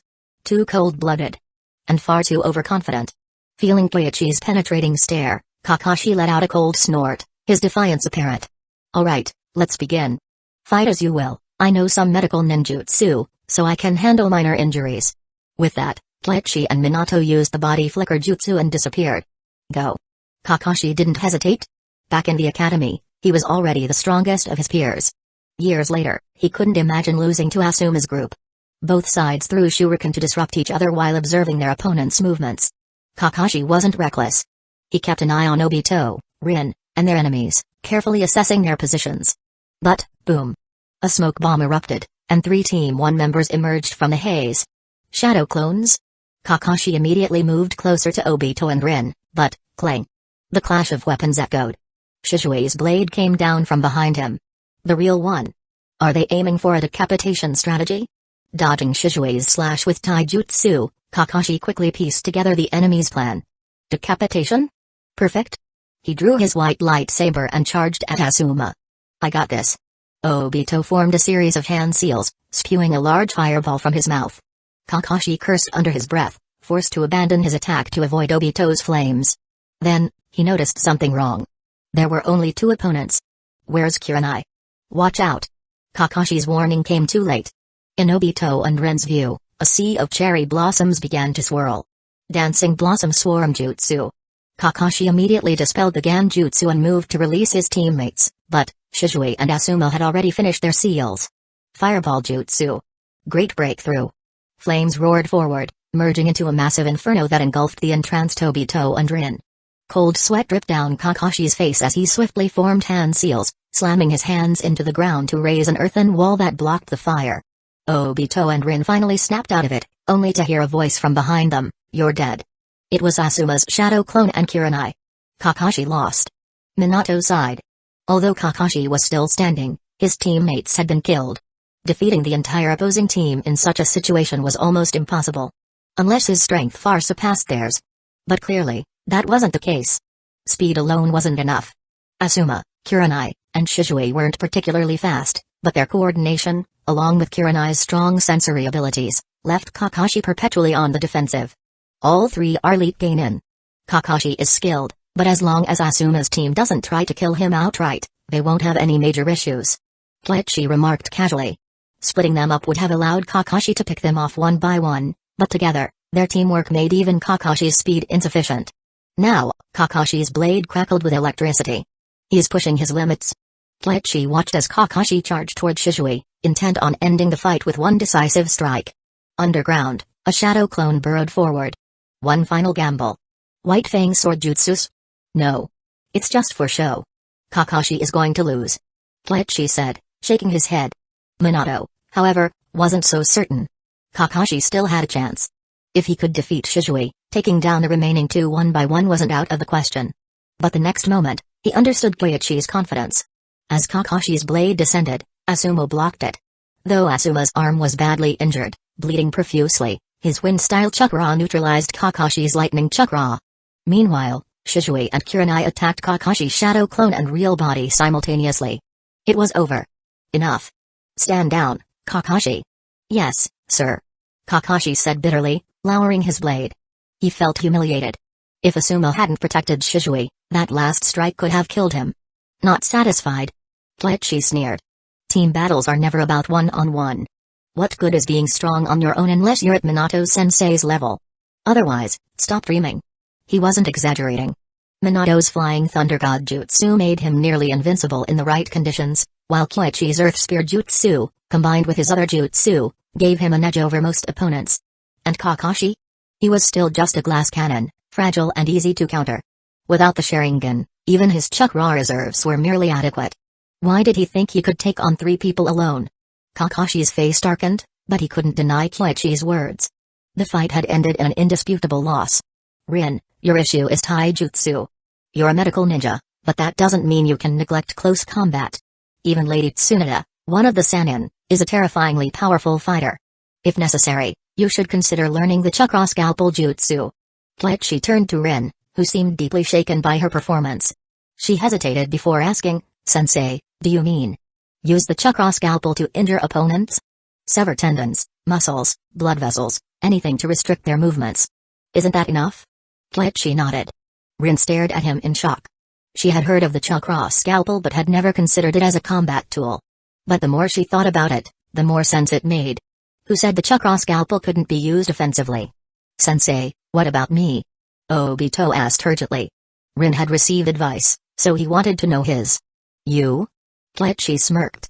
Train harder, suffer more, and gain experience. You're out of your mind. Chapter 33, Look, he owes me a thank you. Sensei. How could you say that? I'm not weak at all. Obito looked aggrieved. Sure, he had been defeated quickly, but that was only because Kurenai had hidden within her clone and ambushed him, working with Asuma's shadow clone to take him down. If it had been a direct confrontation, he wouldn't have lost so easily. Think about what I said carefully. Kleichi walked over to Asuma and formed a few seals. Chakra gathered in his hands, glowing a bright green. Rin gasped in astonishment. Sensei, you actually know medical ninjutsu, you're using the mystical palm jutsu? Of course. Why would I fake that? Kleichi shot her a look. Such an overreaction. Thanks to the system's assistance, while he wasn't an expert in any single field, he was proficient enough in every area of ninjutsu. Minato grew even more impressed, while Kakashi bit his lip so hard it almost bled. This guy. He was skilled in so many disciplines, yet he could still hone his taijutsu and ninjutsu to such an extraordinary level. How did he manage to train like that? Was it possible that I'm the weak one? Kakashi felt a knot of frustration. From a young age, he'd been praised as a genius, growing up surrounded by admiration and awe. He had never doubted his own talent. But ever since he encountered Kleichi, Kakashi increasingly felt like he was useless. Sure, he had decent taijutsu, kenjutsu, and ninjutsu, but none of them stood out. He couldn't even break through the defensive formation created by Shizue's team without resorting to a barely practiced ninjutsu with his blade. For the first time, his thoughts turned to his father, Kakashi Hatake. The Hatake clan had a history as samurai. Their kenjutsu had been passed down through the generations until Sakamo fused it with chakra and taijutsu, creating his own style that became renowned across the ninja world. Maybe my father's way of the blade was the right path all along. A realization flashed through Kakashi's mind. In his grief over Sakamo's death, he had completely rejected his father's way of life. But now, faced with reality, he had to admit, his father's kenjutsu was far superior to the haphazard methods he had cobbled together himself. Kakashi. Minato said, his tone serious, I had high hopes for all of you, but you've really let me down. Watching your battle just now, I even question whether you deserve to be a ninja at all. Perhaps you should return to the academy, just like them, and start over from the basics. Kakashi's fists clenched. He wanted to retort but found himself unable to argue. He had lost. The mission was incomplete. Excuses were meaningless. Meanwhile, Asuma scratched his head awkwardly, sneaking a glance at his teacher. He hesitated but ultimately said nothing. He knew the truth, Kakashi had held back. If this had been a real battle, Kakashi absolutely could have killed him. Of course. Kakashi himself would have died as well. But even so, Asuma was just a genin, while Kakashi was a chunin. Given that, there really wasn't anything worth bragging about. Minato-sensei, don't be too harsh. Kleichi said, adopting a conciliatory tone. Sending a chunin back to the academy would be a bit extreme. Why not simply demote him and give him another chance to take the exam? Does he deserve to be a ninja? Minato retorted sharply. A chunin is supposed to coordinate their team's efforts and strategize effectively. Did he accomplish any of that? High mission success rates mean nothing if no one wants to be his teammate. Minato's harsh words weren't entirely his own. Earlier, during the battle, Kleichi had suggested this tactic to him as a way to confront Kakashi's issues head-on and help him overcome his emotional barriers. Minato couldn't refuse such a selfless offer. Kleichi had no personal stake in this, he had no ties to Kakashi or Sakamo.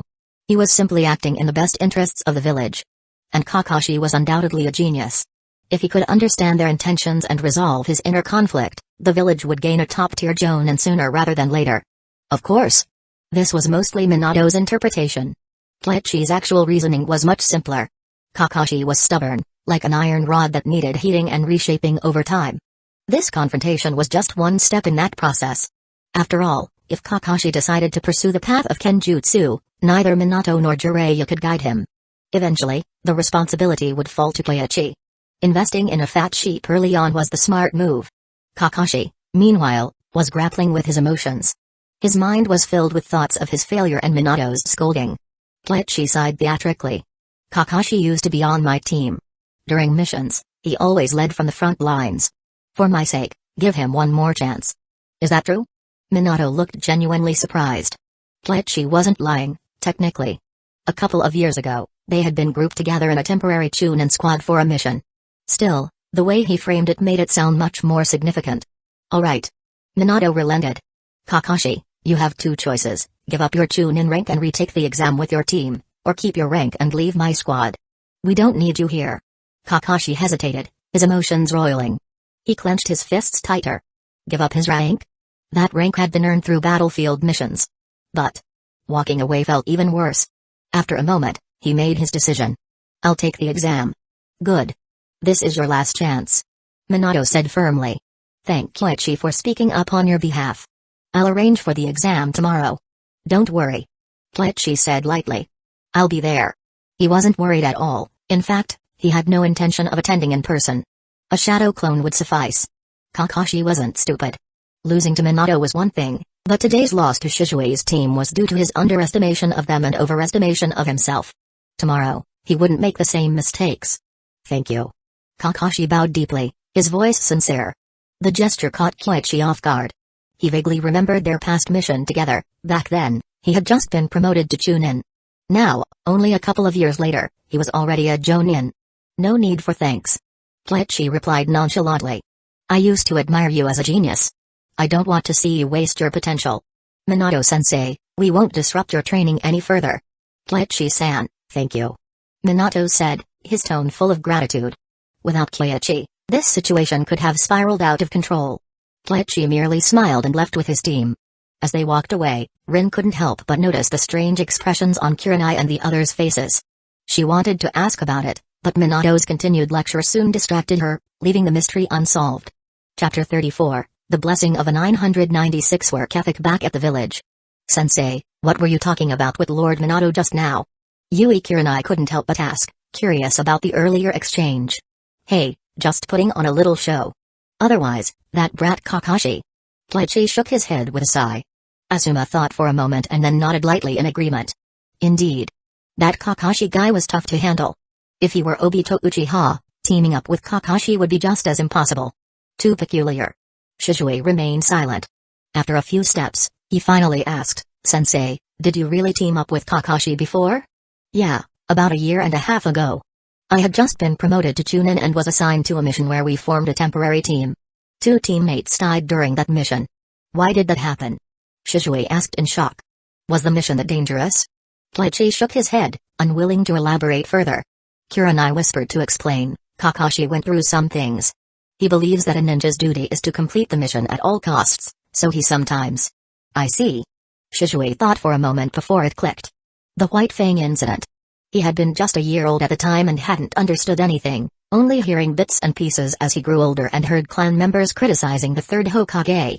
Alright, forget about Team 7. Starting tomorrow, Team 1 will officially begin taking on missions.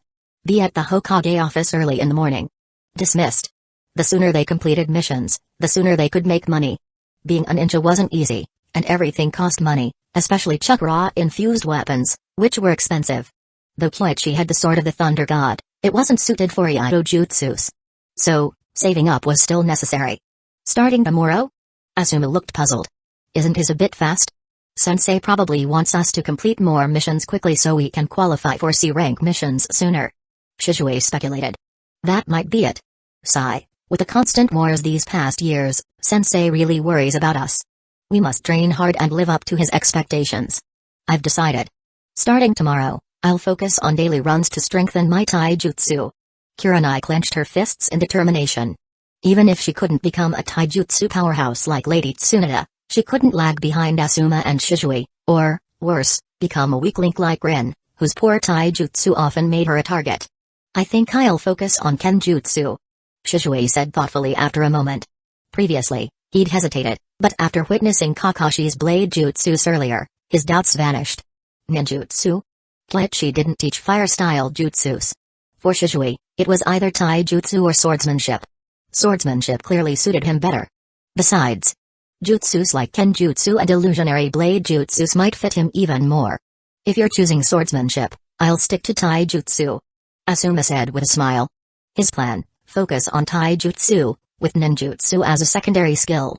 As for swordsmanship, it wasn't his strength, he preferred short weapons instead. "I'm not good at close combat. I'll train in taijutsu just enough not to drag the team down." But what Sensei said to Rin earlier reminded me, Ganjutsu and medical ninjutsu both require precise chakra control. Maybe I can draw some connections there. Kurenai's eyes sparkled with a sudden realization. Her teacher knew medical ninjutsu. She could major in Ganjutsu while supplementing it with taijutsu and medical ninjutsu. It seemed like a solid plan. The next morning, at the Hokage office, Kleichi arrived to find his 3 students already waiting. He sent a shadow clone to cover for him at Minato's group. "Let's go. Time to pick up our missions." Kleichi yawned as he spoke. The night before, he'd checked his system panel. All he got was a single Earth-style wall. But, thinking it over, it made sense. This kind of interaction took time to show results. Kakashi's stubbornness wasn't something that could be resolved quickly. As for Obito, forget it. That kid wouldn't change unless Rin was killed to push him into the darkness. Otherwise, no amount of teaching would get through to him. Better to focus on his own team for now. Inside the mission hall, the Chunin in charge of assignments looked surprised. "Sir, you're here for Team 1. Formed just yesterday. We'd like to take on a D-rank mission, or better yet, 3. There should be plenty of backlogged ones, right? A new team taking on missions just 1 day after forming? And 3 at that?" The Chunin was stunned. Were they here to train or just to rake in money? "Is that a problem?" Kleichi asked when he saw the man hesitate. "And no, it's not a problem. It's just. Alright, since you're requesting it, here are 3 missions for your team," the Chunin finally said, handing over the assignments. Kleichi nodded in thanks. Outside, Kurenai asked, "Sensei, you accepted 3 missions?" "Yep. Now, what about the main specialties we discussed yesterday? Have you all decided?" "We have." The 3 shared their plans, and Kleichi nodded in satisfaction. As expected. Thankfully, his students weren't as stubborn as Kakashi or Obito. Otherwise, he might have lost his temper and resorted to smacking sense into them instead of teaching. Holding up the 3 mission cards, he announced, "Perfect.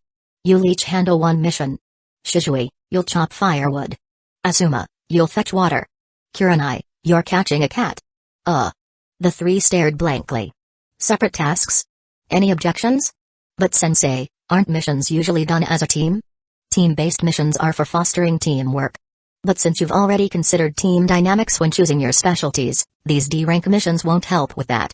They're better suited as individual training exercises." Kleichi chuckled. Besides, sharing 1 mission was inefficient. With 3 missions, they could train and earn more at the same time, a true blessing of a 996 work ethic. "Understood." Shizui's eyes lit up. Chopping wood trained sword jutsus, fetching water built physical endurance, and catching cats hone speed and reflexes. Sensei had clearly put thought into this. "Good. Get to it. Shizui and Asuma, your tasks are straightforward. The only tricky one is Kurenai's, so I'll go with her and step in if needed." "Yes, Sensei." All 3 weren't foolish. They quickly understood the logic behind Kleichi's assignments. Kurenai, being the weakest in taijutsu, had the most to gain.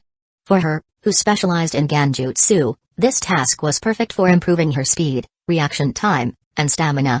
After all, cats were the most agile enemies in D-rank missions. "Let's begin." "Yes." The 3 dispersed, and Kleichi followed Kurenai at a leisurely pace. As he walked, he considered picking up some entertainment for himself, like how Kakashi would later carry around books. Babysitting these kids could get tedious.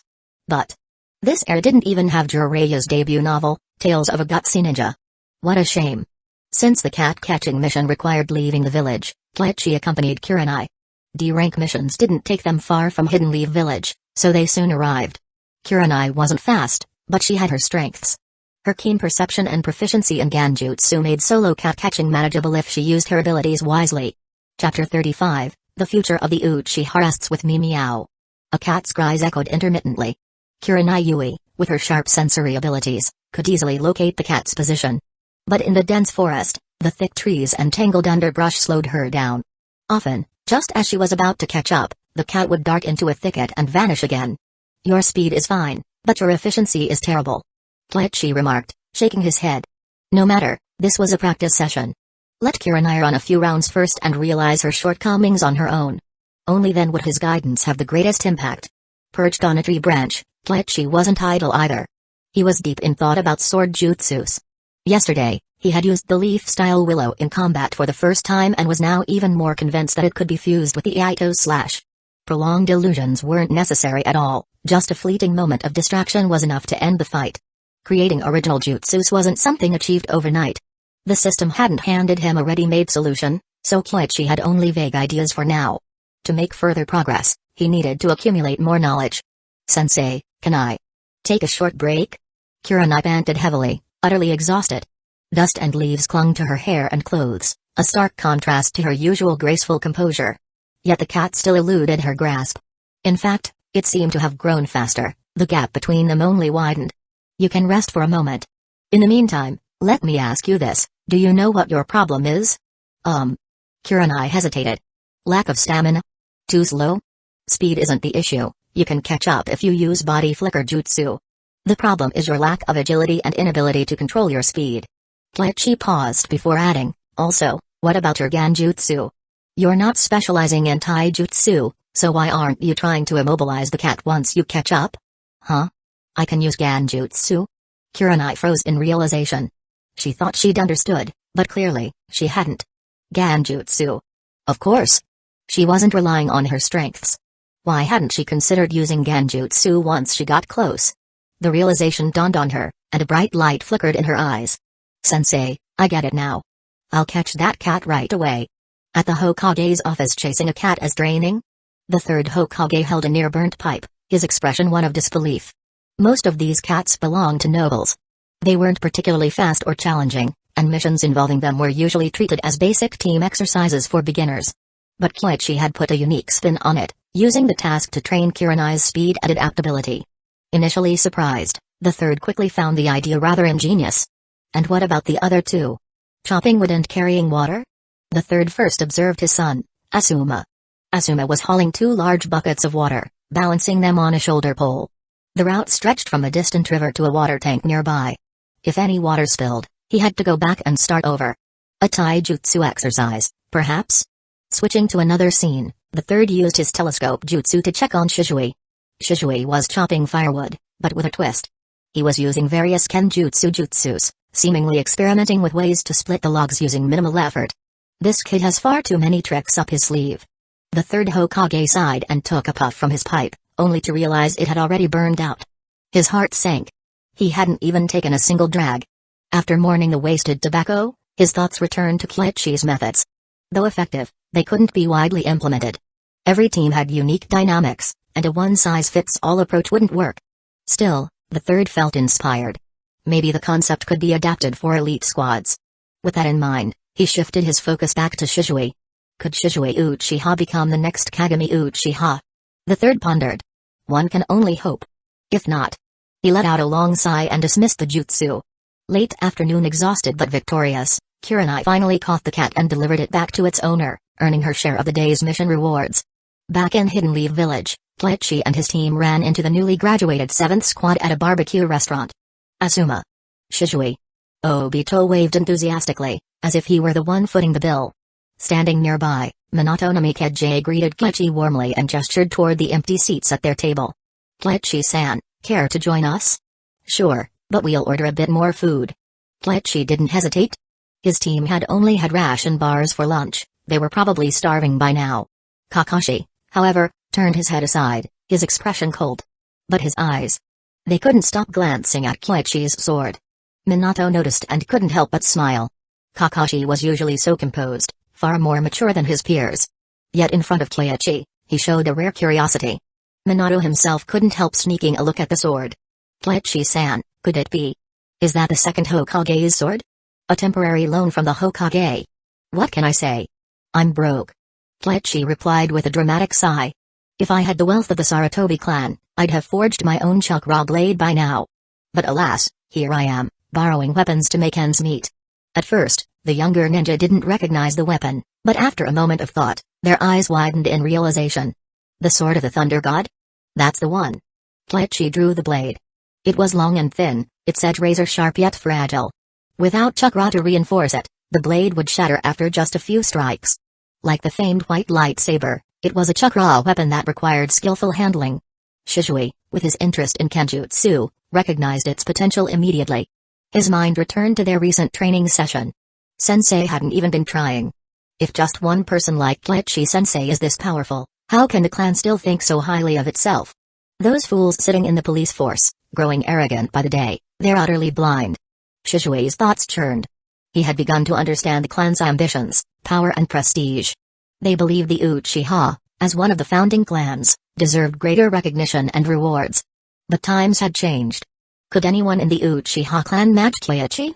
Or Minato no Mikaze? The more Shisui observed, the more convinced he became of his choices. The clan couldn't rely on outdated thinking. Its future would depend on individuals like him, and perhaps even Obito. Chapter 36, The Improved Activation Jutsu. Keiichi glanced at Shisui and Obito. The two of them were polar opposites. Obito was carefree and unburdened, happy as long as he had food to eat and games to play. His disposition was extraordinarily kind, but he lacked critical thinking. In contrast, Shisui. He wasn't exactly a genius either, but ever since meeting Keiichi, it seemed like his thought process had found the right path, and he didn't seem so clueless anymore. At this moment, he appeared to be deep in thought. Keiichi's assumption wasn't baseless.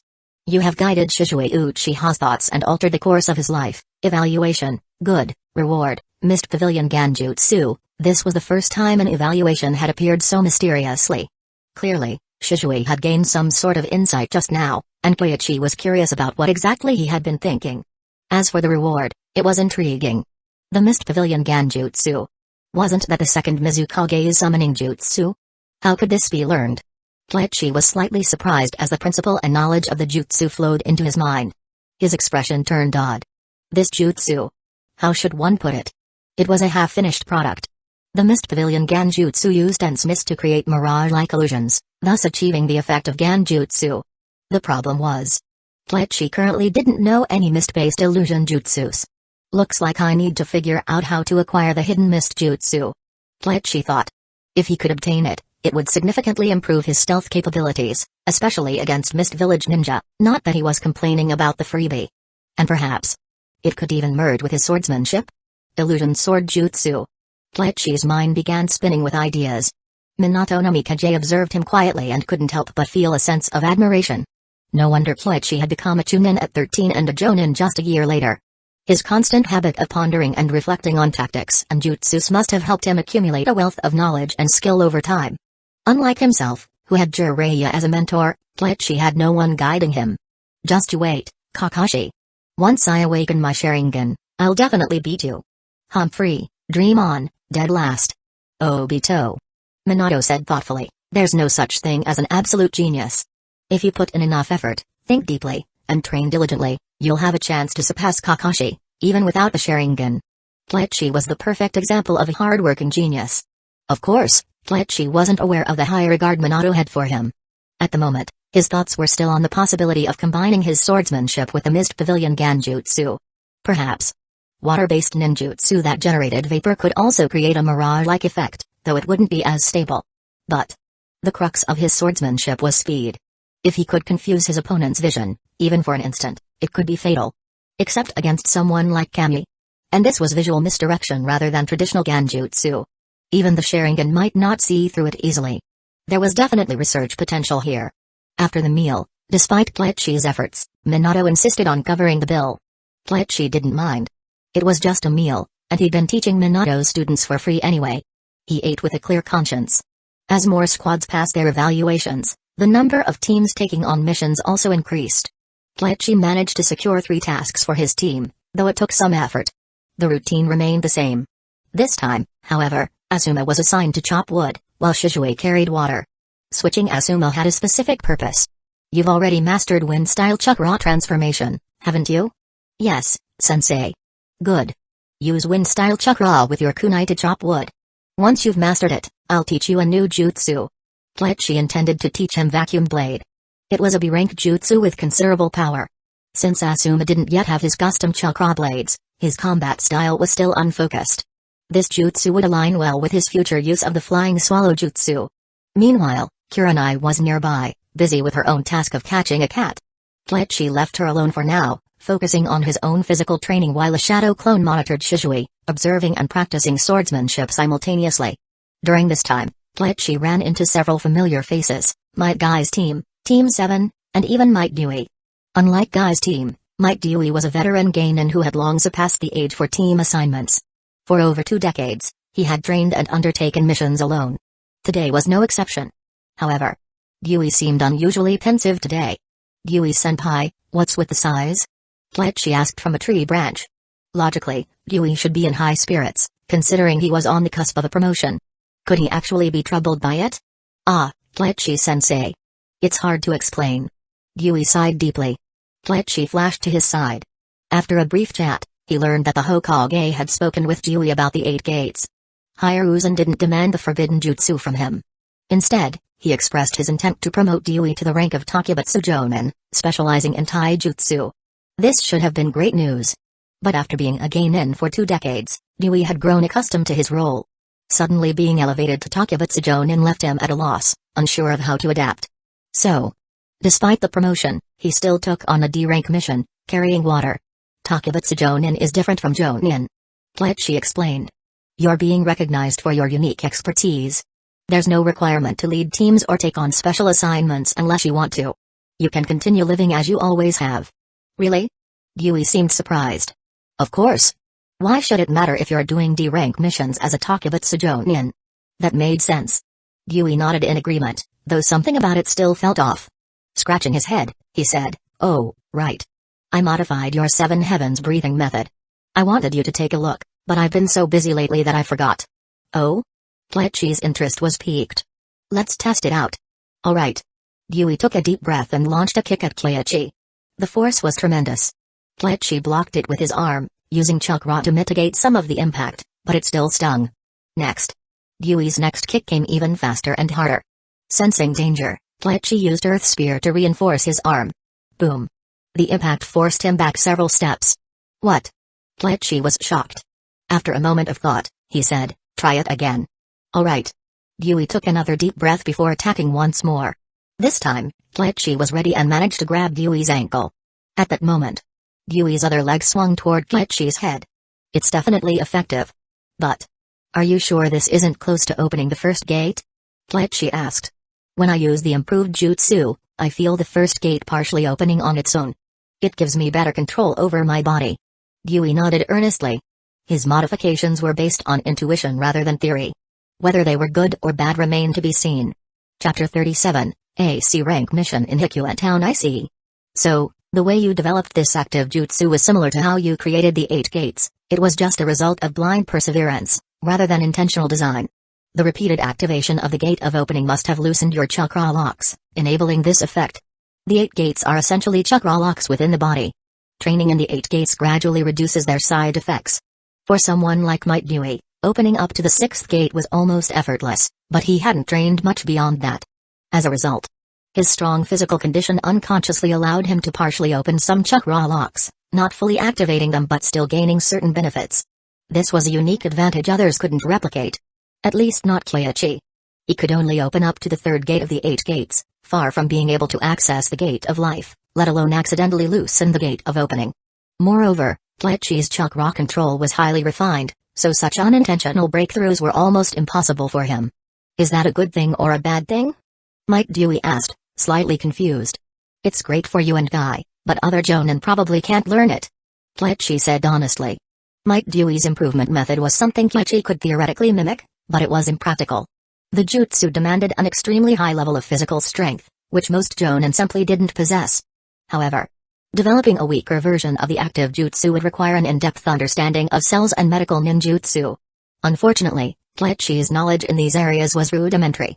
If only Tsunoda were still in Hidden Leaf Village. Bleach thought for a moment and said, perhaps you could adjust the jutsu to suppress the activation level, just enough to avoid interfering with the 8 gates. That might make it more practical. Huh? It works like that? Might Dewey froze, pondering the suggestion. It makes sense. The solution seemed simple, and he couldn't believe he hadn't thought of it himself. His enthusiasm reignited, and he clenched his fists with a loud declaration, wonderful. My youth burns brighter than ever. With that, Might Dewey ran off, leaving Bleach standing there, speechless. Like father, like son, Indeed. Still, Mike Dewey's version of the active jutsu was intriguing. It naturally and partially opened the gate of opening, reducing energy consumption and side effects while allowing him to exert nearly full power when combined with the jutsu. Kleichi decided it was worth trying to incorporate into his own training, especially as he worked toward opening the sixth gate. As for the seven heavens breathing method, that would have to wait until he could learn more advanced medical ninjutsu from Tsunade. The squad was newly formed, and everyone was focused on training their respective subordinates.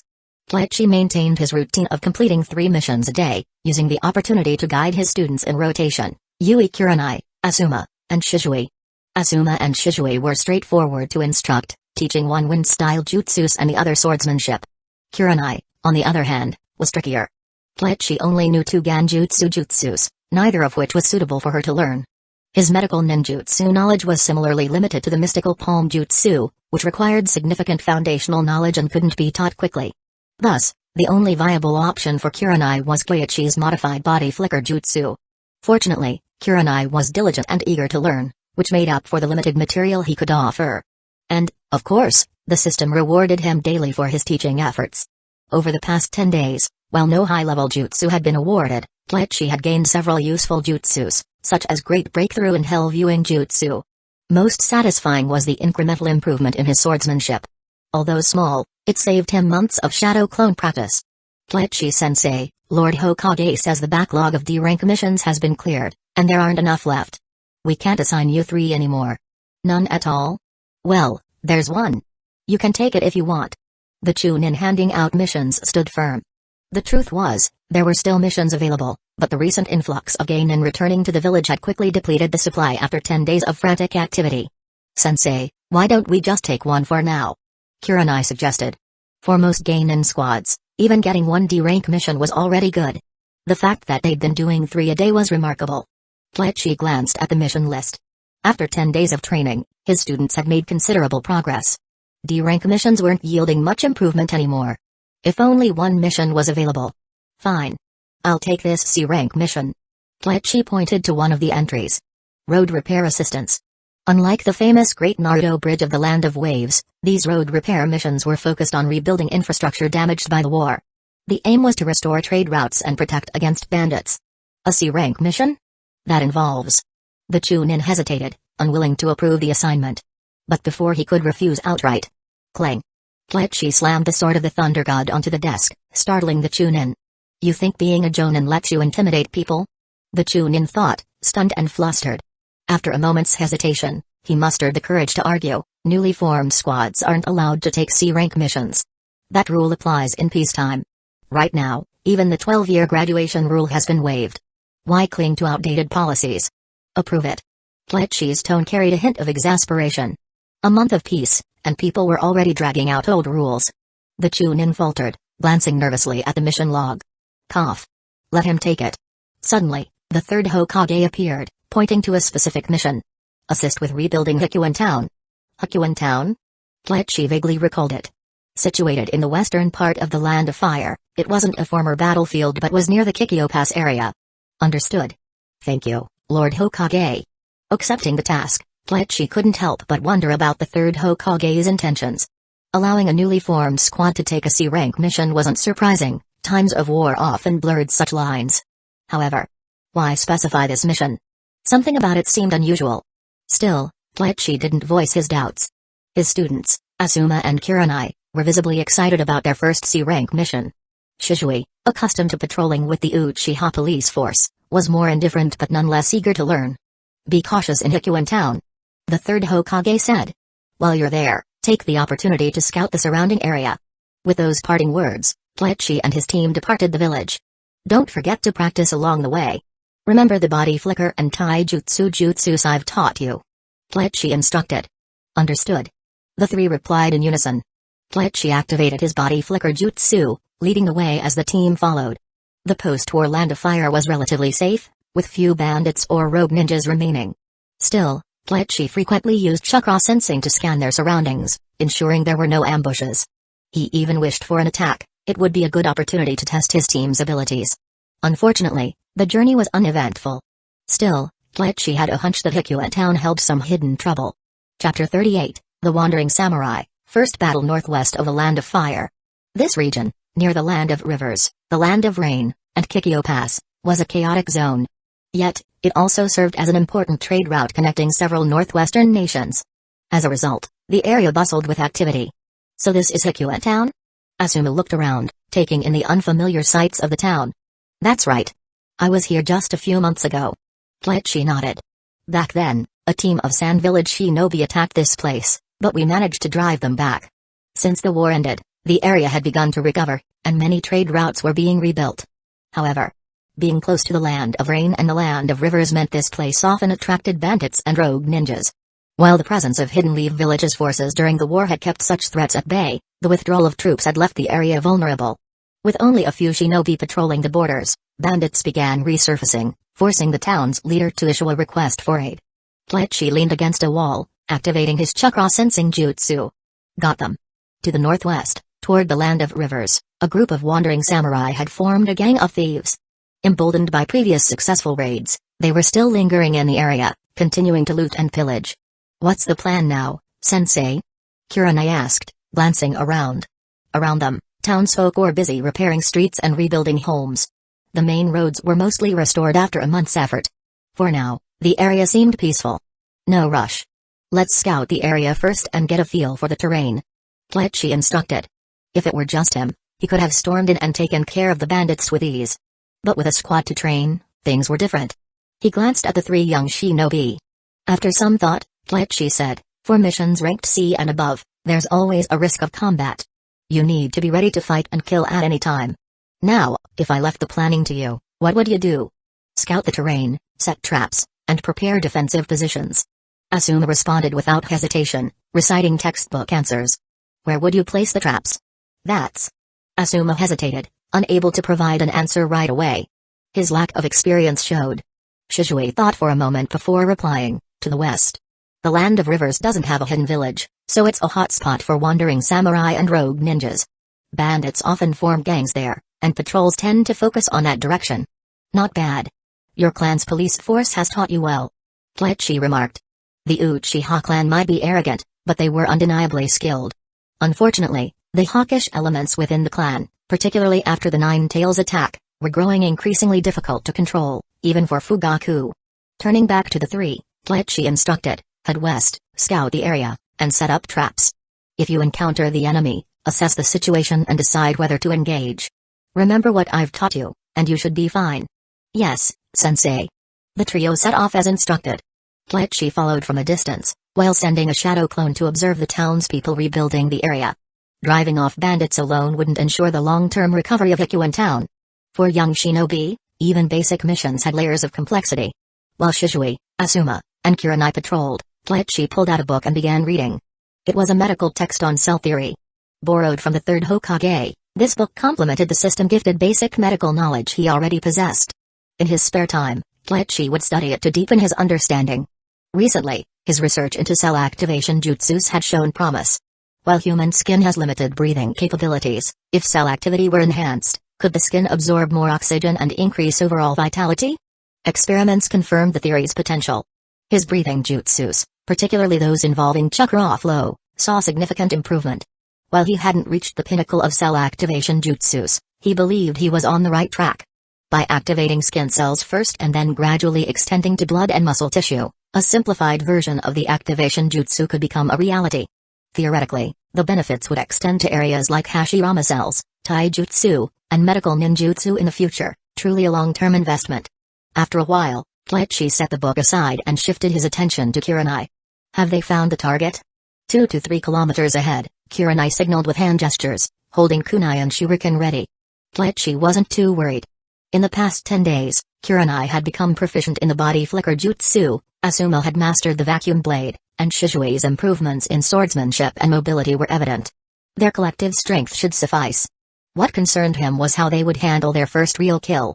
As the trio approached the bandits, who were wandering aimlessly after their recent plunder, Kleichi mused, perhaps it's time to teach Kurenai chakra sensing jutsus. Her natural talent for precision could make her excel at it. The difference between chakra sensing and Kurenai's innate abilities lay in range and focus. Chakra sensing allowed for broader detection, while Kurenai's abilities were sharper in close proximity. Both had their uses. The wandering samurai soon came into view, A group stained with blood and carrying bags of loot. Judging by their appearance, they had just killed and looted again. Shisui and the others took cover, having already set traps. A moment later. Boom. Explosions rang out. Such a waste. Kletchi sighed. The cost of those explosive tags was higher than the reward for a C-rank mission. Only kids with wealthy backgrounds could afford such extravagance. Ordinary Genin couldn't dream of using them so liberally. Still, it was their first mission. The expense was understandable. There are ninja among us. Amid the chaos, the trio launched their attack.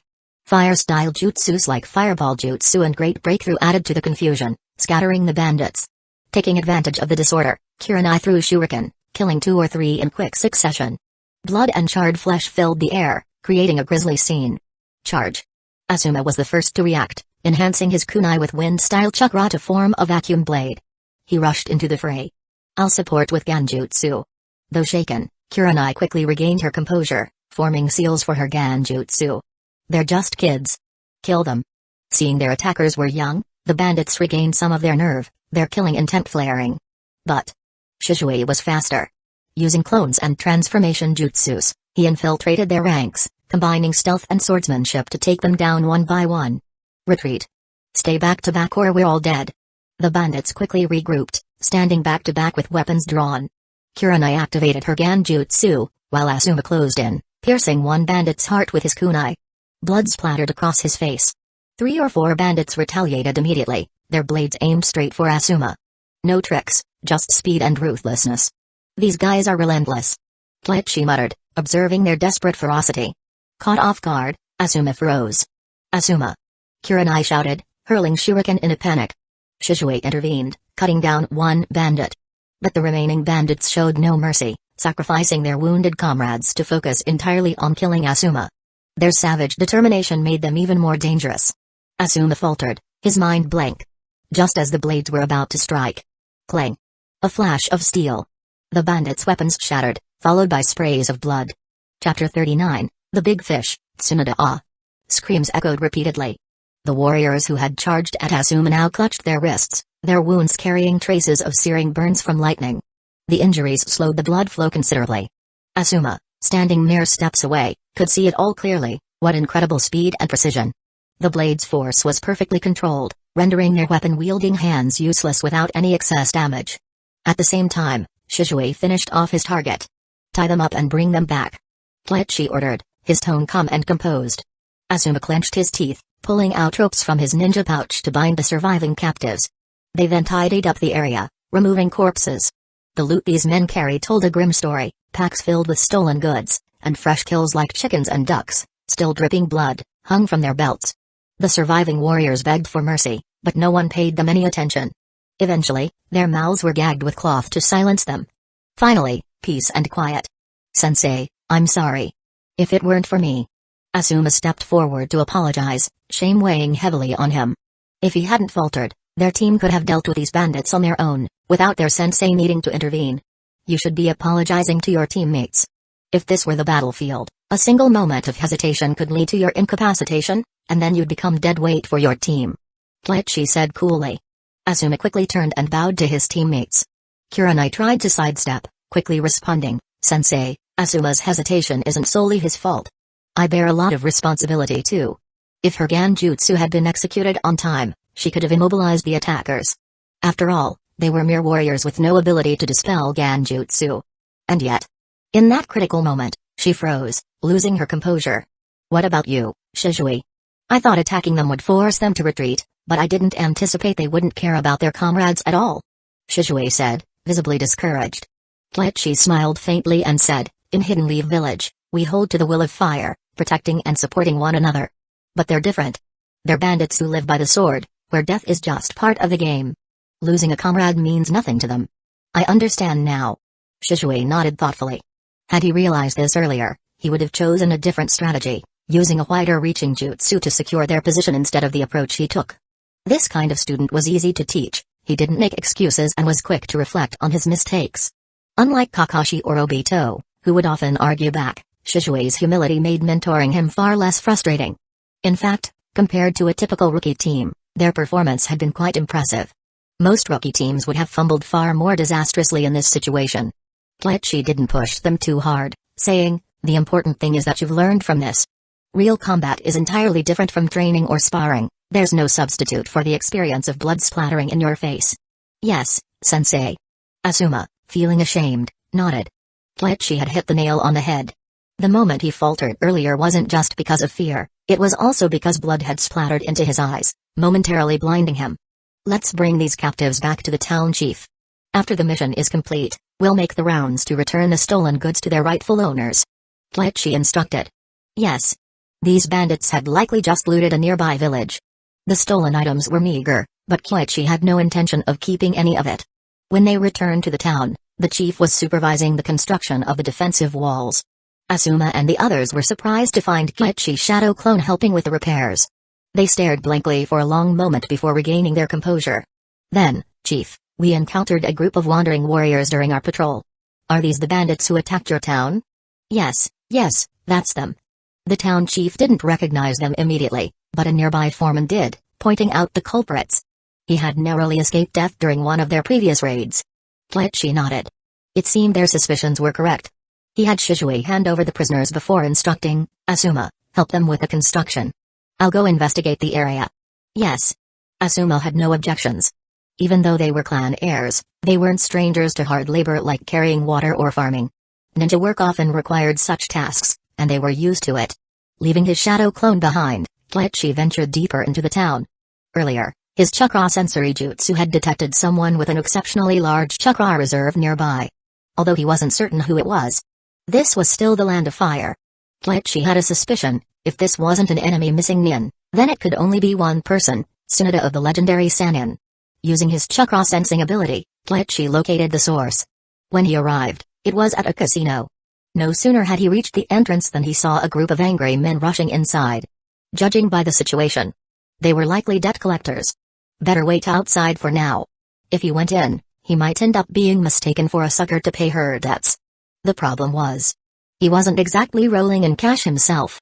While he'd earned some mission rewards recently, compared to Tsunade's debts, it was barely a drop in the ocean. Kleichi perched on a rooftop, chewing a blade of grass as he watched the scene unfold. A while later, from a window on the other side of the casino, a woman leapt out, followed by a young girl. What a tragic life. Kleichi muttered under his breath. Shizune, who had been traveling with Tsunade since she was 5 or 6, had likely spent the past few years living this way. But where was that pig she always carried around? Hadn't they adopted it yet? As he watched the scene, a mob of angry men poured out of the casino, chasing after Tsunade and Shizune. But against a ninja, what chance did ordinary people stand? A quick turn and a transformation jutsu later, and Tsunade was gone without a trace. Chasing Tsunade for debts, now that's a losing battle. Kleichi mused. If the debt collectors had been ninja, they might have even ended up getting beaten for their trouble. Just then, he sensed someone approaching behind him. "You brat. Sitting up here watching the show, huh? Didn't even think to come help me out?" Turning around, Kleichi saw her, Tsunade herself. "Wow. What a dazzling necklace." Kleichi quickly averted his eyes and said, "Lady Tsunade, you didn't need my help. I'm just a poor guy, even if I stepped in, I couldn't pay off your debts. Besides, wouldn't you just rack up more next time? Rule number 1, never lend money to a gambler, even if it's Tsunade."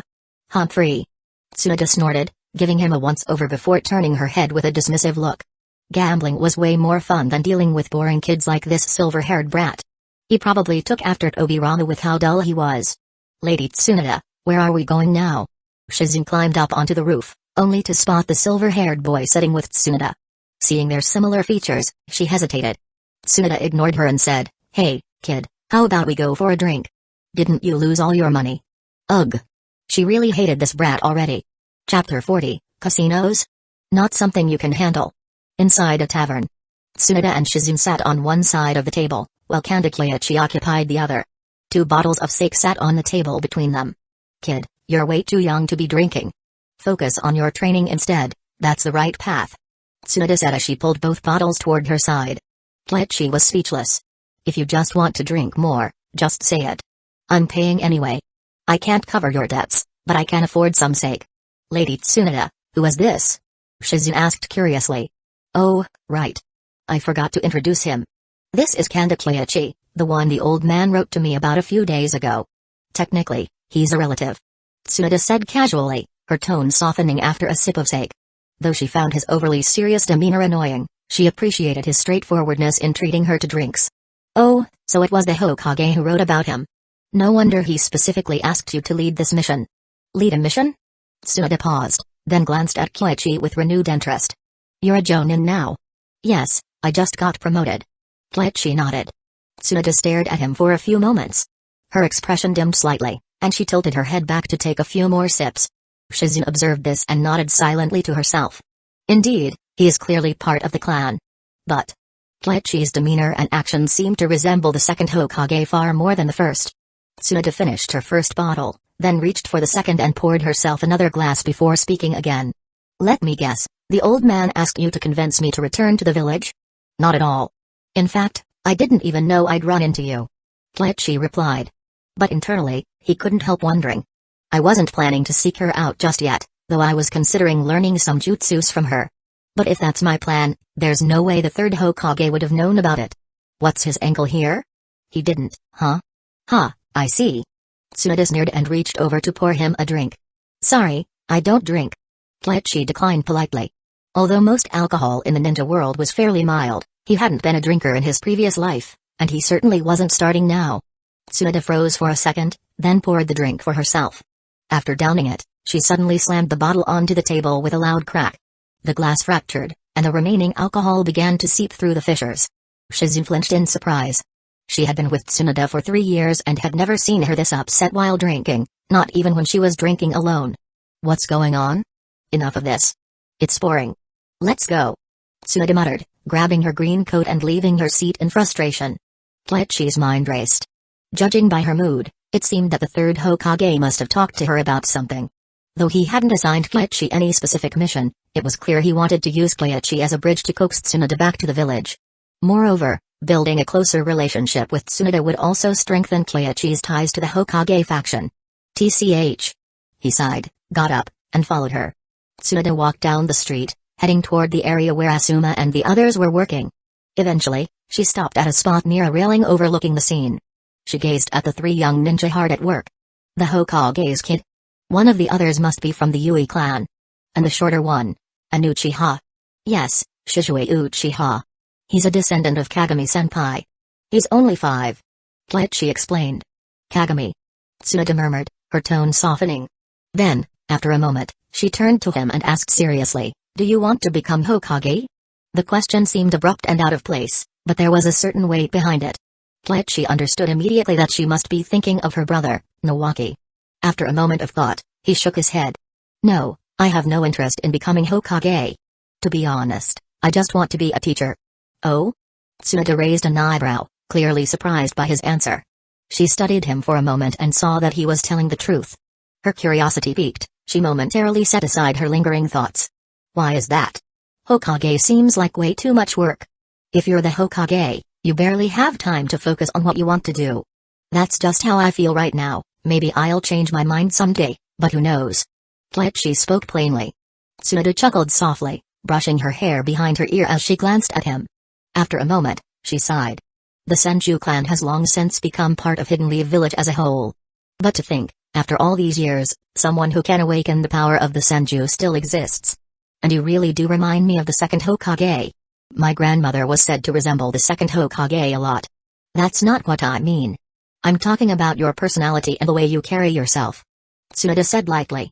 As a child, she used to cling to Obirama occasionally, but no matter how much she clung to him, he would remain focused on studying ninjutsu, reading, and strategizing, always disciplined and meticulous. In that regard, Koichi was exactly the same. Shizune's eyes widened in surprise. So Kanda Koichi has awakened the Senju bloodline. That explains everything. She had been wondering why Tsunade suddenly changed her plans to return to this area after mentioning visiting a land of waterfalls. It turns out she had specifically come to meet Koichi. And now it all made sense, 15 years old and already a Jonin. How impressive. The two stood by the railing, chatting casually. Thanks to their shared lineage, they quickly became more familiar with each other. In terms of bloodline, they were technically cousins. Tsunade seemed to cheer up a bit. Noticing a medical book sticking out from Koichi's pouch, she pulled out a key from her waist. Kid, staying out here is probably for the best. This is the key to my house in Hidden Leaf Village. There are some secret jutsus and books inside, you can take a look. I'm not going back to Hidden Leaf Village," she added firmly, tossing him the key. Leaning against the railing, Tsunade seemed lost in thought. Kleichi glanced at her, then quickly averted his eyes. Even with a serious gaze, his peripheral vision seemed to always land there. Taking a deep breath, he forced the image from his mind and said seriously, "Lady Tsunade, it's fine to enjoy life outside the village, but gambling isn't exactly ideal. If I recall correctly, both you and the first Hokage have notoriously bad luck. Hey, kid. I just complimented you, and now you start this?" Tsunade gritted her teeth. "Casinos are full of trouble. With your luck and skill, it's like throwing money away." Kleichi shrugged. As he spoke, a playing card flicked out from his sleeve and danced nimbly between his fingers, almost imperceptible to the naked eye. Tsunade narrowed her eyes. Shizune checked her pouch, and froze. The card was theirs. "Kid, you're pretty quick, huh?" Tsunade's expression shifted to one of intrigue. She hadn't expected him to be so skilled with cards. Basic tricks, nothing more. "But Lady Tsunade, trust me, casinos are not something you can handle. Why didn't I think of this before?" "You're absolutely right, Kleichi. Casinos are too dangerous for me. Quick, show me a few more tricks so I can defend myself." "What about dice?" Her eyes sparkled with genuine enthusiasm, her tone and even the way she addressed him suddenly changing. The sincerity in her voice was unmistakable. Kleichi was at a loss. Is she trying to defend herself, or just planning to learn new tricks to use herself? Chapter 41, Betting Against You? No need to cheat. "Kid, what's with that look? Do you believe I'll beat you up?" Tsunade clenched her fist, her eyes glaring with menace. "Ahem, Lady Tsunade, your expression doesn't seem like you're trying to learn how to defend against cheating." Shizune interjected kindly, trying to defuse the situation. "TCH, whatever." Tsunade didn't care. She had said similar things many times before and wasn't bothered by Tsunade's anger. Tsunade glanced at her, then turned her gaze to Kleichi. Noticing the similar looks in their eyes, she retracted her fist and snorted, "Gambling is a sacred endeavor. Cheating would be an insult to my character." "I believe that." Kleichi handed the cards back to Shizune, calmly agreeing with her. Tsunade's expression softened. However, she continued with a smile, "While I don't cheat, I can observe others. If some fool dares to cheat in front of me, I can catch them and make them pay my debts, right?" Shizune was stunned, pondering for a few seconds but finding no flaw in her logic. But then, Kleichi scoffed, "Aren't you overthinking it? With your luck, anyone who knows your reputation wouldn't even need to cheat. Kid, you looking for a fight?" Bam! A single punch cracked the nearby cliffside. Tsunade's face darkened. What he said? No need to cheat? They could win against her with their eyes closed, huh? This brat had repeatedly challenged her gambling skills, completely disregarding her reputation as one of the legendary Sannin. "Fine, let's bet. The simplest game, guess the card." Kleichi reached out and took the deck back. "Humphrey, kid, I'll show you that my money isn't so easy to win." Right there by the roadside. The two began dealing cards, leaving Shizune utterly dumbfounded. What kind of situation was this? She watched the game closely, noticing that Kleichi didn't even look at his cards, simply placing them face down on the ground. Tsunade, after seeing her hand, smiled. "Aren't you going to look?" "No need. I've already won. I'll just flip them later." Damn it." Tsunade's mouth twitched, and she almost punched the kid right then and there. He was infuriating. She gestured for Kleichi to reveal his cards. Kleichi flipped them over, and Tsunade glanced at her own hand. Then, she silently placed her cards back into the deck. Again. Again. Damn it, are you cheating, kid? 3 rounds. Kleichi hadn't even looked at his cards, yet he always ended up with a better hand than Tsunade, driving her to the brink of rage. This brat must be cheating. It couldn't possibly be her own fault. Haha, do I need to? Besides, you're one of the Sannin. Can't you tell if I'm cheating? Kleichi chuckled. This was typical of a cursed gambler, always suspecting others of cheating when, in reality, it was just their own terrible luck. Impossible. Tsunade's expression shifted between anger and doubt. Kleichi stood up and said, "This is boring. Shizune, you play a few rounds with Lady Tsunade." "Me? I don't know how." Shizune looked utterly lost. "It doesn't matter. Playing with Lady Tsunade doesn't require skill." "Huh?" Tsunade tilted her head, her beautiful face now filled with murderous intent. Shizune broke into a cold sweat. She reluctantly started playing. A few moments later. "I'm done. This is no fun." Tsunade threw the cards down. 5 rounds, all losses. The worst part was, her opponent didn't even know how to play. Shizune had to ask Tsunade to check the cards for her, yet she still lost every time. It was beyond frustrating. See? I wasn't wrong, Lady Tsunade. If you want to catch cheaters, just don't gamble yourself. Otherwise, who would even need to cheat against you? That made sense. If she stopped gambling and just observed, she could catch cheaters and extort money from them. Even better. If the casino itself was cheating, she could directly blackmail them. Tsunade held gambling in high regard and despised underhanded tactics, but this wasn't about gambling, it was about making money to pay off debts. Brilliant. She was delighted, completely missing the underlying meaning of Koichi's words. Bad luck? Wasn't that just common sense? Tsunade herself knew her gambling luck was bizarre. If she ever won, she'd actually start worrying. For her, gambling wasn't just a hobby, it was also a way to gauge the safety of those she cared about. So far, since leaving the village, she hadn't won a single game. By the way, do you have any other money-making or deck-dodging tricks? Tsunade's eyes sparkled. This kid seemed uninterested in such shady methods, but he clearly knew a lot about them. Koichi fell silent for a moment, then said, have you ever considered getting a pet? A pet? What for? We can barely feed ourselves. Shizune said pitifully. It was true. Any money they managed to scrape together would be gambled away by Tsunade within days. Their daily expenses were covered solely by Shizune's medical ninjutsu earnings. Idiot. A pet is an asset. If someone comes to collect debts, I can hand over the pet as collateral, then have it escape and return. Perfect? But the pet would need training, preferably with Chakra.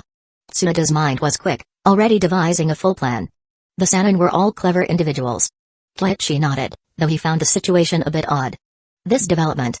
Wasn't he supposed to be convincing her to stop gambling? Oh well. It was hopeless. After all, Tsunade's gambling wasn't just about the game itself. He sighed. Just then, a system notification chimed. Koichi was momentarily stunned. He summoned the system. In the task log, there was an unread entry. It was the reward for the mission completed by Shishui and the others after their combat training. Mission complete, combat training. Willifier teaching, evaluation, excellent, reward, Ganjutsu, dark mist jutsu, however. The next entry left him speechless. Mission complete, cheating jutsus. Debt repayment teaching, evaluation, good, reward, chaotic impact, this counted too? Well, the jutsu was quite practical. Alright, even if the subject matter was a bit unconventional. He glanced at Tsunade, feeling a mix of emotions. Tsunade leaned against the railing, gazing into the distance, and suddenly sighed. Kid, if life in the village ever gets tough, you can always come find me. Just don't die. Don't worry, I understand. Koichi waved his hand. He knew exactly what Tsunade meant.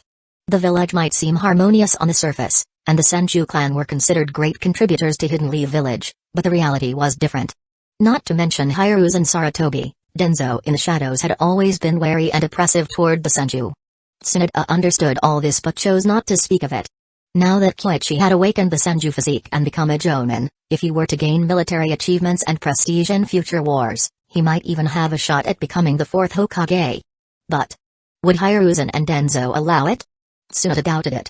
That old man didn't truly see Koichi as one of his own, otherwise he wouldn't have gone to such lengths to arrange this meeting between her and Koichi. She patted Koichi's shoulder and said, "You're like a brother to me. As long as you're not rebelling, no one will dare say a word if you leave the village. If that day ever comes, I will." Chapter 42, A single tree does not make a forest. Shizune, you mustn't speak of these things carelessly in the future. Tsunade was uncharacteristically serious. Shizune nodded. Although Tsunade hadn't explicitly acknowledged it, Shizune was essentially her disciple. If such words were to spread, it would reflect poorly on both Tsunade and Koichi. Naturally, Shizune wouldn't dare to speak recklessly. Kid, I'm leaving. Tell the old man not to look for me. I have no plans to return. Won't you stay for a meal? Koichi felt a pang of reluctance. Tsunade had been blunt and unceremonious with him, but it was precisely this lack of formality that made him feel as though he had encountered a kindred spirit, someone with whom he could speak openly and honestly, as one would with family. TCH, do you really think I'm so broke I can't afford a meal? Tsunade waved her hand, exuding an air of carefree detachment. The large character for gambling on the back of her green attire was impossible to miss. Koichi didn't try to stop her. With the current turmoil in Hidden Leaf Village, it might be for the best that Tsunade, who suffered from hemophobia, was leaving. Koichi looked down, staring at the key in his hand. After a moment, He clenched it tightly and placed it in his ninja pouch before turning to join Shizue and the others. On the hillside of Hikuan town, Tsunade stood atop the high ground, watching Koichi's retreating figure with a complex mix of emotions. Only when he disappeared behind the village walls did she let out a sigh. If Nawaki were still alive, he might have become a Jonin by now. Does he resemble Nawaki? Shizue asked curiously. No, he's more like the second Hokage. As for Nawaki, Tsunade shook her head. But she couldn't help but think of Nawaki. After all, Nawaki was only a few years older than Koichi, so the age difference wasn't significant. However, I'm just reminiscing, that's all. Lady Tsunade, you mentioned earlier that Hidden Leaf Village is in a precarious situation and that other villages might launch probing attacks. If another war breaks out, will you return? Shizue asked. The war with Hidden Sand Village had ended. But according to Tsunade, this was only the beginning. Since the death of the second Hokage, skirmishes between Hidden Leaf Village and other villages had never truly ceased. After the Sanin's battle with Hanzo, there had been a brief lull of 2 or 3 years, but conflicts soon resumed. Over the past few years, Tsunade had traveled to many countries and understood the attitudes of the major nations surrounding the Land of Fire. They all longed for Hidden Leaf Village's defeat. Peace wouldn't last long. If I return, what could I even do? We'll see when the time comes. Tsunade shook her head. The third Hokage had sent Koichi to find her, clearly hoping that he could help her overcome her inner turmoil and return to serve Hidden Leaf Village. But she suffered from hemophobia, a fact known to very few. Even if she returned to Hidden Leaf Village, what could she do? Tsunade turned and left. Koichi glanced back in her direction. Tsunade was truly gone. While it was a pity, her current state made it clear that pressing her for answers or trying to cure her hemophobia was futile. Nawaki and Dankato had died only a few years ago. Tsunade herself was a master of medical ninjutsu. If psychological wounds were so easily healed, they wouldn't have persisted for so long. Some things required not only the passage of time but also a stroke of luck or a pivotal moment. Asuma, maybe you should take a break. No, I'm fine. Asuma focused his chakra, continuing to use wind-style nature transformation to cut through the stone bricks. Shizue, too, concentrated his wind-style chakra, attempting to use chakra nature transformation in conjunction with his katana to slice through the bricks. This was the training regimen assigned by the shadow clone. As for Kurenai, she was carrying stone bricks. The workers had initially refused to let the ninjas do such labor, but after hearing the shadow clone explain that it was part of their mission and training, they relented. However, thanks to their efforts, the work progressed much faster. What would have taken several days was nearly completed in just one afternoon. That evening, at the town mayor's insistence, Koichi and his team attended a celebration organized by the townsfolk. The meal was lavish, and the villagers were warm and welcoming. Sensei, I used to think that villagers were difficult to get along with, that they were at odds with us Uchiha. But now I see that it wasn't the villagers who were out of sync, it was us Uchiha. Shizue spoke with newfound insight. This journey had taught him many things. The villagers weren't hard to get along with. As long as you didn't act superior and treated them as equals, they would respond with warmth and kindness. The Uchiha, however, were different. The barriers of the police force, the high walls of their clan compound, and the reputation of being Hidden Leaf Village's foremost noble clan had isolated them from the outside world. And within the clan, there had never been any intention to engage or communicate with outsiders. With such an attitude, how could they ever hope to attain the position of Hokage? It wasn't that simple. It's good that you understand. A single tree does not make a forest. If you don't integrate and help the forest grow, the loggers will come and cut down the tree standing alone. Sensei, I think I've read something similar before. Shizue paused for a moment. The wording was different, but the meaning was the same. As a descendant of Kagami, you've likely come across similar ideas in his writings. But remember, blind faith in books is no substitute for critical thinking. You should approach books with your own perspective and analyze them dialectically. Yes. Shizue nodded. Koichi didn't elaborate further. Shizue was only 5 years old. If he said too much at once, the boy might not fully grasp it. It was better to let him digest the ideas gradually. After all, Shizue was currently the only cash cow who recognized him as a life mentor. He had to nurture him carefully. Asuma was chatting happily with the townsfolk. However, the content of their conversation was rather bold. Uncle, who do you think is more important, the daimyo or the Hokage? How should I know? Whoever keeps us safe and ensures we have enough to eat is more important. Is that so? The boy was still hung up on his king dilemma. Koichi's earlier response had clarified the nature of the king. But Asuma still didn't know who his king was. The Hokage? No, Coming from the Hokage's family, he didn't hold the Hokage in as much awe as others might. Before meeting Keiichi, he had even believed that the daimyo was the true king. Now, his perspective had shifted somewhat. But he was still figuring things out for himself. Keiichi didn't intervene. What one realized on their own was far more profound than what others could teach. 2 or 3 days later, with the help of Keiichi's team, Hyuga town was gradually restored, and the C-rank mission was completed. Afterward, they visited the surrounding areas of the town and, with the mayor's assistance, returned the stolen goods to their rightful owners. Then, they set off on their journey back to the village. Whether it was Asuma, Shizui, or even Kurenai, who usually had fewer worries, they all felt a sense of heaviness in their hearts. As they neared the village, Asuma asked, "Sensei, can we take on another C-rank mission next time?" "Addicted to missions, are we?" "No, it's just that I feel like going out on missions allows us to train while also learning a lot. It's much better than staying in Hidden Leaf Village to train," Asuma explained. Kurenai and Shizui nodded in agreement. "You're the third Hokage's son. If you make enough noise at home, maybe we'll get a B-rank mission next time." "Huh?" Laughter echoed through the forest, leaving Asuma momentarily confused. It took him a while to realize that his teacher was joking, leaving him speechless. But a B-rank mission? That level of mission would involve encounters with various ninjas. It was tempting. Chapter 43, Signed. The Shikatsu Forest contract. After returning to Hidden Leaf Village, Keiichi thought for a moment and decided to take the key to Tsunoda's house.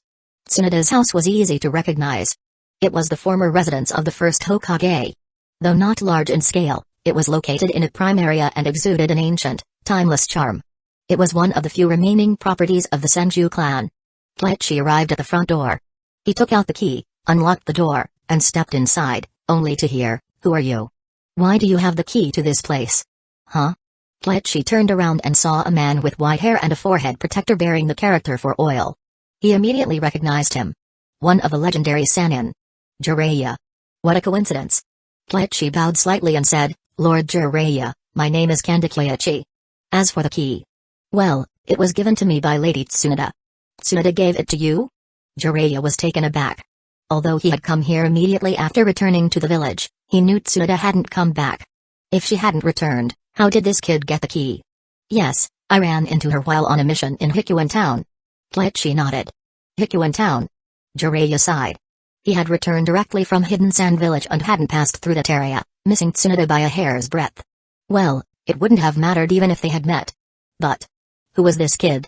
Keiichi? He didn't recall Tsunoda knowing anyone by that name. To put it simply, I'm Lady Tsunoda's cousin. Though a distant one. Keiichi thought to himself. Cousin? Oh, I see. Haha, well, let's catch up another time. I've got things to do. Jiraiya stumbled over his words. After an awkward laugh, he abruptly changed the subject and made a quick exit. Damn. He had thought the kid was some random thief. Turns out he's Tsunoda's cousin. That could have been embarrassing. Jiraiya felt a wave of relief. Thank goodness Tsunoda hadn't returned. If she had seen him lurking outside her house right after coming back to the village, she probably would have beaten him to a pulp. As for the authenticity of the cousin claim, Jiraiya didn't doubt it. Keiichi was wearing a Hidden Leaf Village forehead protector. In the village, no one would dare falsely claim such a relationship.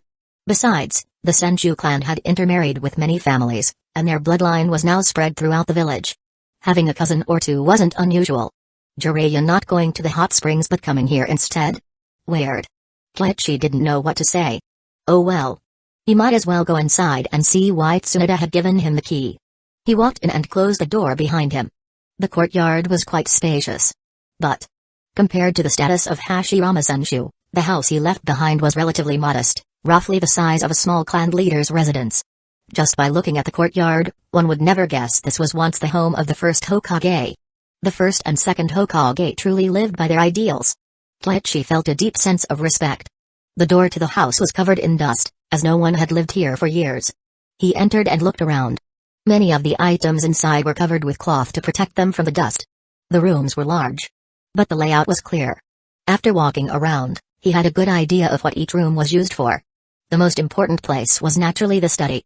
The study had its own key, which Tsunoda had also given to Keiichi. Inside were many books. Some were part of a collection, but most were notes left by the second Hokage. They were disorganized, with many ideas that hadn't been fully developed, just flashes of inspiration. In addition, There was a shelf filled with Tsunoda's medical notes. There were many medical books here. For most medical ninja, these were nothing short of priceless treasures. Huh? What's this? Kleichi noticed a cloth-wrapped cylinder on the top shelf of the section dedicated to the first Hokage. He took it down, unwrapped it, and was immediately stunned. A scroll. To be precise, it was the Shikatsu Forest summoning contract. Holy cow. Tsunoda was way too careless. How could she just leave something like this lying around? Wasn't she afraid someone would steal it? He stood there in shock for a while, then thought it over and realized she probably wasn't worried. Shikatsu Forest was one of the 3 great sage regions. Unlike Mount Mayabaku and Rochi Cave, Shikatsu Forest didn't have small slugs. The entire forest was home to only one being, Katsu, the slug sage. What Tsunoda and Sakura summoned were merely parts of Katsu. If someone stole the scroll without permission, the consequences would be dire. Did Tsunoda give him the key and send him to the study so he could find this? He hesitated. This wasn't something to be taken lightly. As Koichi pondered, the symbols on the scroll suddenly lit up. A moment later, a small slug crawled out and made its way onto Koichi's hand, conveying a message. If you've found the scroll, this is me asking Katsu to pass along a message. This is the Shikatsu Forest summoning contract that the Senju clan has. If you're interested, you can sign it. If not, no big deal. Tsunoda's voice was casual. As if this wasn't a summoning contract but some trivial item. As for why Katsu was here. With the summoning contract's symbols, it wasn't hard for Katsu to appear. Kleichi thought about it. In the entire ninja world, there were few summoning creatures that could compare to Katsu. The opportunity was right in front of him. He'd sign it. Without further hesitation, he bit his finger and began signing his name. Moments later, Kleichi felt a connection form between himself and Katsu. My name is Katsu. It said gently. Lady Katsu, it's an honor. Though the creature was gentle and small in size, Kleichi remained respectful.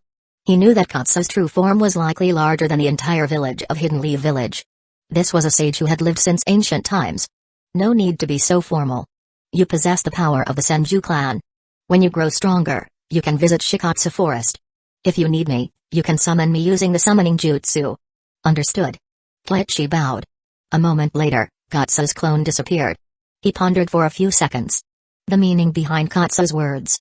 Could it be that if his physique grew stronger, he might have the chance to learn Shikatsu Forest's sage mode? If that were the case, this was a huge win. Kleichi carefully rewrapped the scroll and placed it back in its original position. Then, he turned his attention to the other books, mainly the second Hokage's writings and notes. Before he knew it, the light had dimmed, and when he looked outside, it was already dusk. There are too many books here. I can't possibly read them all. I'll send a shadow clone tomorrow to focus on reading. Kleichi thought to himself. But the gains was substantial. After reading a few notes on Ganjutsu and combining them with the knowledge of light-based Ganjutsu he had gained from the system's reward, Dark Mist Jutsu, Kleichi now understood how to integrate Ganjutsu with his Iaido. The flash of a sword. By amplifying the sword's light with Chakra at the moment of the strike, he could blind his opponent, creating an opening to deliver a fatal blow. He had the idea. As for the Hidden Leaf Village style, Willow. It was a motion-based Ganjutsu, which could also be guided by sword movements, but that was a different approach. He could work on both simultaneously. After all, he now had the theory, and testing both wouldn't be too complicated. In fact, Kleichi had already grasped the basics. What he lacked was practical experience, and that required a sparring partner. Chapter 44, Hidden Leaf Village Ninjas, it's time to roll up our sleeves. The next day, outside the Yui residence. Kleichi-sensei? What brings you here? Yui Kurenai was visibly surprised. It was almost unthinkable for Kanda Kleichi to visit her of his own accord. She glanced at his outfit and couldn't help but wonder. Was he here to invite her for morning training? Is Shinku-senpai home? Yes, he is.